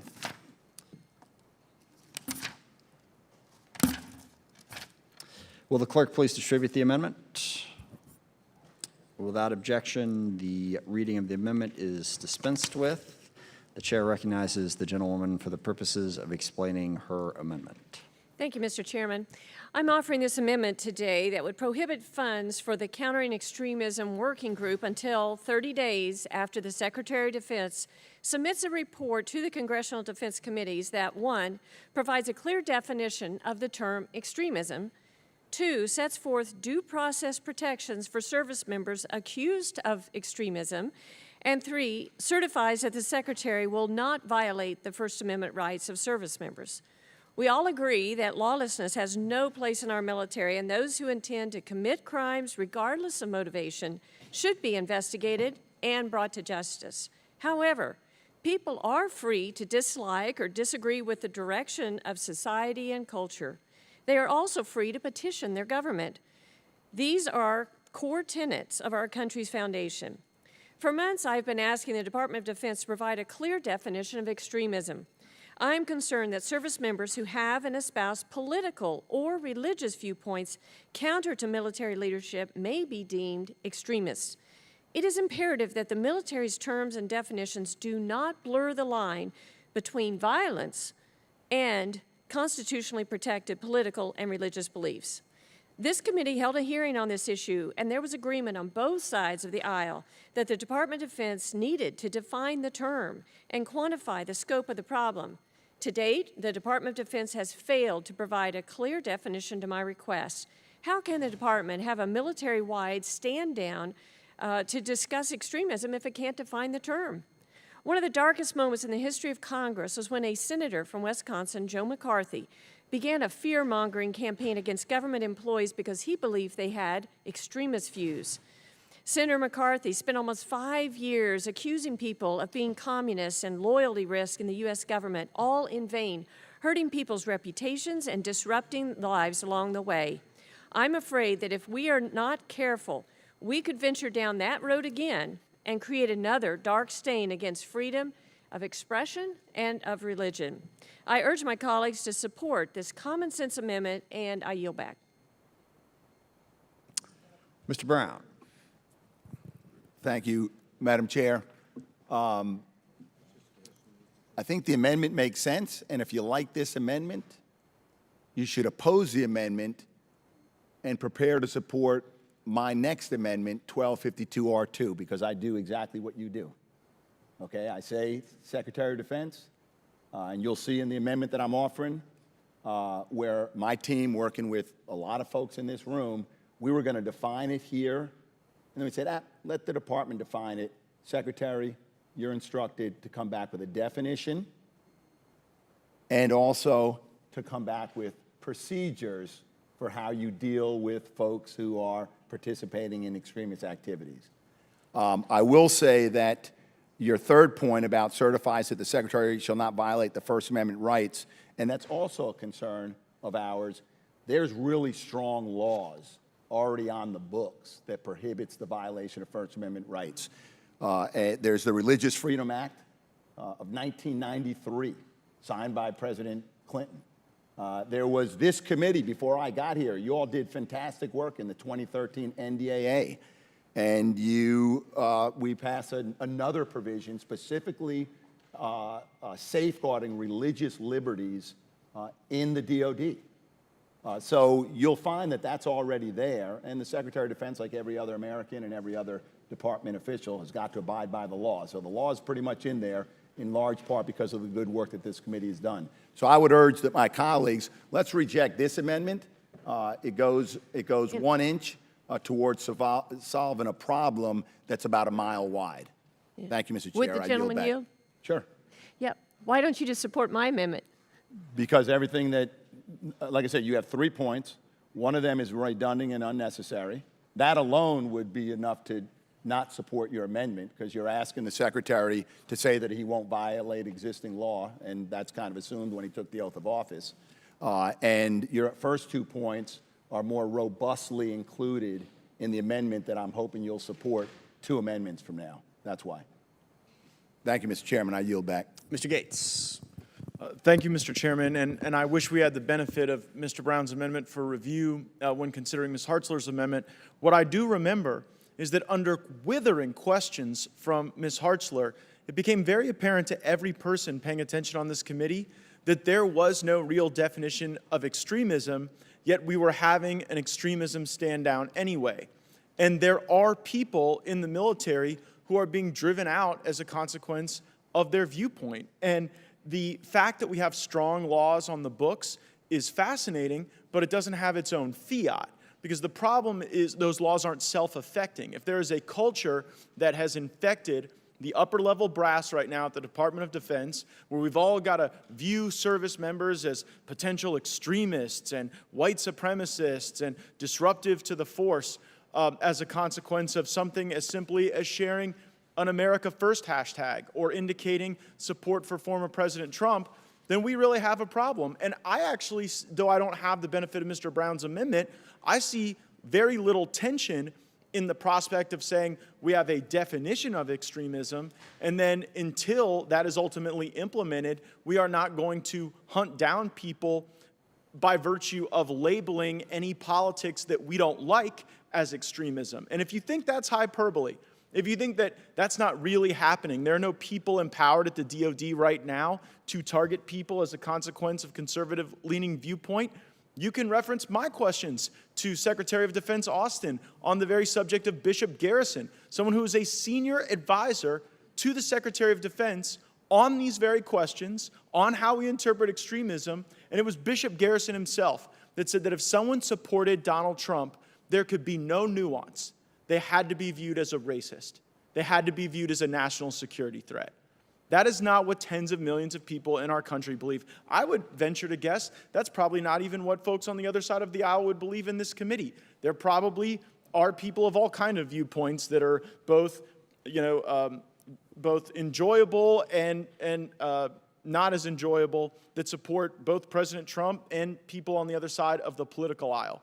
Our service members are reflective of our country. They ought to be able to have diverse viewpoints. But right now, in DOD, people that have a conservative viewpoint do feel that they're being targeted under a nebulous definition. That violates due process, it violates our values, and any review of the answers that the DOD leadership gave to Congresswoman Hartzler on this question would show that they're just using the veil of extremism to go after people whose politics they don't like. I yield back. Does anyone else wish to comment on the amendment? Well, let me just say this. I don't believe that the Secretary of Defense, or anyone in the office is, using the veil of extremism to go after politics they don't like. I think they're trying to deal with a very real problem.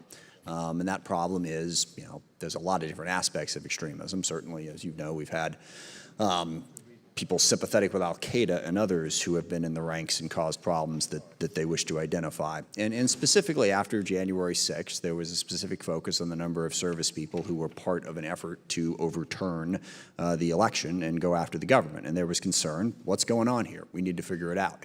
Now, I completely agree, and as Mr. Brown mentioned, he's working on an amendment to define extremism, that we need to define that. But I really don't want to tie the hands of the Secretary of Defense to deal with this any more than I would want to tie the hands of the Secretary of Defense to deal with people who are sympathetic to ISIS or al-Qaeda in the ranks.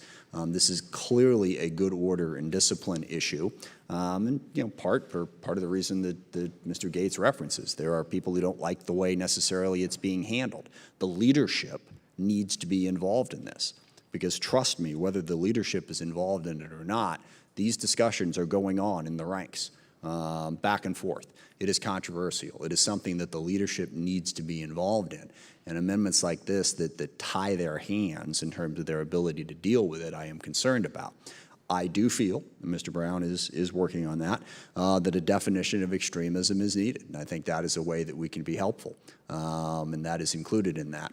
It does not prohibit them from dealing with the issue. It just pushes them towards that end. So I don't support this amendment. We're working on the other amendment with Mr. Brown to deal with that issue. But we also need to acknowledge there is a problem here, a problem that I think should be addressed, and it does impact the good order and discipline within the military that's important to what they do. So I oppose this amendment. We will have others that we're going to be discussing. Is there further discussion on the amendment? Mr. Whitman. Thank you, Mr. Chairman. I yield to Mrs. Hartzler. Thank you very much. I just appreciate the discussion we've had, and I look forward to seeing Mr. Brown's amendment here, but I don't think what we are doing here is going to be damaging that effort. In fact, it's very, very important. As you know, Secretary Austin had a stand down all over the military, and we pulled our soldiers off the battlefield to sit around and talk about this issue. And that's a very extreme action in itself. But then he set up a countering extremism working group that was supposed to produce a report by July 14th, and we have yet to see it, based on a definition that we don't have of extremism. And what he has directed them to do is to set up new screening capabilities to continuously vet those who serve our nation to see if they are extremists. He set up a new education and training for individuals who they view as extremism, and including whether they read, follow, or like what they say are extremist material on social media. They are setting up a new screening questionnaire for individuals who are coming into the military to see if they have any extremist views. How can you do any of these items without the clear definition to begin with? And so what my amendment simply says is that you have to, for 30 days, wait, and you can't work on this until you give us the definition. If you give us the definition and you set forth the clear due process protections and make sure the First Amendment rights aren't violated, then please complete your report and we'll feel more confident in it. But this is just a common sense action by those of us who have been charged with overseeing our military to make sure that this is done in an orderly and proper way. And I look forward to working with everyone and ask for your support of this amendment. I yield back. Thanks. Thank you, Mr. Fallon. Mr. Chairman, I'll be brief. I completely agree with my colleague on this amendment. And we had a discussion about extremism in the military in this committee, and we asked each branch of the service how many people were separated for extremist activity. 2 branches didn't get back to us and 2 did. I believe the Army was, out of the 1.1 million Guard active reserve, were 9, a total of 9 out of 1.1 million, if I'm not mistaken. And the Marines, out of 222,000 active in reserve, I believe the number was 4. We've talked to some of the flag officers in the Army and the Navy, the Navy and the Air Force, who haven't gotten back to us, but they do believe that that number will be consistent. So we don't know the exact number, but it's probably in the neighborhood of about 26 members. And we had a stand down. We pay the military $146 billion total in payroll. And if you factor in weekends and leave, that leaves about 231 work days, which is $632 million is what that stand down cost. Or $24 million for each moron that was separated from the service due to their extremist beliefs. It's an extraordinarily expensive decision. So I completely support this amendment. We have to define what the hell we're talking about. Thank you, Mr. Chairman. I yield back. Thank you. As I said, it also just to clarify, it says within 30 days, but basically until they define it, they can't deal with it, I believe, is the gist of Ms. Hartzler's amendment, basically. And I just think that goes too far. I think we certainly should have them define it, but there's definitely issues and challenges in telling them they can't deal with it at all. Until that point is further than I would like to go. Any further discussion? Hearing none. The question occurs on the amendment offered by Ms. Hartzler. All those in favor will say aye. Aye. Those opposed will say no. No. Opinion of the chair, the noes have it. Mr. Chairman, Yes. I'd like to ask for a recorded vote, please. Recorded vote has been requested. Further consideration of this amendment will be suspended until we decide to vote on it. All right. It is now in order to consider log 9. Mr. Chairman, based on the last amendment, I'll withdraw this amendment. The amendment is withdrawn. So it is now in order to consider log 1027R2 offered by Mr. Kelly. Mr. Chairman, I have an amendment at the desk.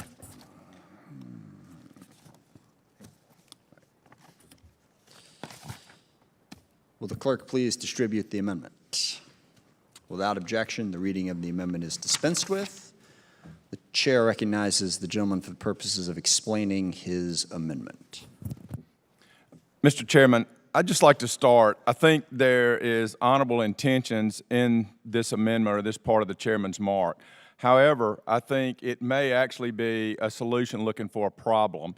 So I'm actually asking to strike part of the chairman's mark, and that part which establishes the mayor in the chain of command of the D.C. National Guard. And I've served for many, many years in the National Guard, and I will not stand here and say at no point is it political, because I can tell you, if you look at the border, if you look at the civil unrest, if you look at all the things that happened this summer, we very much know that governors did make decisions based on political decisions. I will tell you the current chain of command goes directly from the D.C. Commander-in-Chief to the President through the SecDef. I do not think that needs to change based on the past administration, based on the current administration, or based on a future administration.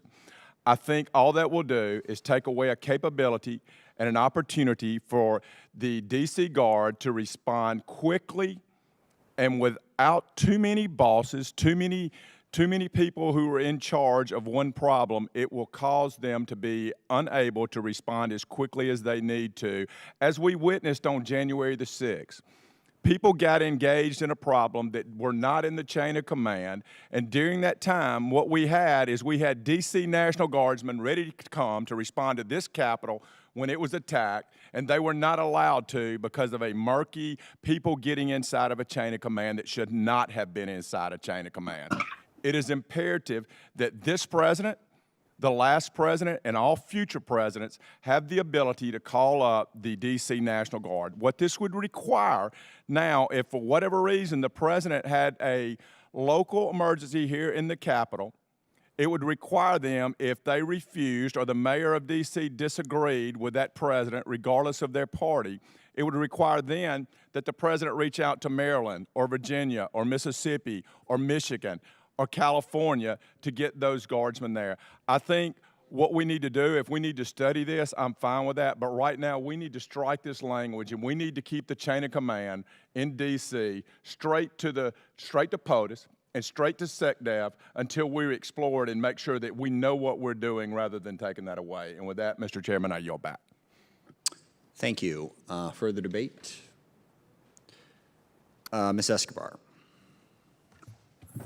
Thank you, Mr. Chairman. I want to speak in opposition to this amendment, and I'd like to point out to my colleagues that the whole reason why this structure even existed is because DC did not have local government. Local government now exists in Washington, D.C., and so I think it's important that we keep local control over decisions like these, and that is why I urge my colleagues to oppose this amendment. I yield back. Thank you. And I oppose this amendment as well. There are options, as there are in any state, even if the governor of a state does not want to use the Guard. It has been used where the federal government has nationalized it, federalized it, and used the federal Guard in that regard. But the city of D.C. is the only area in the country that doesn't have control over its own National Guard. And that played out in a series of problematic ways in the last year. When we had the protests that happened over the course of the summer, there was a lot of controversy about the way the D.C. mayor and D.C. police interacted or didn't interact with the chief of staff of the Army, and how they conducted themselves. Then certainly on January 6th, there was a lot of controversy about how that played out. D.C. should have the right to have some say in what goes on inside of their own territory, and the mayor of D.C. is in charge of that area. It will always be a cooperative effort, as it is now, for that matter, as it is in every state with the Guard. But I just feel that D.C. should have the same rights as every other state in terms of how the Guard is deployed within the territory that the mayor, in this case, governor in other cases, is responsible for. And so I would urge a no vote. Mr. Rogers. Thank you, Mr. Chairman. I respectfully disagree with you. D.C. does not need to have the same rights as every other state because D.C. is not a state. And until they do gain that status, I think they should be treated as such, a city. Sorry, Mr. Brown. Thank you, Mr. Chairman. I oppose the amendment. I do believe that the senior elected, chief executive elected officer of the District of Columbia, whether that person's a mayor or a governor, but is the top elected official with the responsibility to coordinate and fuse together resources to address things like civil disturbance and natural disasters and, terrorist attacks. I think that the senior elected official in the District of Columbia should have similar control over the D.C. National Guard as my governor has in Maryland, and the governor of Mississippi and every other governor has. Do I think that addresses the challenges that arose on January 6th in terms of command and control and who was responsible for what? No. But I don't think that this amendment is about January 6th. I think this is an amendment about ensuring that the residents of the District of Columbia are led by a mayor who has at his or her full disposal the resources to address the kinds of activities that the National Guard is deployed throughout this country. I certainly respect my colleague from Mississippi. We travel to the National Training Center. He knows the Guard inside and out. There's no doubt about it. But I respectfully disagree with his view on the leadership and where of the D.C. National Guard, and for that reason, I oppose the amendment. Thank you, Mr. Chairman. I yield back. Sure. Mr. Bacon. Thank you, Mr. Chairman. I presume that maybe this was covered in committee hearings. I would have sure enjoyed hearing the pros and cons to this. This is really the first time I've seen this come up. It surely merits more conversation. But with that, I yield to Mr. Kelly. And I'll be very brief, Mr. Chairman. I think we need to study this. And if not, D.C. does not have the right of every other statehood. And if this is an end around to be D.C. statehood, then that's what we need to call it. However, Every city with the population of around 1 million does not need to have a National Guard at their disposal. If we do, then Memphis gets one. Los Angeles gets a National Guard that is answerable to their mayor. There is a difference between a mayor and a governor. There are constitutional differences between mayors and governors. And I do agree, D.C. may in some way need to have some input in that. But I don't think it's giving it to the mayor. And I think if we do that, we open it up to say if you're a city with over 1 million population, you should be able to have your own National Guard, and we don't need that. What we need is to take time and study this and do the right thing, but we don't need to leave this in the chairman's mark to allow the D.C. mayor to have authority that other mayors of larger or the same size cities do not have, and with that, I yield back. Is there further debate? Mr. Bergman, sorry. Thank you, and I wholeheartedly support Mr. Kelly's amendment. Having been involved in Title 32, Guard, Title 10, Department of Defense, and other agencies, it is hard enough when you're doing everything from disaster relief to humanitarian assistance to coordination for a civil unrest threat, to figure out in some simplest case, the unseen commander, who's bringing the resources, all of that. Now is not the time to inject another layer of government into this. The idea to study this in this unique situation of Washington, D.C., I believe we could all agree on both sides of the aisle that the goal is to keep our citizens safe and secure, to prevent any negative outcomes, and be able to respond in a coordinated effort to whatever outcome does occur, that we take care of all the, all the people who were involved in it to keep them safe.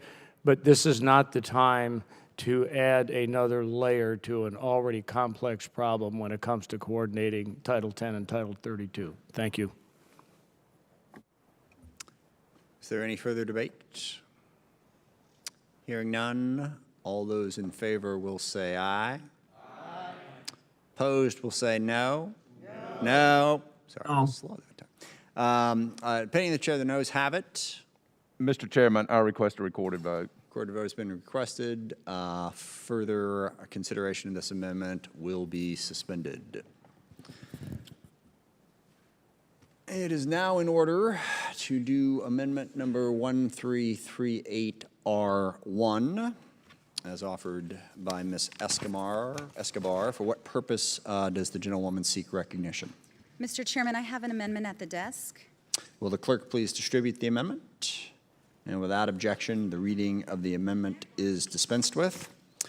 Chair recognizes the gentlewoman for the purpose of explaining her amendment. Thank you so much, Mr. Chairman.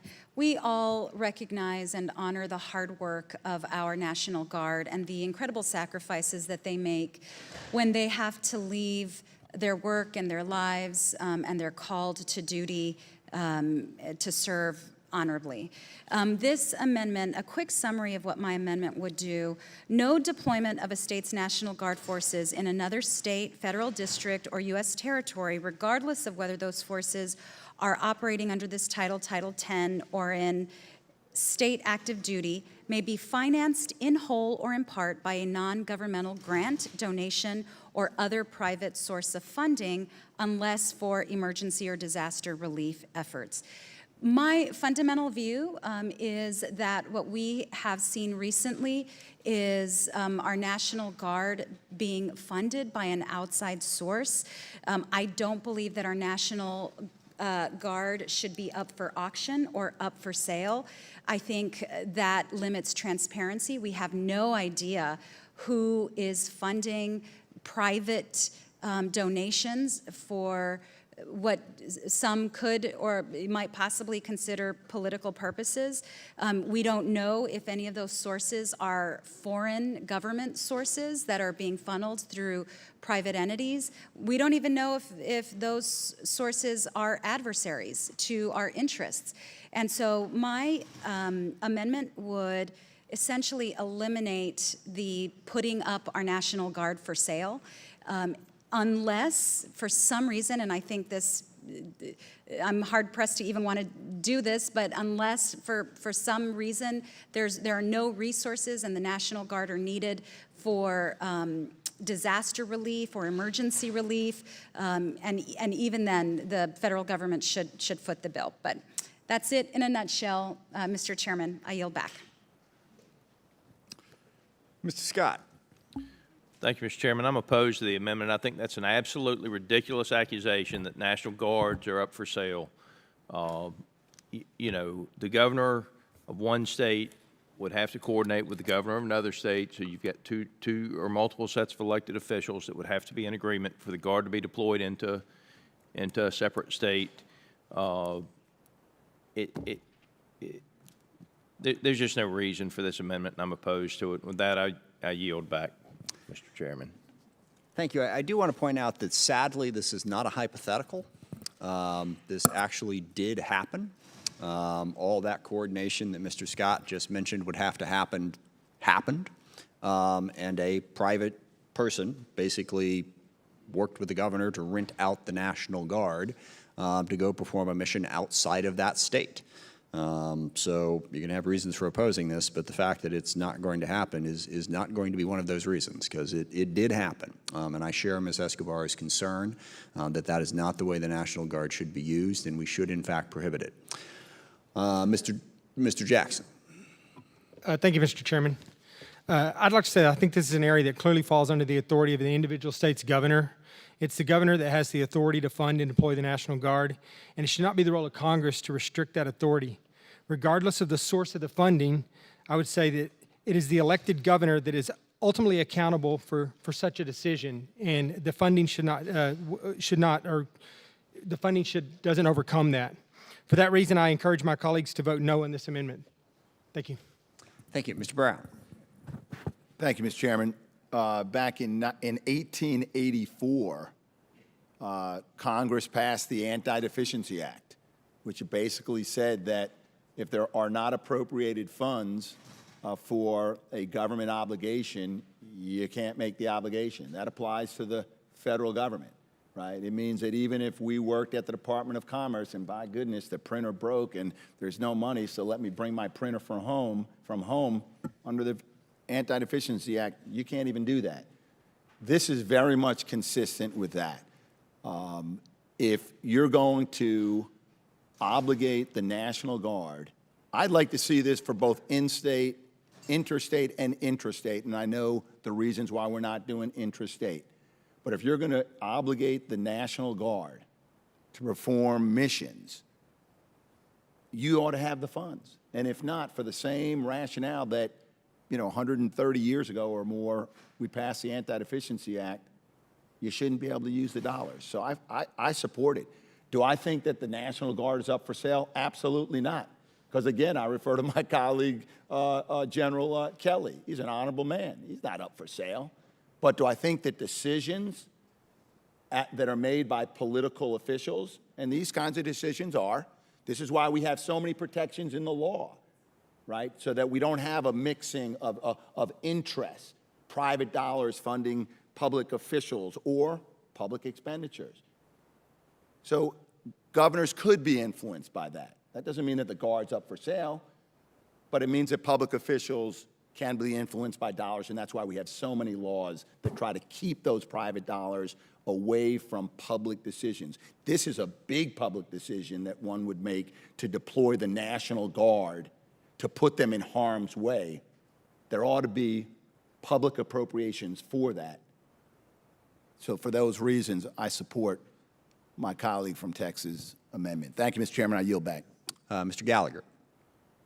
Well, I oppose the amendment. I echo the concerns voiced by my colleagues about the way in which this might undermine accountability at the state level, undermine accountability of governors. And I also wonder if there aren't unintended consequences in the way in which it might limit the ability of states to perform some missions. One can imagine disaster relief being part of that. And so I just worry that there's a series of secondary and tertiary effects that we might not be thinking of. I understand the incident that motivated this, but I worry it may limit missions that governors feel are important that could be funded from, from other governors or interstate cooperation. And so I just would encourage we study this issue a little bit further before we undermine state authority and unleash some unintended consequences. Would the gentleman yield for Yes, ma'am. 20 seconds? Yeah. That's why in the amendment, it exempts the emergency situations that you mentioned. Yeah. And so that we right now, we don't know who funded the use of the National Guard. As I mentioned, by raising outside funds and with zero transparency, it could have been someone adverse to our interests. It could be an outside foreign government. But I took into consideration your concern, and that's why I wrote that in as an exemption. I appreciate that. And obviously, I think, different governors could define different contingencies, different way. I wonder if there's a way to get at the transparency issue without raising some of the concerns that my colleagues have raised about state authority and governor authority in this area. Admittedly, I don't have that solution right now. I'd be eager to work with you on it, but that is my concern, and I yield back. Is there any further debate on the amendment? Seeing none, and I hesitate to point this out, but we have not yet had anyone participating virtually weigh in on a debate. I do not wish to encourage that in one sense. On the other hand, if you are confused about how to do that, please clarify that with your staff. We do not wish to exclude you from the discussion. Having said that, and gotten myself in trouble, the question occurs on the amendment offered by Ms. Escobar. All those in favor will say aye. Aye. Those opposed? No. In the opinion of the chair, the ayes have it. The ayes have it. The amendment is agreed to. It is now in order to consider log number 1407. Amendment offered by Ms. Sherrill. For what purposes does the gentlewoman seek recognition? Mr. Chairman, I have an amendment at the desk. Will the clerk please distribute the amendment? And without objection, the reading of the amendment is dispensed with, and the chair recognizes the gentlewoman for the purposes of explaining her amendment. Thank you, Chairman Smith and Ranking Member Rogers, for bringing this amendment up for consideration. I'm bringing this amendment because I believe deeply in ensuring that the role of our military as an apolitical body is protected.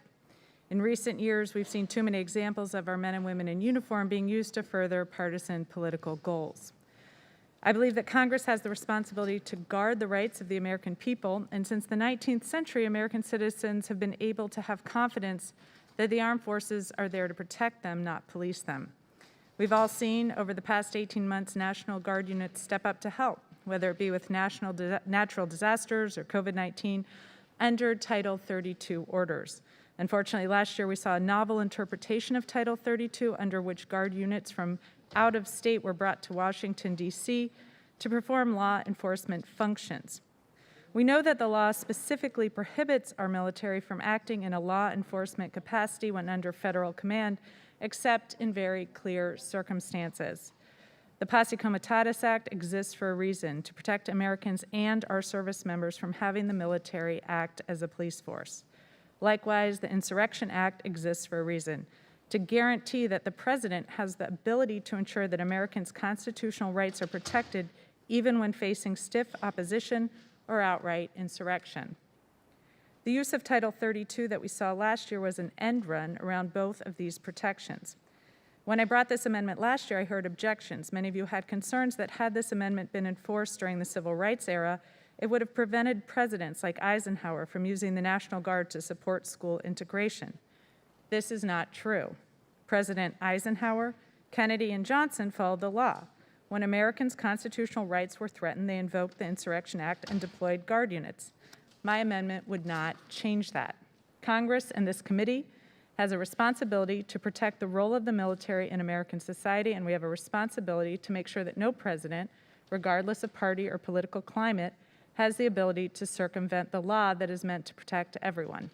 I urge you all to support my amendment. Thank you, and I yield back. Further debate on the amendment. Mr. Gallagher.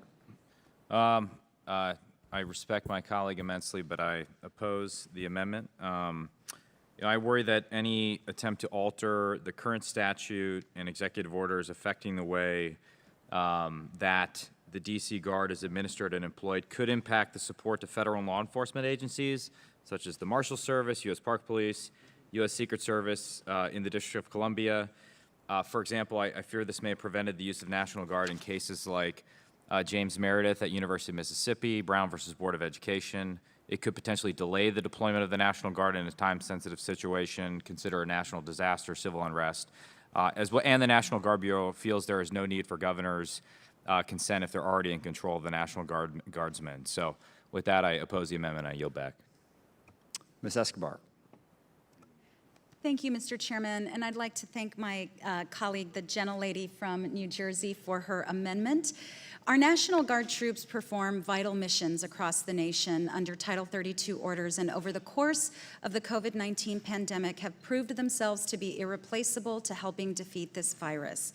However, last year we saw what can happen when the executive branch takes advantage of the Title 32 process and use National Guard troops to police Americans. The actions performed by the executive at the time were a drastic overreach, and this amendment provides a simple solution by requiring consent from each state or district involved in a troop deployment under Title 32 orders. This will ensure that the states have a say in where and why their National Guard troops are deployed and prevent future presidents from using these troops as a pseudo-police force. Thank you, and I yield back.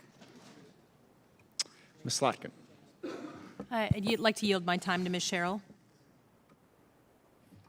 Thank you to the gentlelady from Michigan. I just want to make clear this does not change historically what we have used our Guard troops for when they are deployed under Title 32 orders, not Title 10 orders, which are military orders. If the president wishes to use our troops to protect our civil rights and civil liberties, that is something that he or she can do under the Insurrection Act, as has been done historically, and that is how our presidents in the past have utilized troops in that manner. Thank you, and I yield my time. Thank you. Mr. Kelly. Like my colleague, Mr. Gallagher, I also respect Congressman Sherrill very, very much, and I respect Congressman Brown quite a bit. He and I are friends. On this, we disagree. You know, Ole Miss is in my district, and I truly believe that had it taken longer, James Meredith would not have been admitted into Ole Miss. And you can say that it might have, or he can declare the Insurrection Act, but we know around this nation right now we have some governors who do not want to enforce federal laws because they disagree with them. That is not their prerogative. This would allow a governor who thumbed their nose, or a mayor who thumbed their nose at the federal law which they disagree with, to not allow troops there if it was something that didn't rise to the level of insurrection. And I would just say, we're very, very dangerous ground when we don't allow this. There's not an example that someone can give me where a governor not being allowed would have made it better.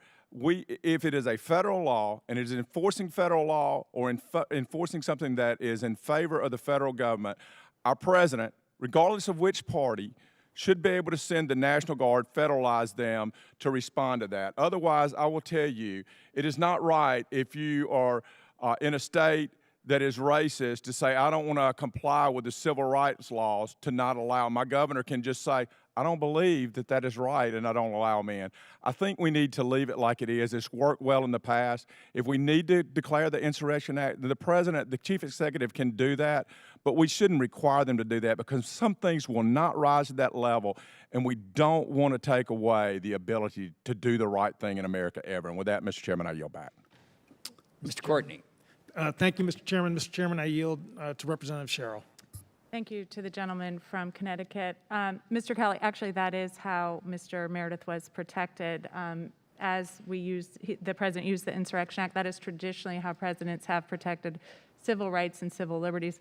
The recent administration used it. It was an aberration, really, from the traditional law. There is a posse comitatus act which protects and prevents our military forces from acting as a police force. This is to protect citizens in this nation who should not face a military as a police force. That has always been the interpretation, and this simply reasserts the traditional interpretation of the law. Thank you. Is there further discussion of the amendment? Hearing none, the question occurs on the amendment. All those in favor will say aye. Aye. Those opposed, no. Opinion of the chair, the ayes have it. The ayes have it. The amendment is agreed to. It is now in order to consider log number 700.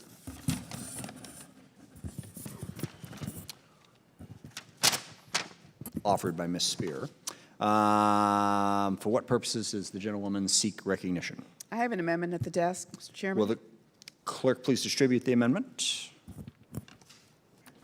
Without objection, the reading of the amendment is dispensed with, and the chair recognizes the gentlewoman for the purpose of explaining her amendment. Mr. Chairman, thank you. This amendment is really about basic fairness. The Affordable Care Act requires insurance coverage of FDA-approved contraception without copays, but those benefits do not extend to TRICARE. Why should our military families have fewer rights than those they serve to protect? Right now, active duty service members do not pay copays for contraception, but dependents and non-active duty service members do. This disparity impacts a large population, since only 20% of all contraceptive medications filled by TRICARE are for service members. Birth control is health care, plain and simple. It enables people to achieve their educational, economic, and professional goals by allowing them to plan for and space their pregnancies. For military families, it's vital to ensure readiness, well-being, and equality. It's also critical for treatment of health conditions like endometriosis and as a tool for menstrual suppression. To quote patients, birth control is more than just the obvious. It helps control painful symptoms so we can function in our normal daily lives. Out-of-pocket costs for birth control can be insurmountable as an insurmountable barrier. The total cost of long-lasting methods such as IUDs can exceed $1,000, which can lead to women delaying or foregoing care altogether. One study conducted before the ACA benefit found that only 25% of women who requested an IUD went through with it after learning about the costs.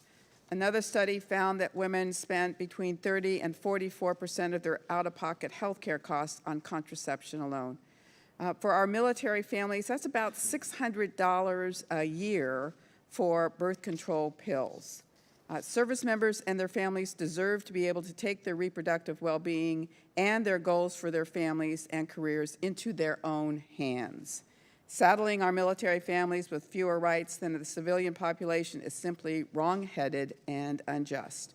I urge my colleagues to support this amendment. Further debate. Ms. Hartzler. Thank you, Mr. Chairman. Ms. Spear's amendment would lead to taxpayer-funded destruction of developing human lives. This amendment lifts the copay requirements for contraception for the service members' families, increasing federal funding for abortion-causing drugs and putting taxpayers' consciences at risk. And the one specifically that I'm concerned about is Plan B. It is what's called emergency contraception, which TRICARE does cover for the service member. But right now, our taxpayer does not have to pay for it for their dependents. And this Plan B may cause abortions by preventing a newly conceived embryo from implanting in the womb, ending a unique human being's life in its earliest days. Our military prides itself on protecting Americans and our allies around the world, and it should extend that protection to the most vulnerable members of our society, unborn babies. Our service members also fight to protect Americans' cherished freedom of conscience, and we should not trample on this freedom by spending more taxpayer dollars on something that many Americans find abhorrent. So I urge my colleagues to reject this amendment. Yield back. Thank you. Chair recognizes Representative Jacobs of California for 3 minutes. Well, thank you, Mr. Chair, and I want to speak in support of Representative Steiger's amendment to eliminate cost sharing for contraception for TRICARE beneficiaries. We already don't pay our service members enough, especially the young enlisted ones, and having our service members who need birth control pills have to pay a cost sharing when we don't ask the same thing from civilians is simply unfair. I also want to speak in particular about emergency contraception that my colleague just talked about. It is important that we support and cover all forms of contraception. We know, and many studies and doctors have shown, that emergency contraception prevents pregnancy and does not harm any existing pregnancies. It is critical care for our service members and their families, and they deserve uninhibited access to all forms of contraception and family planning. We are asking so much of our military families. The least we can do is make it easier for them to plan when they're ready and when they want to have a child. Thank you so much. I yield back. Thank you. Ms. Escobar is recognized. Thank you, Mr. Chairman, and I'd like to speak in support of my colleague and my MilPERS chairwoman, Representative Spears' amendment. Earlier today, we heard from one of our colleagues in the majority. She spoke about equity. In fact, Ms. Luria spoke about equity and parity and ensuring that in healthcare that we create systems for our military that are similar to those that exist for civilian personnel. There's bipartisan support for what she is leading on, and from my perspective, this is very similar in that we are trying to create equity and parity, trying to ensure that the women in the military have access to the same kind of benefit that they would have if they were not in the military. We are doing everything possible and should do everything possible to maintain the talent that we have, to maintain the diversity and grow the diversity that we have. And this would be one of those tools and vehicles, is my view, to ensuring that women have access to the same kind of care and benefits inside the military that they would outside of it. Thank you. I yield back.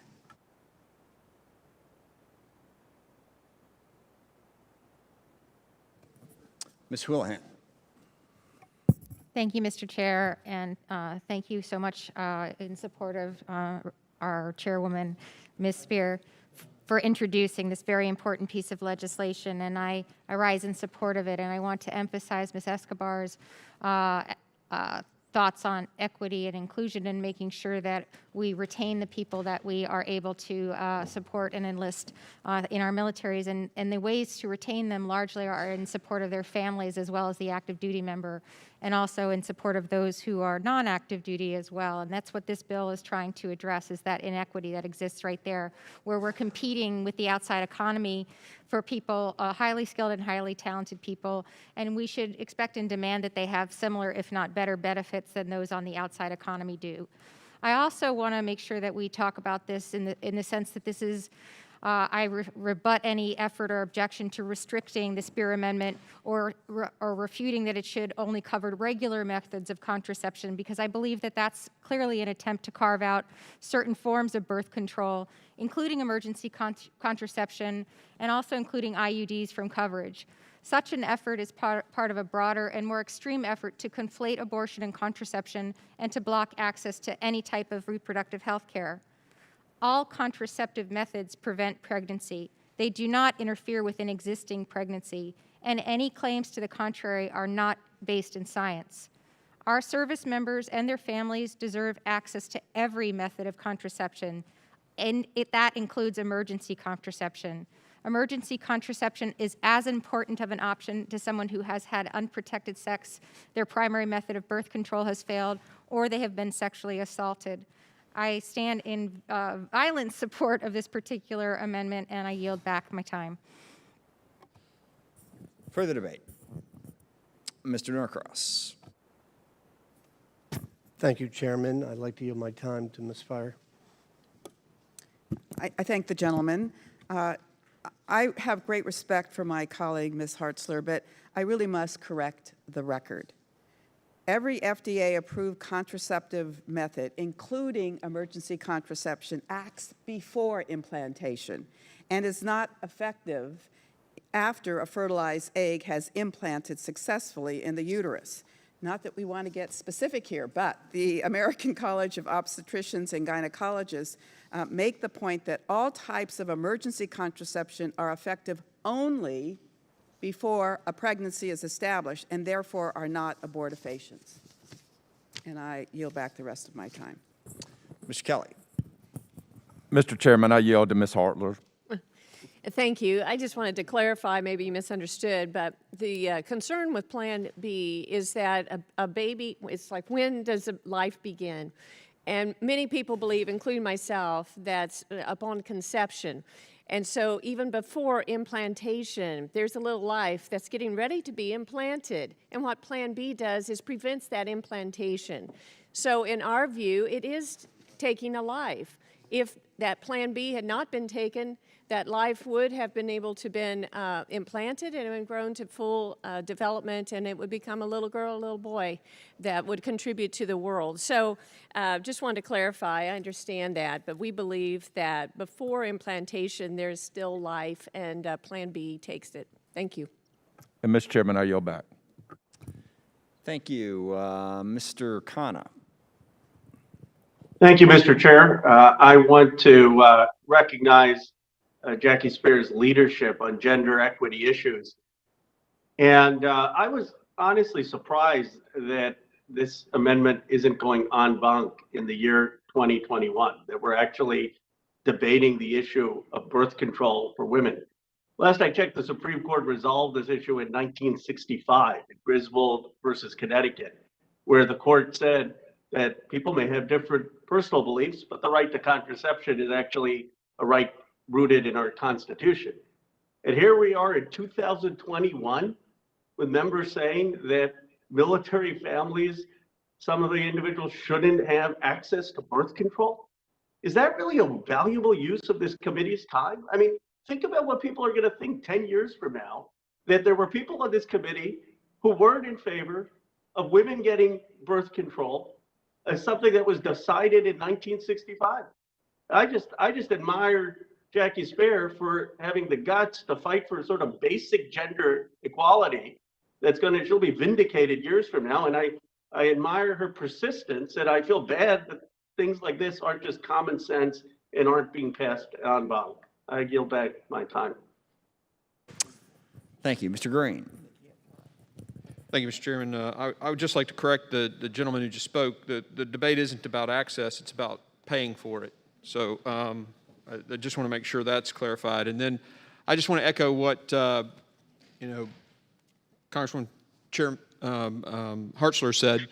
The issue of implantation, we have things called ectopic pregnancies and things like that because the egg can actually be fertilized well before it gets to the uterus. And so an ectopic pregnancy, dangerous. I'm an ER physician. We rescue those patients when they come in and have those circumstances. So the point is, if you believe that life begins at conception, when the DNA is there, interestingly enough, in vitro fertilization happens, and then they put those fertilized eggs on ice. There was an incident where some of those eggs were destroyed recently, and the headlines were, "What a tragic loss of human life."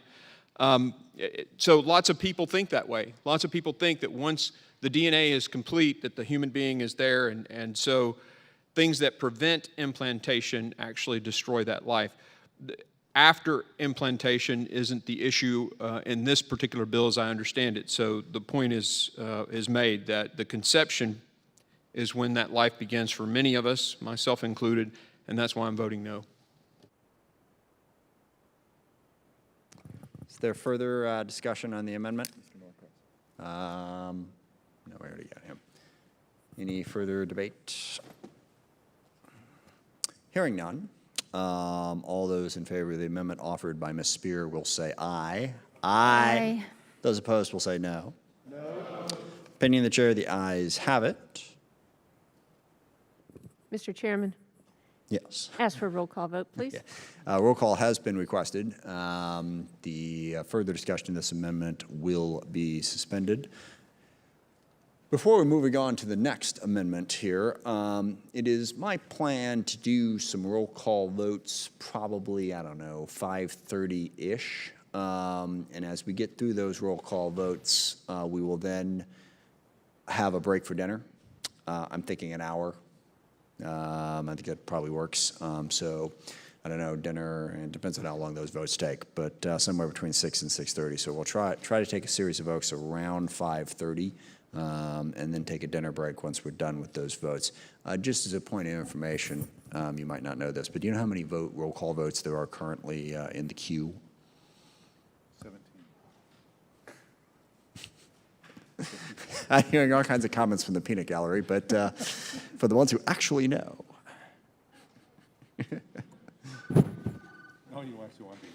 Mr. Chairman, we have 4 recorded votes.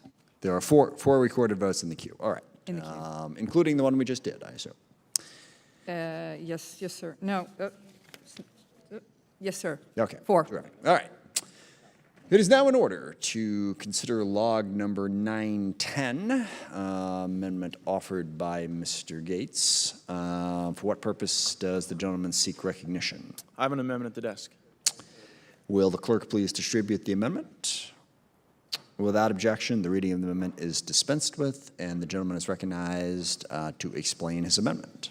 Thank you, Mr. Chairman. Surprisingly, the number one issue that I've heard from service members about in recent weeks, vaccine mandates. There's increasing concern that based on the Secretary of Defense's demand for 100% compliance with vaccine mandates, with unfortunate support from the leadership of this committee for vaccine mandates, people who already have natural infection COVID immunity could be forced to take a vaccine. And I am increasingly persuaded that those who have natural infection immunity have a greater likelihood of side effects as a consequence of the vaccine. And that's not to say that I'm anti-vaccine.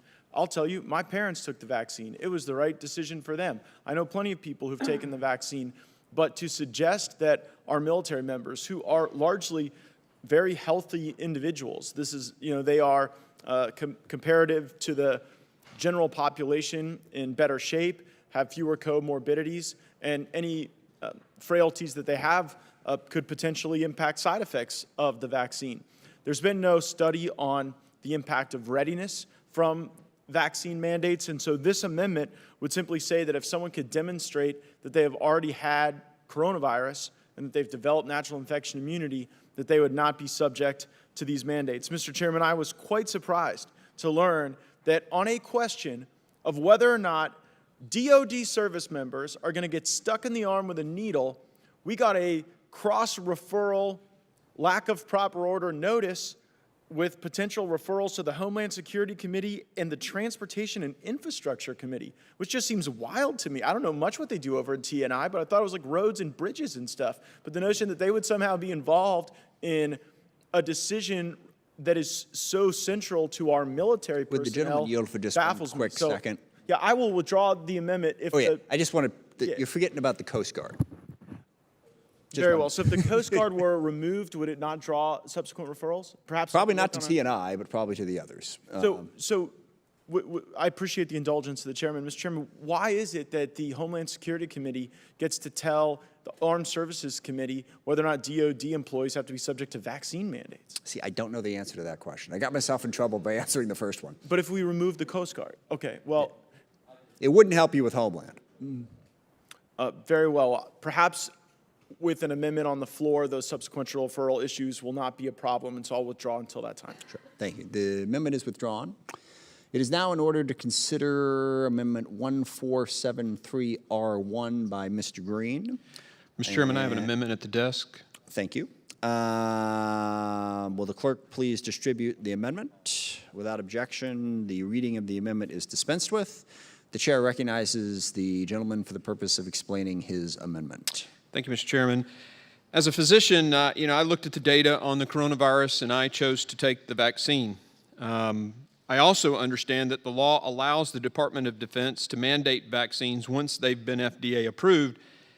And as a former commander, I also understand that commanders want to arrive at a location knowing that a large portion of their force isn't going to go down with an infection.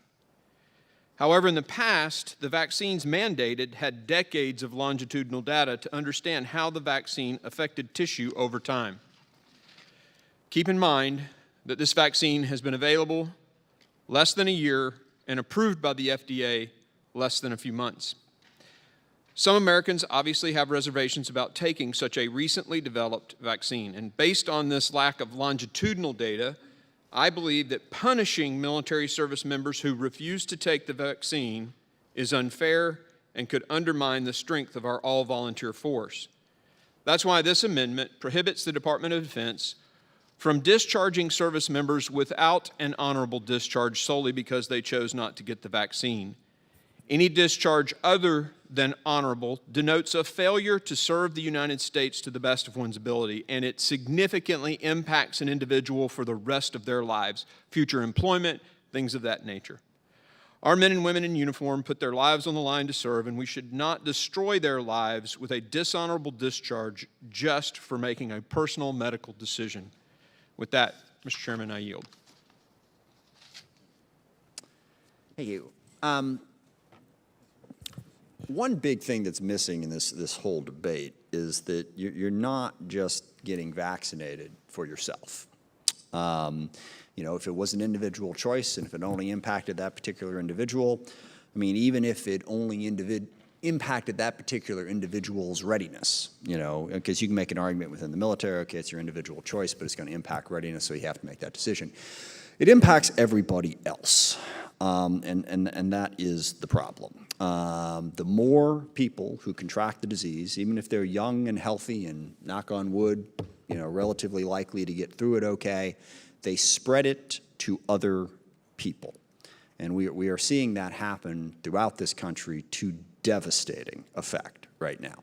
And you know, personal story from a friend who, you know, family didn't get vaccinated, son caught it, gave it to his father, father died. That is happening all over the place. So part of what I hope we will consider here is what we are asking our service members to do is to do something to protect the country. And frankly, I find this astonishing. We ask service members to put their lives on the line. I mean, forget about before they go to Afghanistan or Iraq and actually fight. I mean, you all, many of you have been through it. You know, the training that you're put through, you're asked to jump out of airplanes, you're asked to go through survival school, all manner of different incredibly risky things, and you are asked to do that so that you can protect your fellow Americans.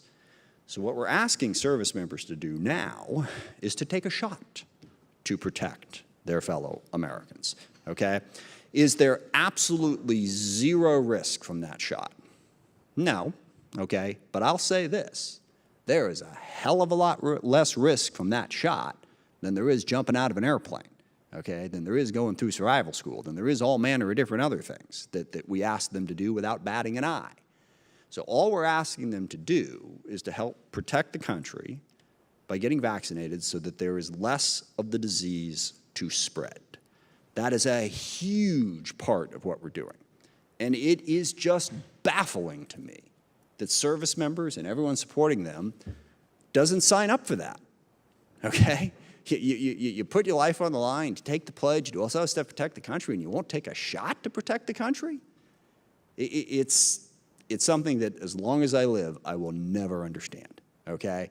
So I oppose this amendment. We need to do everything we can to get as many people vaccinated in this country as is humanly possible. Now, I should also point out that the science makes it very clear that there is virtually no risk from getting this shot, okay? We ask service members to get vaccinated for all manner of different things. In fact, we asked them to get vaccinated against, what's the CIPRA? Anthrax, okay?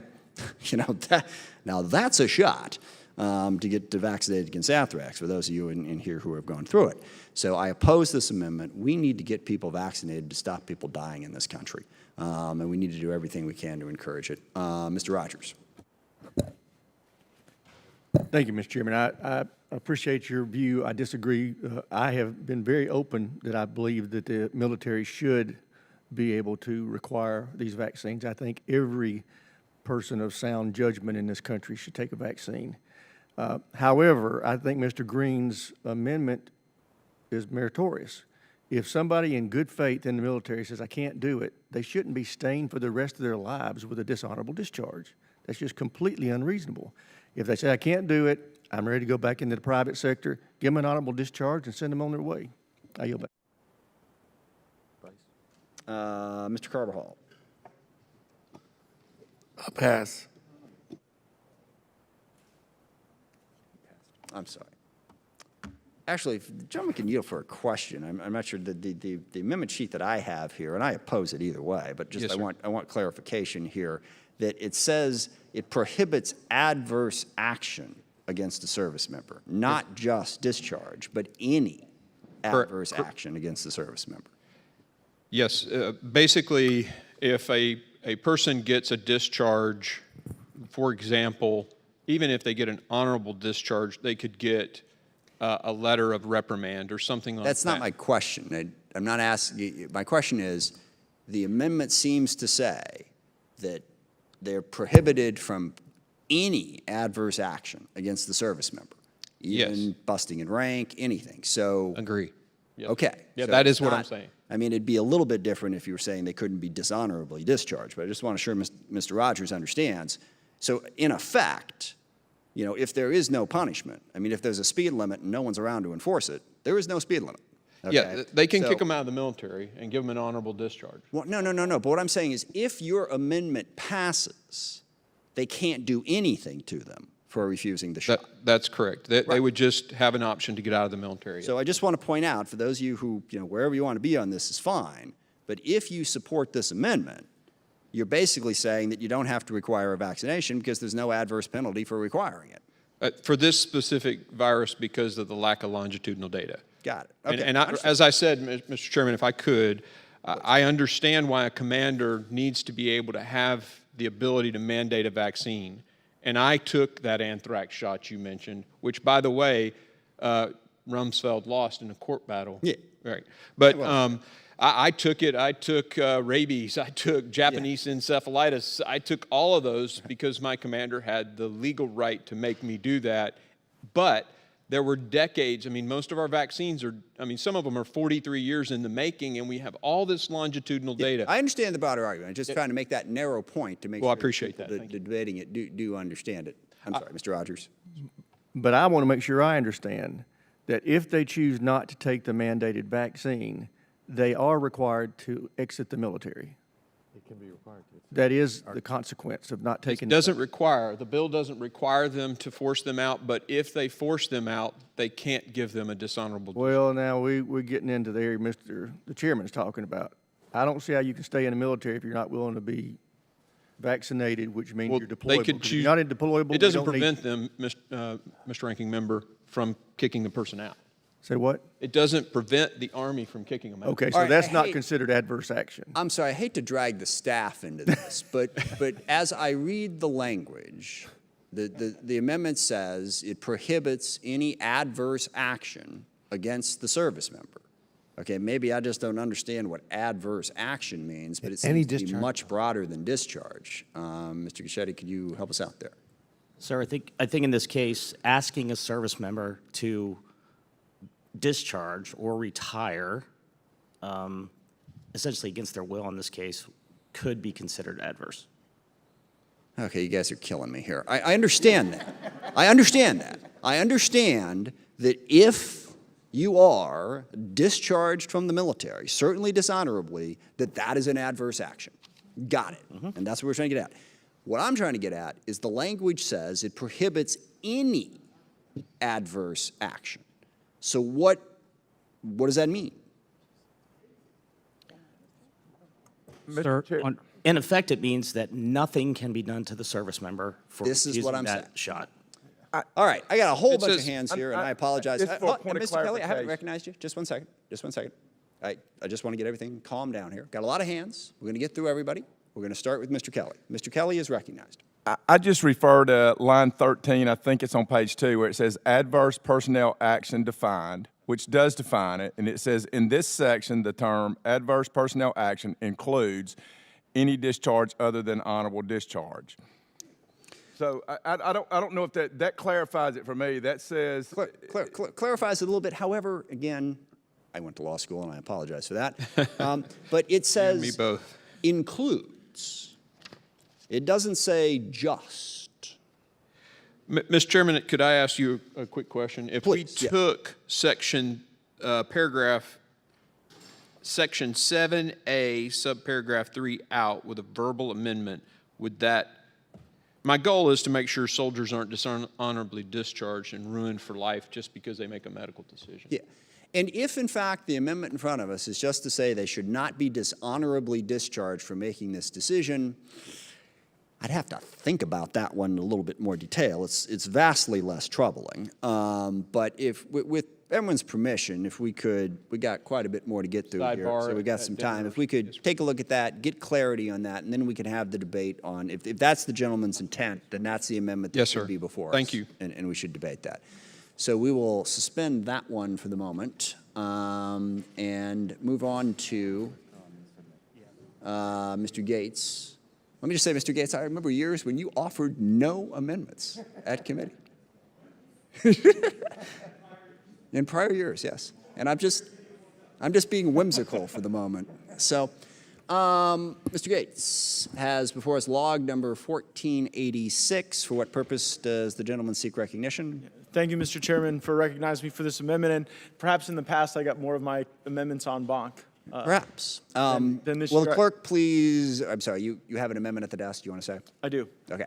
Will the clerk please distribute the amendment? Without objection, the reading of the amendment is dispensed with. The chair recognizes the gentleman for the purposes of explaining his amendment. Thank you, Mr. Chairman.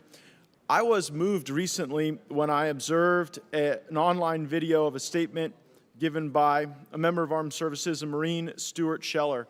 He reflected on the failures of our military leadership in Afghanistan, and particularly the big lie that was told over and over again in this committee room, in the Senate Armed Services Committee, by generals and politicians all over the country, that somehow we were building capabilities within an Afghan government and an Afghan military.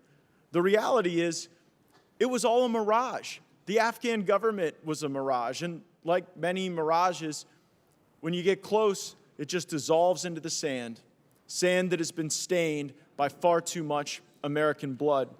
And so this particular Marine made a video, put it online, and said he wanted answers.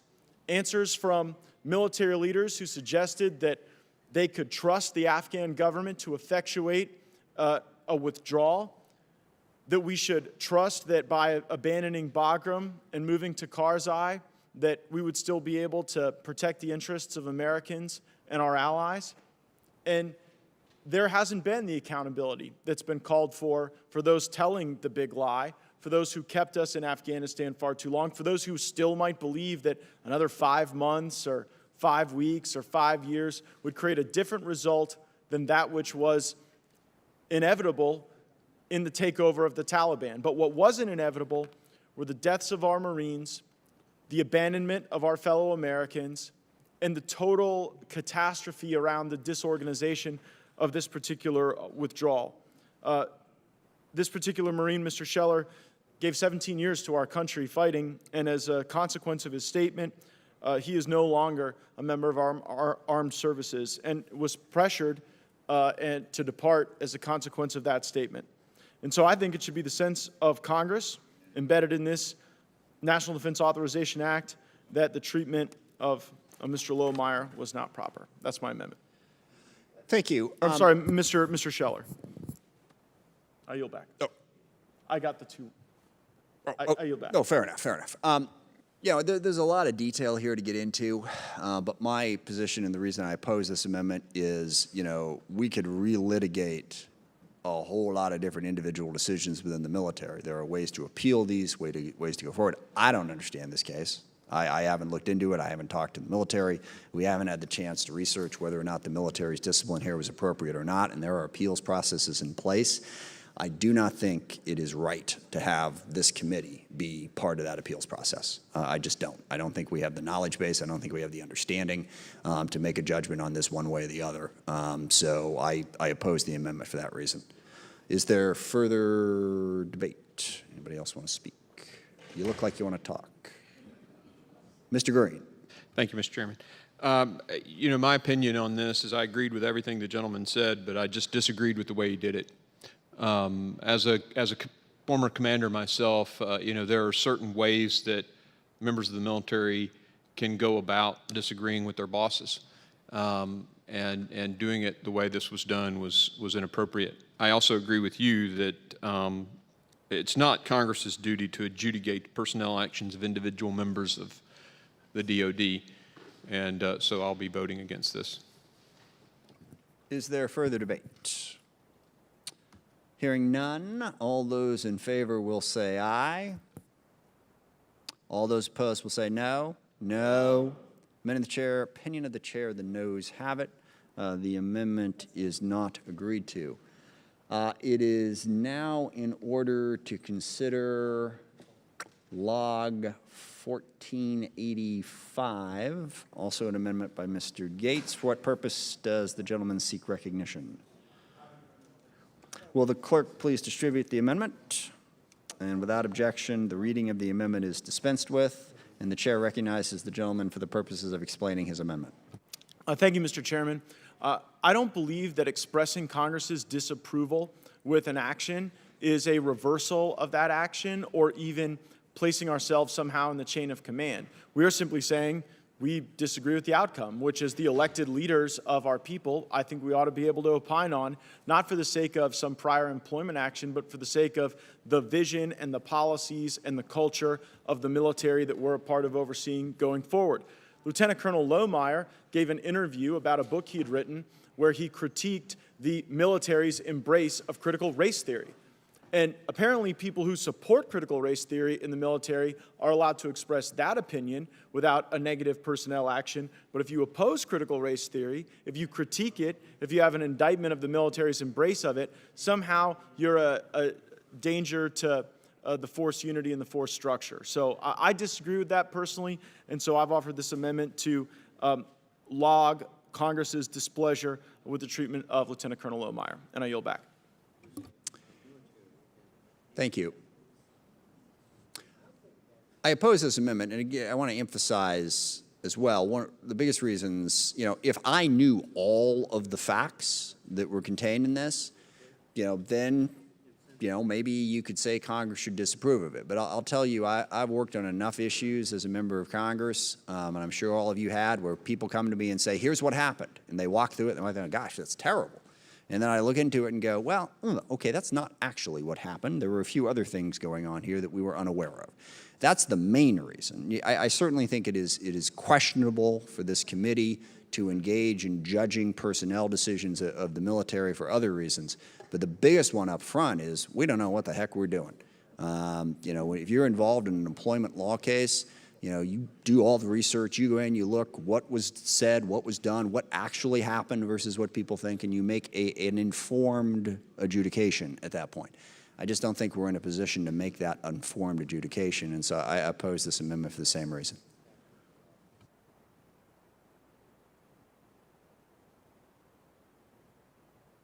Hearing none, all those in favor of the amendment will say aye.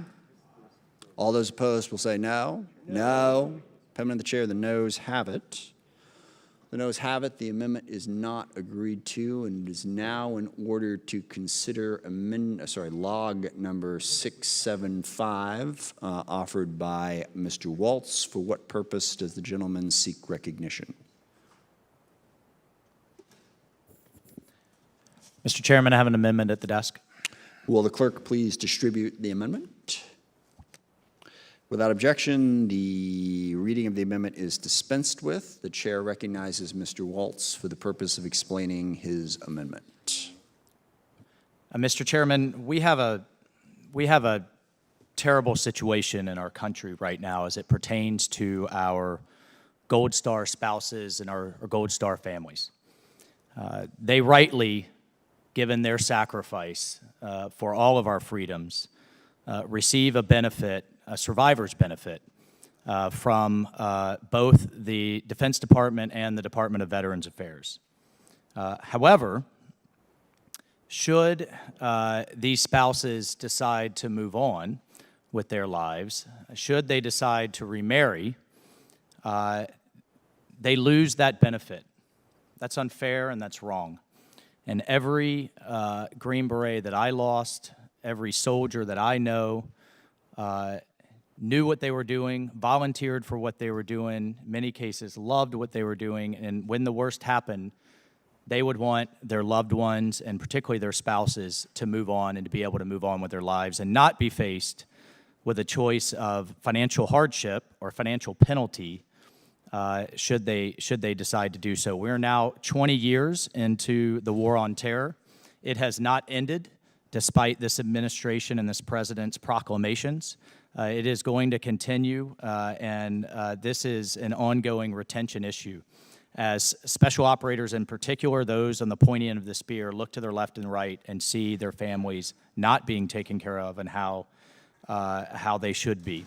And finally, we have a whole ecosystem now of shadow marriages because of this dynamic. Unfortunately, in this case, we are, despite a significant increase, apparently, to the budget, we were not able to find the $8 million a year, $8 million a year, to continue this benefit for so many that deserve it. And I look forward to working with the committee in the future, but with that, I withdraw the amendment. The amendment is withdrawn, and we will now consider log number 737 by Ms. Spear. For what purpose does the gentlewoman seek recognition? Mr. Chairman, I have an amendment at the desk. Will the clerk please distribute the amendment? Without objection, the reading of the amendment is dispensed with. And the chair recognizes the gentleman, for the purpose of explaining her amendment. Thank you, Mr. Chairman. Before doing so, I just want to say to Mr. Wallace that I totally agree with him, and we're spending $29 billion on a lot of stuff. I'd love to see us spend some money on this, and I have personal reasons, having been widowed and having to survive on Social Security benefits for my children for a number of years. That did not cut off when I remarried, so maybe on the floor we can do something on that. If the gentlewoman would yield for just one quick second, there's a point of clarification here, and it's the difference between mandatory spending and discretionary spending. And it doesn't necessarily undercut the argument, but it's unrelated to discretionary spending that we increase. That's an entirely different pot of money. Mandatory spending is much harder to come by. It doesn't change the basic. We found it in some instances, but it's not a matter of, well, we could have done it as part of the 29 or 23 billion. We couldn't have. It's mandatory. It's a different number. So we'll have to look at that. I'm sorry. I yield back. Thank you, Mr. Chairman. We have a serious suicide problem in the military. This particular amendment is an effort to try and assist our service members to learn about safe storage. This does nothing to your right to bear arms. This does nothing to identify whether you have an arm or not. It is a voluntary, confidential survey of service members about lethal means safety to improve and monitor the effectiveness of the department's suicide prevention efforts. Lethal means safety is a powerful tool for reducing suicide. It should not be controversial. It was one of the 10 recommendations of President Trump's task force to prevent service member and veteran suicide. Recommendation 8 of that report reads, quote, increased implementation of programs focused on lethal means safety. For example, voluntary reduction of access to lethal means by individuals in crisis. Free, inexpensive, and easy, safe storage options. Safe storage works in 2 ways. It prevents unauthorized people, such as children who might be experiencing suicidal ideation, from accessing lethal means, such as medication and firearms. And for authorized users, it provides valuable time between an impulse and action. Just the seconds involved in disabling a gun lock or opening a safe can be enough for some in crisis to change their minds and prevent a death by suicide. We know that more than half of the service members who die by suicide did not have mental health diagnosis.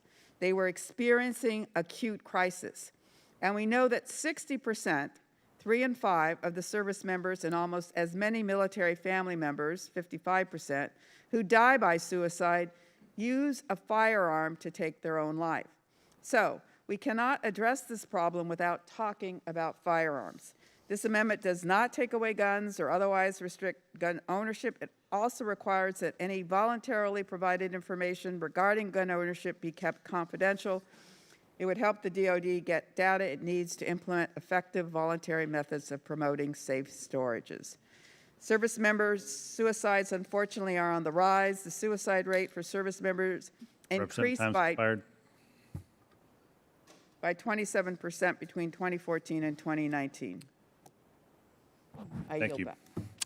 Any other members wish to be recognized? The chair recognizes Representative Jacobs. Oh, I'm sorry. We'll go with Representative Gallagher first, and then Representative Jacobs next. Representative Gallagher for 3 minutes. Well, I thank the chairwoman for her dedication to this issue. I think the ongoing problem of military and veteran suicide is one that all of us deal with every single day. Those of us who've served know friends that have taken their own lives, and all of us have constituents that deal with incredible problems. And so I think we're all united in an effort to try and reduce the amount of veteran suicide. That being said, I have concerns about this amendment. Some of them related to privacy, who would maintain the results of the service, the survey. Some related to Second Amendment, but most of them, I think, methodological. I mean, I guess I have some questions about who would be the initial population that we would do the survey on? How do we target that survey? And as I suspect it's voluntary because we recognize that there are problems with making it mandatory, well, then you have the results you get from the survey are going to be skewed and methodologically useless. You have what's called an endogeneity problem, right? I mean, if people are opting into it, you don't have a representative sample size. You could also get skewed results depending on geographically where the results come from, right? I mean, there's higher instances of firearms ownership in certain areas of the country than others, and so I'm just not sure that this would produce the results or the data that would actually help us prevent veteran suicide, to say nothing of the broader concerns about privacy that I have. But I thank the gentlelady for her work on this, and I've been on this committee for 5 years, and this is something I've seen a lot of committee members, Democrats and Republicans, try and do everything they can. I mean, that number of 22 veterans a day taking their own lives is, until we get that down to zero, mission is not accomplished. So with that, I oppose the amendment and I yield back. Chair recognizes Representative Jacobs for 3 minutes. Well, thank you, Mr. Chair, and I'd like to voice my support for this amendment and thank Congresswoman Spear for her leadership on this and so many issues that are impacting our military service members and their families. I represent a proud military community. I know many of us do, and I think that I know from talking to my service members, from talking to veterans, that they know how important training is. They know exactly how dangerous firearms and other weapons can be and how much training they have to go through to be able to use them in the military. And I think that it's important to recognize just how difficult this summer has been for so many veterans and members of the military community. Right now, the Veteran Crisis Hotline is experiencing a severe surge due to Afghanistan veterans needing mental health care. So this bill is incredibly important, and we have to do everything we can to protect our service members as they're protecting us. And we can't move forward with the right solutions if we don't have the right data, and that's what this is all about. This type of survey from service members would help DoD know which populations to focus on for incentives or education, what incentives would be effective, what misconceptions need to be addressed, and monitor whether education and incentives are effective at increasing safe storage practice by service members. These are confidential surveys. We don't want or need to know which service members have guns, how they store them, but without information about the population-wide practices and attitudes, it's hard to design effective ways to encourage service members to voluntarily adopt the safe storage practices that we know work and that we know so many gun owners across this country support. An average of 20 service members and veterans die by suicide every single day. Since 9/11, more than 30,000 active duty personnel and veterans have died by suicide. We owe it to them to do everything we can to help prevent any more. I urge my colleagues to support this amendment, and I yield back. Is there any further debate on the amendment? Hearing none, all those in favor will say aye. Aye. Those opposed will say no. No. Pending the chair, the ayes have it. The ayes have it. The amendment is agreed to. It is now in order. I did even give you like a dramatic pause there. Like a unanimous consent agreement that but basically, if there's food in your mouth, you can't ask for a vote. Yes, no, the gentleman's request will be honored. A recorded vote is requested, and we will take it up with the rest of the recorded votes when we get there. It is now in order to consider log number 926, amendment by Mr. Green. Mr. Chairman, I have an amendment at the desk, amendment number 926. Ask for its consideration at this time. I ripped it.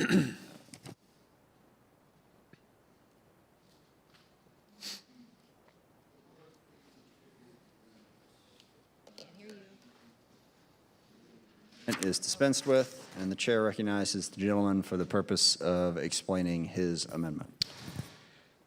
Mr. Chairman, I think a lot of folks know that we've been, a lot of us on both sides of the aisle, working very hard for our K2 veterans, those that were at the base in Uzbekistan, the increased incidence in cancer, as high as 500% higher than their similar aged population groups. This air base is basically where, if you saw the movie 13 Strong, the lead elements going into Afghanistan staged from this base.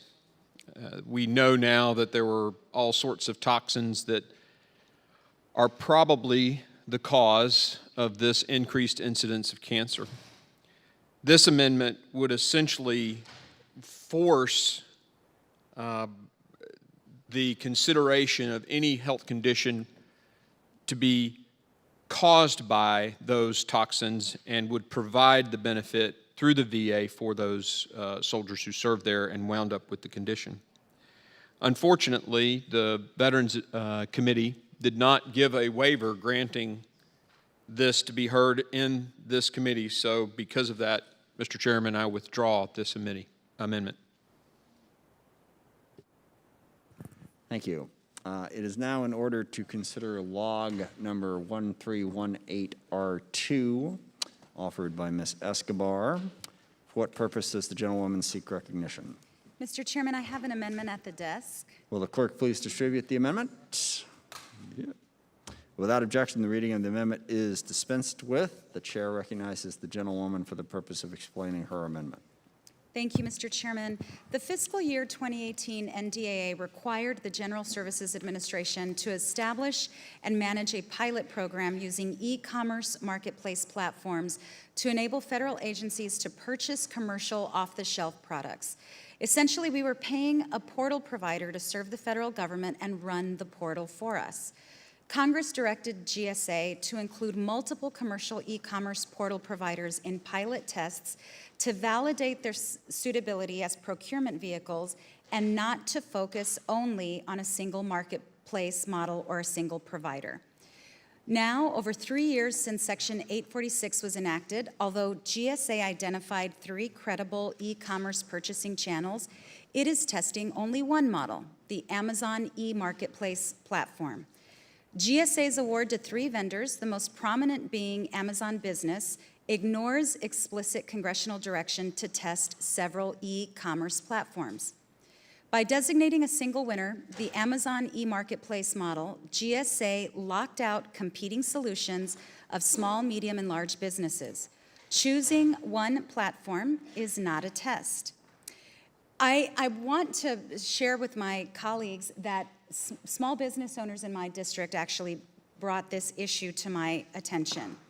GSA failed to examine Amazon's past conduct emphasized by recent House Judiciary Committee legislation addressing Amazon's conduct as a platform manager and supplier, in consumer and commercial markets and its detrimental effect on competition, opportunity, quality, and choice. My amendment, and I want to thank the House Judiciary Committee and my colleagues there who sit on that committee addressing Amazon's anti-competitive behavior, but this amendment specifically would prevent Amazon from being both a platform manager and a supplier. Since fiscal year 2018, I have come to this committee, 2019, I've come to this committee with the same concern from small businesses in my district. This amendment would protect small businesses, protect competition, and ultimately strengthen this pilot program. I want to thank the House Oversight Committee, Homeland Security, and Judiciary Committees for granting waivers in recognition of the importance of these guardrails. However, I will be withdrawing my amendment. I am going to continue to work on this issue, and in a standalone bill that I intend to introduce in the upcoming weeks, I'm going to encourage my colleagues to join me in this fight to protect our small businesses, especially after they've faced unimaginable loss and pain due to COVID-19. Thank you, Mr. Chairman. I yield back. Thank you. We are now going to bring up the amendments that we have recorded votes requested on. They will be up on the screen there, so you can all take a quick minute to absorb them. There are 5. Got to remember which ones are which here. So if we could just read the brief description so we know what we're voting on. The first one, Mr. Wall's log 680 is which? Sir, I'm going to have to get staff to do that for you. Sure. I can read you which, but I won't have the information on what the bill is about. Happy to describe. Sir, I'm happy to read the amendment description as submitted. Yeah, I think this is the DoD Olympics thing, isn't it? Bans the sale of products on Olympic sponsors on military installations for 4 years unless they pull out of their sponsorship for the 2022 Winter Olympics in Beijing, China. Right, yes. It's that Olympics thing. So the first one, not the second one. This is the one that would prohibit, if you sponsor the Olympics, you can't sell stuff on DoD installations. With that, the clerk will call the roll.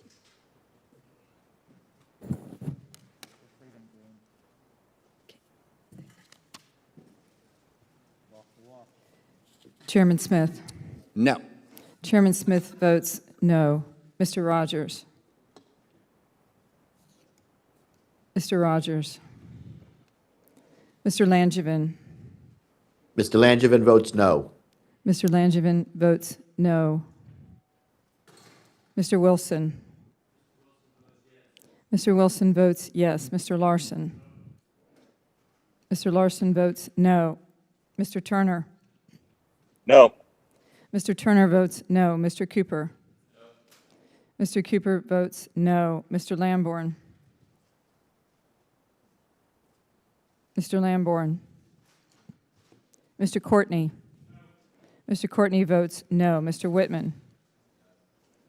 Mr. Whitman votes no. Mr. Garamendi. Mr. Garamendi. Mrs. Hartzler. Mrs. Hartzler votes no. Ms. Spear. Ms. Spear votes aye. Mr. Scott. Mr. Scott votes no. Mr. Norcross. Mr. Norcross votes no. Mr. Brooks.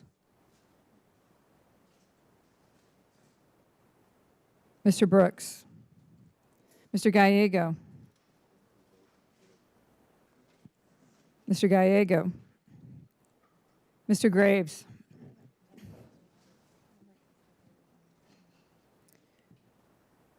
Mr. Graves. Mr. Moulton. Mr. Moulton. Ms. Stefanik. Ms. Stefanik. Mr. Carbajal. No. Mr. Carbajal votes no. Dr. Desjardins? Dr. Desjardins votes aye. Mr. Brown? Mr. Brown votes no. Mr. Kelly? Mr. Kelly votes aye. Mr. Khanna?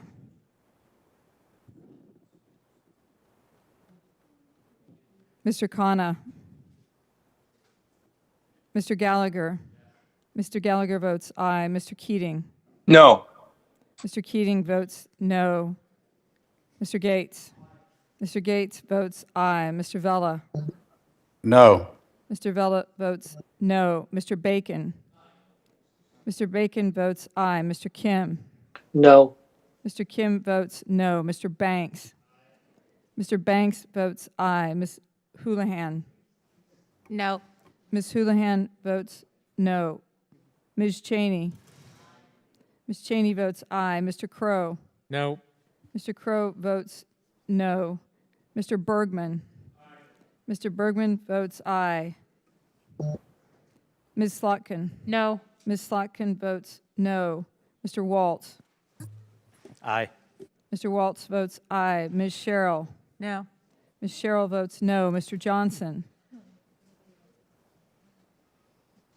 Mr. Johnson? Ms. Escobar? No. Ms. Escobar votes no. Mr. Green? Mr. Green votes aye. Mr. Golden? No. Mr. Golden votes no. Mrs. Bice? Mrs. Bice votes aye. Mrs. Luria? No. Mrs. Luria votes no. Mr. Franklin? Mr. Franklin votes aye. Mr. Morelli? Morelli is no. Mr. Morelli votes no. Mrs. McLean? McLean votes aye. Mrs. McLean votes aye. Ms. Jacobs? No. Ms. Jacobs votes no. Mr. Jackson? Mr. Jackson votes aye. Mr. Kahele? Kahele votes no. Mr. Kahele votes no. Ms. Carl? Mr. Carl? Mr. Carl votes aye. Ms. Strickland? Strickland votes no. Ms. Strickland votes no. Mr. Moore? Mr. Moore votes no. Mr. Vesey? VC votes no. Mr. Vesey votes no. Mr. Fallon?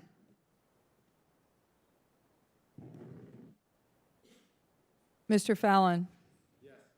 Mr. Fallon votes aye. Mr. Panetta? Mr. Panetta votes aye. Ms. Murphy? No. Ms. Murphy votes no. Mr. Horsford? Mr. Horsford votes no. Mr. Rogers? Mr. Rogers votes aye. Mr. Lambourne? Mr. Lambourne votes no. Mr. Garamendi? Aye. Mr. Garamendi votes aye. Mr. Brooks? Aye. Mr. Brooks votes aye. Mr. Gallego? Gallego votes no. Mr. Gallego votes no. Mr. Graves? Mr. Graves votes aye. Mr. Moulton? Mr. Moulton votes no. Ms. Stefanik? Ms. Stefanik? Mr. Khanna? No. Mr. Khanna votes no. Mr. Johnson?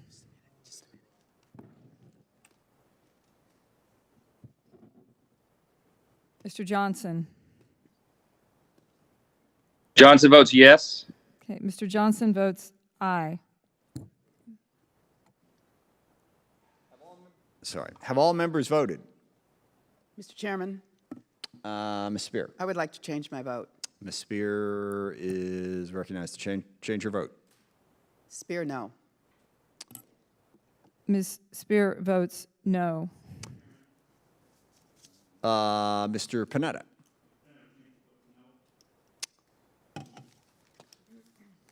You got that? Sorry. Mr. Panetta votes no. Does any other member wish to change their vote? Ms. Loria? I just wanted to acknowledge that Mr. Gallego was making hand signals, but I don't know if you recorded his vote. He's on the screen. Mr. Gallego is recorded as having voted no. Okay. Okay, thanks. The hand signals could have been unrelated.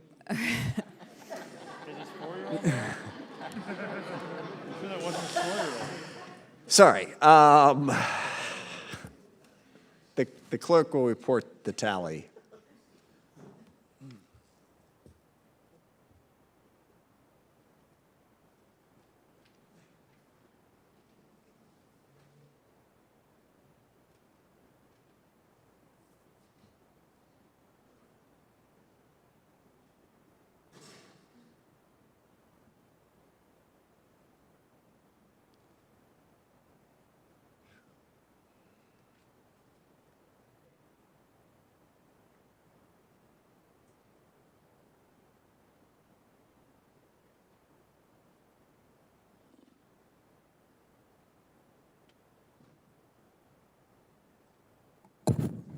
Mr. Chairman, on this vote, the ayes are 22, the noes are 36. The amendment is not agreed to. We will now take the roll call on Ms. Hartzler, log 935, which was her issue on the on defining extremism in the ranks. And the clerk will call the roll.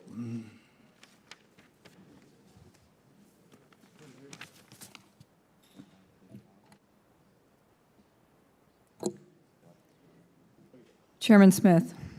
No. Chairman Smith votes no. Mr. Rogers. Mr. Rogers votes aye. Mr. Langevin. Mr. Langevin votes no. Mr. Langevin votes no. Mr. Wilson. Mr. Wilson votes aye. Mr. Larson. Mr. Larson votes no. Mr. Turner. Aye. Mr. Turner votes aye. Mr. Cooper. Mr. Cooper votes no. Mr. Lamborn. Mr. Lamborn votes aye. Mr. Courtney. Mr. Courtney votes no. Mr. Whitman. Mr. Whitman votes aye. Mr. Garamendi. Mr. Garamendi votes no. Mrs. Hartzler. Mrs. Hartzler votes aye. Ms. Spear. Ms. Spear votes no. Mr. Scott. Mr. Scott votes aye. Mr. Norcross. Mr. Norcross votes no. Mr. Brooks. Aye. Mr. Brooks votes aye. Mr. Gallego. Gallego votes no. Mr. Gallego votes no. Mr. Graves. Mr. Graves votes aye. Mr. Moulton. Mr. Moulton votes no. Ms. Stefanik. Aye. Ms. Stefanik votes aye. Mr. Carbajal. Mr. Carbajal votes no. Dr. Desjardins. Dr. Desjardins votes aye. Mr. Brown. Mr. Brown votes no. Mr. Kelly. Mr. Kelly votes aye. Mr. Khanna. No. Mr. Khanna votes no. Mr. Gallagher. Mr. Gallagher votes aye. Mr. Keating. No. Mr. Keating votes no. Mr. Gates. Mr. Gates votes aye. Mr. Vella. No. Mr. Vella votes no. Mr. Bacon. Mr. Bacon votes aye. Mr. Kim. No. Mr. Kim votes no. Mr. Banks. Mr. Banks votes aye. Ms. Houlihan. No. Ms. Houlihan votes no. Ms. Cheney. Ms. Cheney votes aye. Mr. Crow. No. Mr. Crow votes no. Mr. Bergman. Mr. Bergman votes aye. Ms. Slotkin. No. Ms. Slotkin votes no. Mr. Waltz. Aye. Mr. Waltz votes aye. Ms. Sherrill. No. Ms. Sherrill votes no. Mr. Johnson.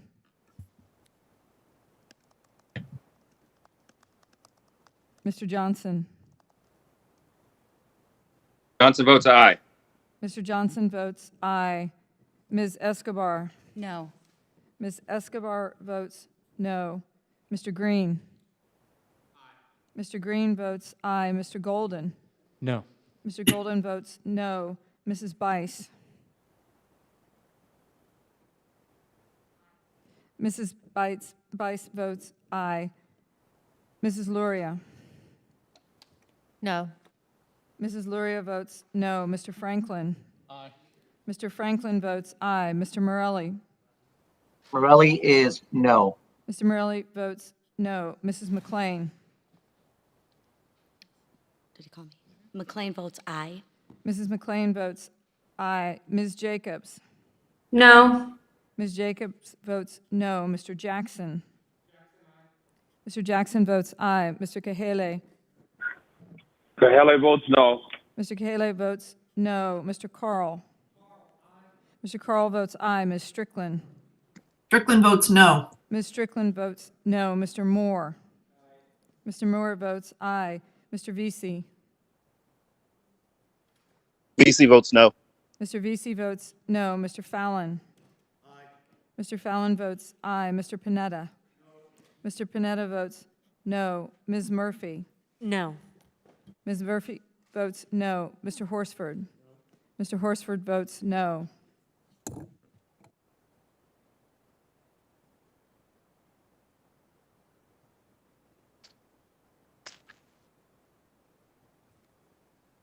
I found the extra one. Good job.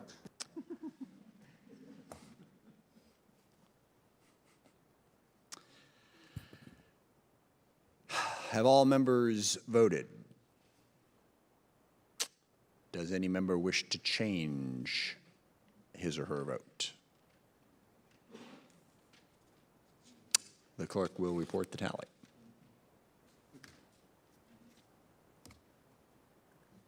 Okay, Mr. Chairman, on this vote, the ayes are 28, the noes are 31. Thank you. The amendment is not agreed to. It is now in order to consider log 1027R1 by Mr. Kelly. This is the provision in the mark. We put the DC mayor in charge of the DC Guard. This would strike that provision from the mark. And the clerk will call the roll. Chairman Smith? No. Chairman Smith votes no. Mr. Rogers? Mr. Rogers votes aye. Mr. Langevin? Mr. Langevin votes no. Mr. Langevin votes no. Mr. Wilson? Mr. Wilson votes aye. Mr. Larson? Mr. Larson votes no. Mr. Turner? Aye. Mr. Turner votes aye. Mr. Cooper? Mr. Cooper votes no. Mr. Lamborn? Mr. Lamborn votes aye. Mr. Courtney? Mr. Courtney votes no. Mr. Whitman? Mr. Whitman votes aye. Mr. Garamendi? Mr. Garamendi votes no. Mrs. Hartzler? Mrs. Hartzler votes aye. Ms. Spear? Ms. Spear votes no. Mr. Scott? Aye. Mr. Scott votes aye. Mr. Norcross? Mr. Norcross votes no. Mr. Brooks? Aye. Mr. Brooks votes aye. Mr. Gallego? Gallego votes no. Mr. Gallego votes no. Mr. Graves? Mr. Graves votes aye. Mr. Moulton? Mr. Moulton votes no. Ms. Stefanik? Aye. Ms. Stefanik votes aye. Mr. Carbajal? Mr. Carbajal votes no. Dr. Desjardins? Dr. Desjardins votes aye. Mr. Brown? Mr. Brown votes no. Mr. Kelly? Mr. Kelly votes aye. Mr. Khanna? No. Mr. Khanna votes no. Mr. Gallagher? Mr. Gallagher votes aye. Mr. Keating? No. Mr. Keating votes no. Mr. Gates? Mr. Gates votes aye. Mr. Vella?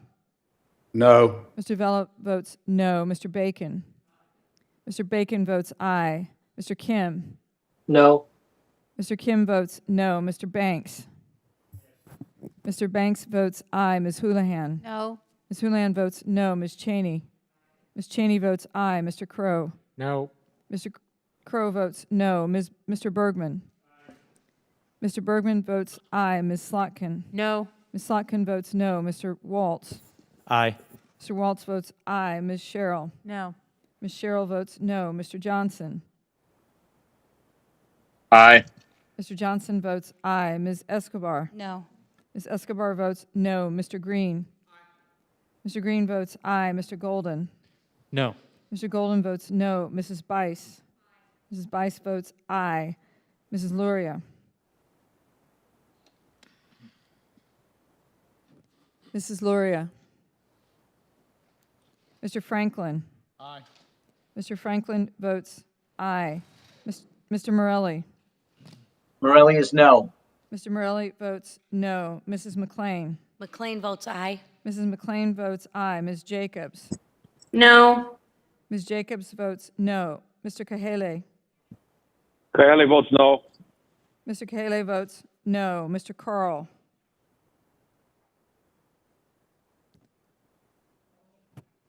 Mr. Carl votes aye. Ms. Strickland. Strickland votes no. Ms. Strickland votes no. Mr. Moore. Mr. Moore votes aye. Mr. Vesey. BC, no. Mr. Vesey votes no. Mr. Fallon. Mr. Fallon votes aye. Mr. Panetta. Mr. Panetta votes no. Ms. Murphy. No. Ms. Murphy votes no. Mr. Horsford. Mr. Horsford votes no. Mrs. Luria. Luria votes no. Mrs. Luria votes no.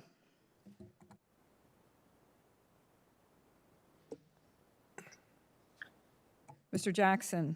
Mr. Jackson, aye. Mr. Jackson votes aye.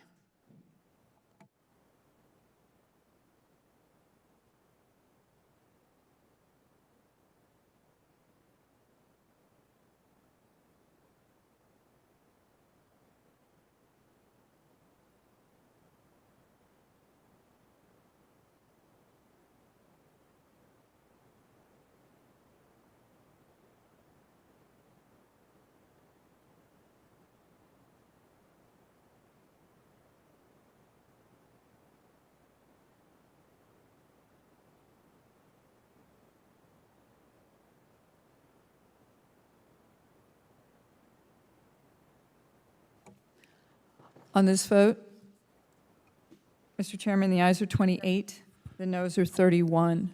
The amendment is not agreed to.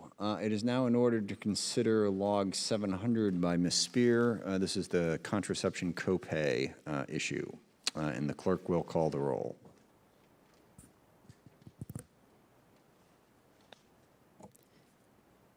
Chairman Smith. Aye. Chairman Smith votes aye. Mr. Rogers. Mr. Rogers votes no. Mr. Langevin. Mr. Langevin votes aye. Mr. Langevin votes aye. Mr. Wilson. Mr. Wilson votes no. Mr. Larson. Mr. Larson votes aye. Mr. Turner. No. Mr. Turner votes no. Mr. Cooper. Mr. Cooper. Mr. Lamborn. Mr. Lamborn votes no. Mr. Courtney. Mr. Courtney votes aye. Mr. Whitman. Mr. Whitman votes no. Mr. Garamendi. Mr. Garamendi votes aye. Mrs. Hartzler. Mrs. Hartzler votes no. Ms. Spear. Ms. Spear votes aye. Mr. Scott. No. Mr. Scott votes no. Mr. Norcross. Mr. Norcross votes aye. Mr. Brooks. No. Mr. Brooks votes no. Mr. Gallego. Gallego votes aye. Mr. Gallego votes aye. Mr. Graves. President. You're not the president? Mr. Graves votes no. Mr. Moulton. Mr. Moulton votes aye. Ms. Stefanik. No. Ms. Stefanik votes no. Mr. Carbajal. Mr. Carbajal votes aye. Dr. Desjardins. Dr. Desjardins votes no. Mr. Brown. Mr. Brown votes aye. Mr. Kelly. Mr. Kelly votes no. Mr. Khanna. Aye. Mr. Khanna votes aye. Mr. Gallagher. Mr. Gallagher votes no. Mr. Keating. Aye. Mr. Keating votes aye. Mr. Gates. Mr. Gates votes no. Mr. Vella. Aye. Mr. Vella votes aye. Mr. Bacon. Mr. Bacon votes no. Mr. Kim. Aye. Mr. Kim votes aye. Mr. Banks. Mr. Banks votes no. Ms. Houlihan. Aye. Ms. Houlihan votes aye. Ms. Cheney. Ms. Cheney votes no. Mr. Crow. Aye. Mr. Crow votes aye. Mr. Bergman. Mr. Bergman votes no. Ms. Slotkin? Aye. Ms. Slotkin votes aye. Mr. Waltz? No. Mr. Waltz votes no. Ms. Sherrill? Aye. Ms. Sherrill votes aye. Mr. Johnson? No. Mr. Johnson votes no. Ms. Escobar? Aye. Ms. Escobar votes aye. Mr. Green? Mr. Green votes no. Mr. Golden? Yes. Mr. Golden votes aye. Mrs. Bice? Mrs. Bice votes no. Mrs. Luria? Yes. Mrs. Luria votes aye. Mr. Franklin? No. Mr. Franklin votes no. Mr. Morelli?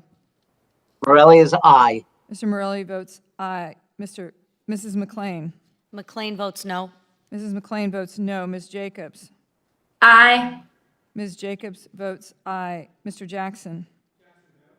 Mr. Jackson votes no. Mr. Kahele? Kahele votes aye. Mr. Kahele votes aye. Mr. Carl? Mr. Carl votes no. Ms. Strickland? Strickland votes aye. Ms. Strickland votes aye. Mr. Moore? Mr. Moore votes no. Mr. Vesey? BC votes aye. Mr. Vesey votes aye. Mr. Fallon? No. Mr. Fallon votes no. Mr. Panetta? Mr. Panetta votes aye. Ms. Murphy? Aye. Ms. Murphy votes aye. Mr. Horsford? Mr. Horsford votes aye. Mr. Cooper?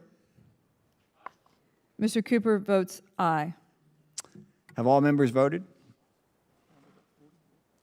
Does any member wish to change his or her vote? The clerk will record the tally.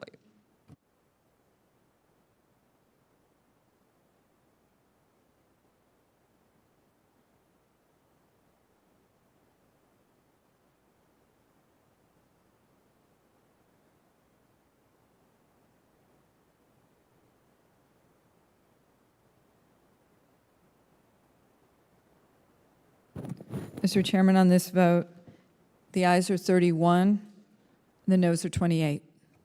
The amendment is agreed to.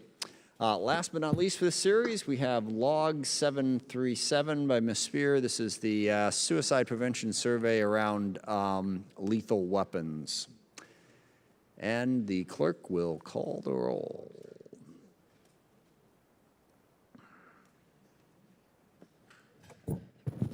Chairman Smith? Aye. Chairman Smith votes aye. Mr. Rogers? Mr. Rogers votes no. Mr. Langevin? Mr. Langevin votes aye. Mr. Langevin votes aye. Mr. Wilson? Mr. Wilson votes no. Mr. Larson? Mr. Larson votes aye. Mr. Turner? No. Mr. Turner votes no. Mr. Cooper?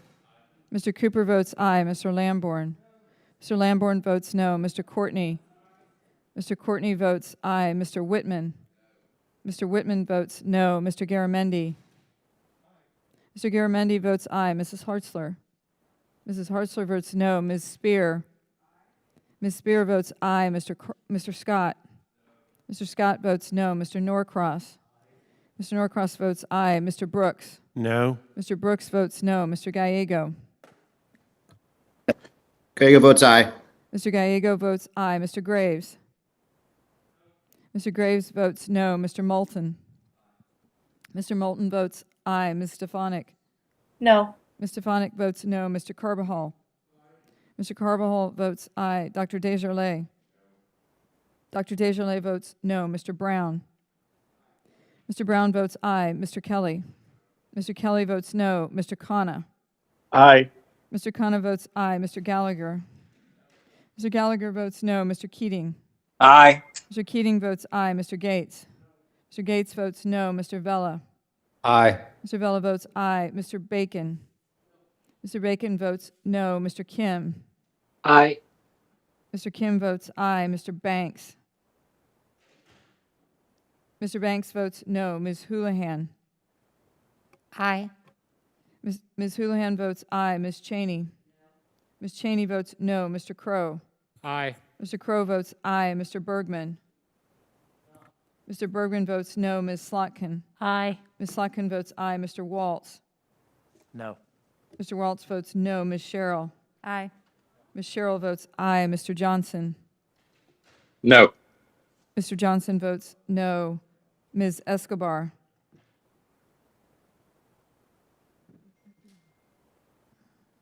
Ms. Escobar?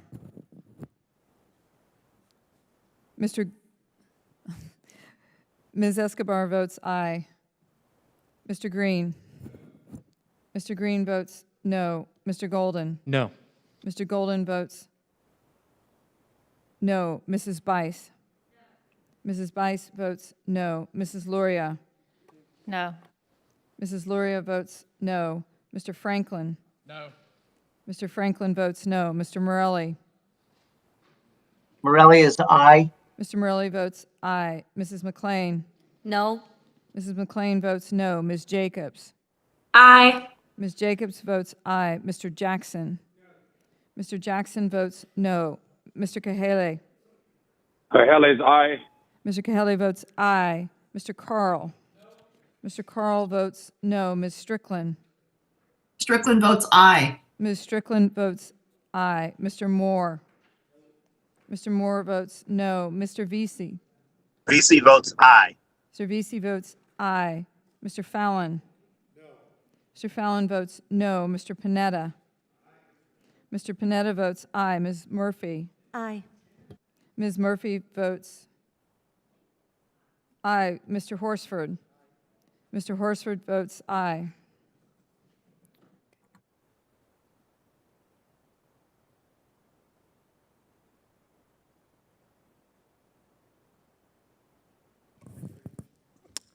Have all members voted?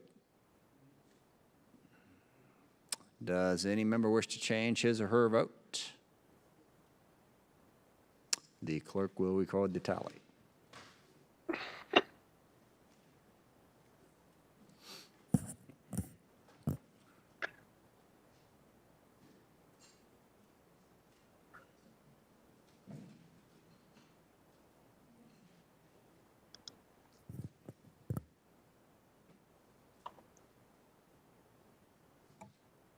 Okay, Mr. Chairman, on this vote, the ayes are 29, the noes are 30.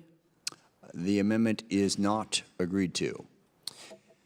All right, we are going to break. I know it's a little early for, well, no, it depends on your preference, but we're going to break anyway. And we're just going to go ahead nice clean. We'll come back at 7 o'clock, and we will roll through the rest of our amendments. So we are in recess until 7 p.m. We'll see you then.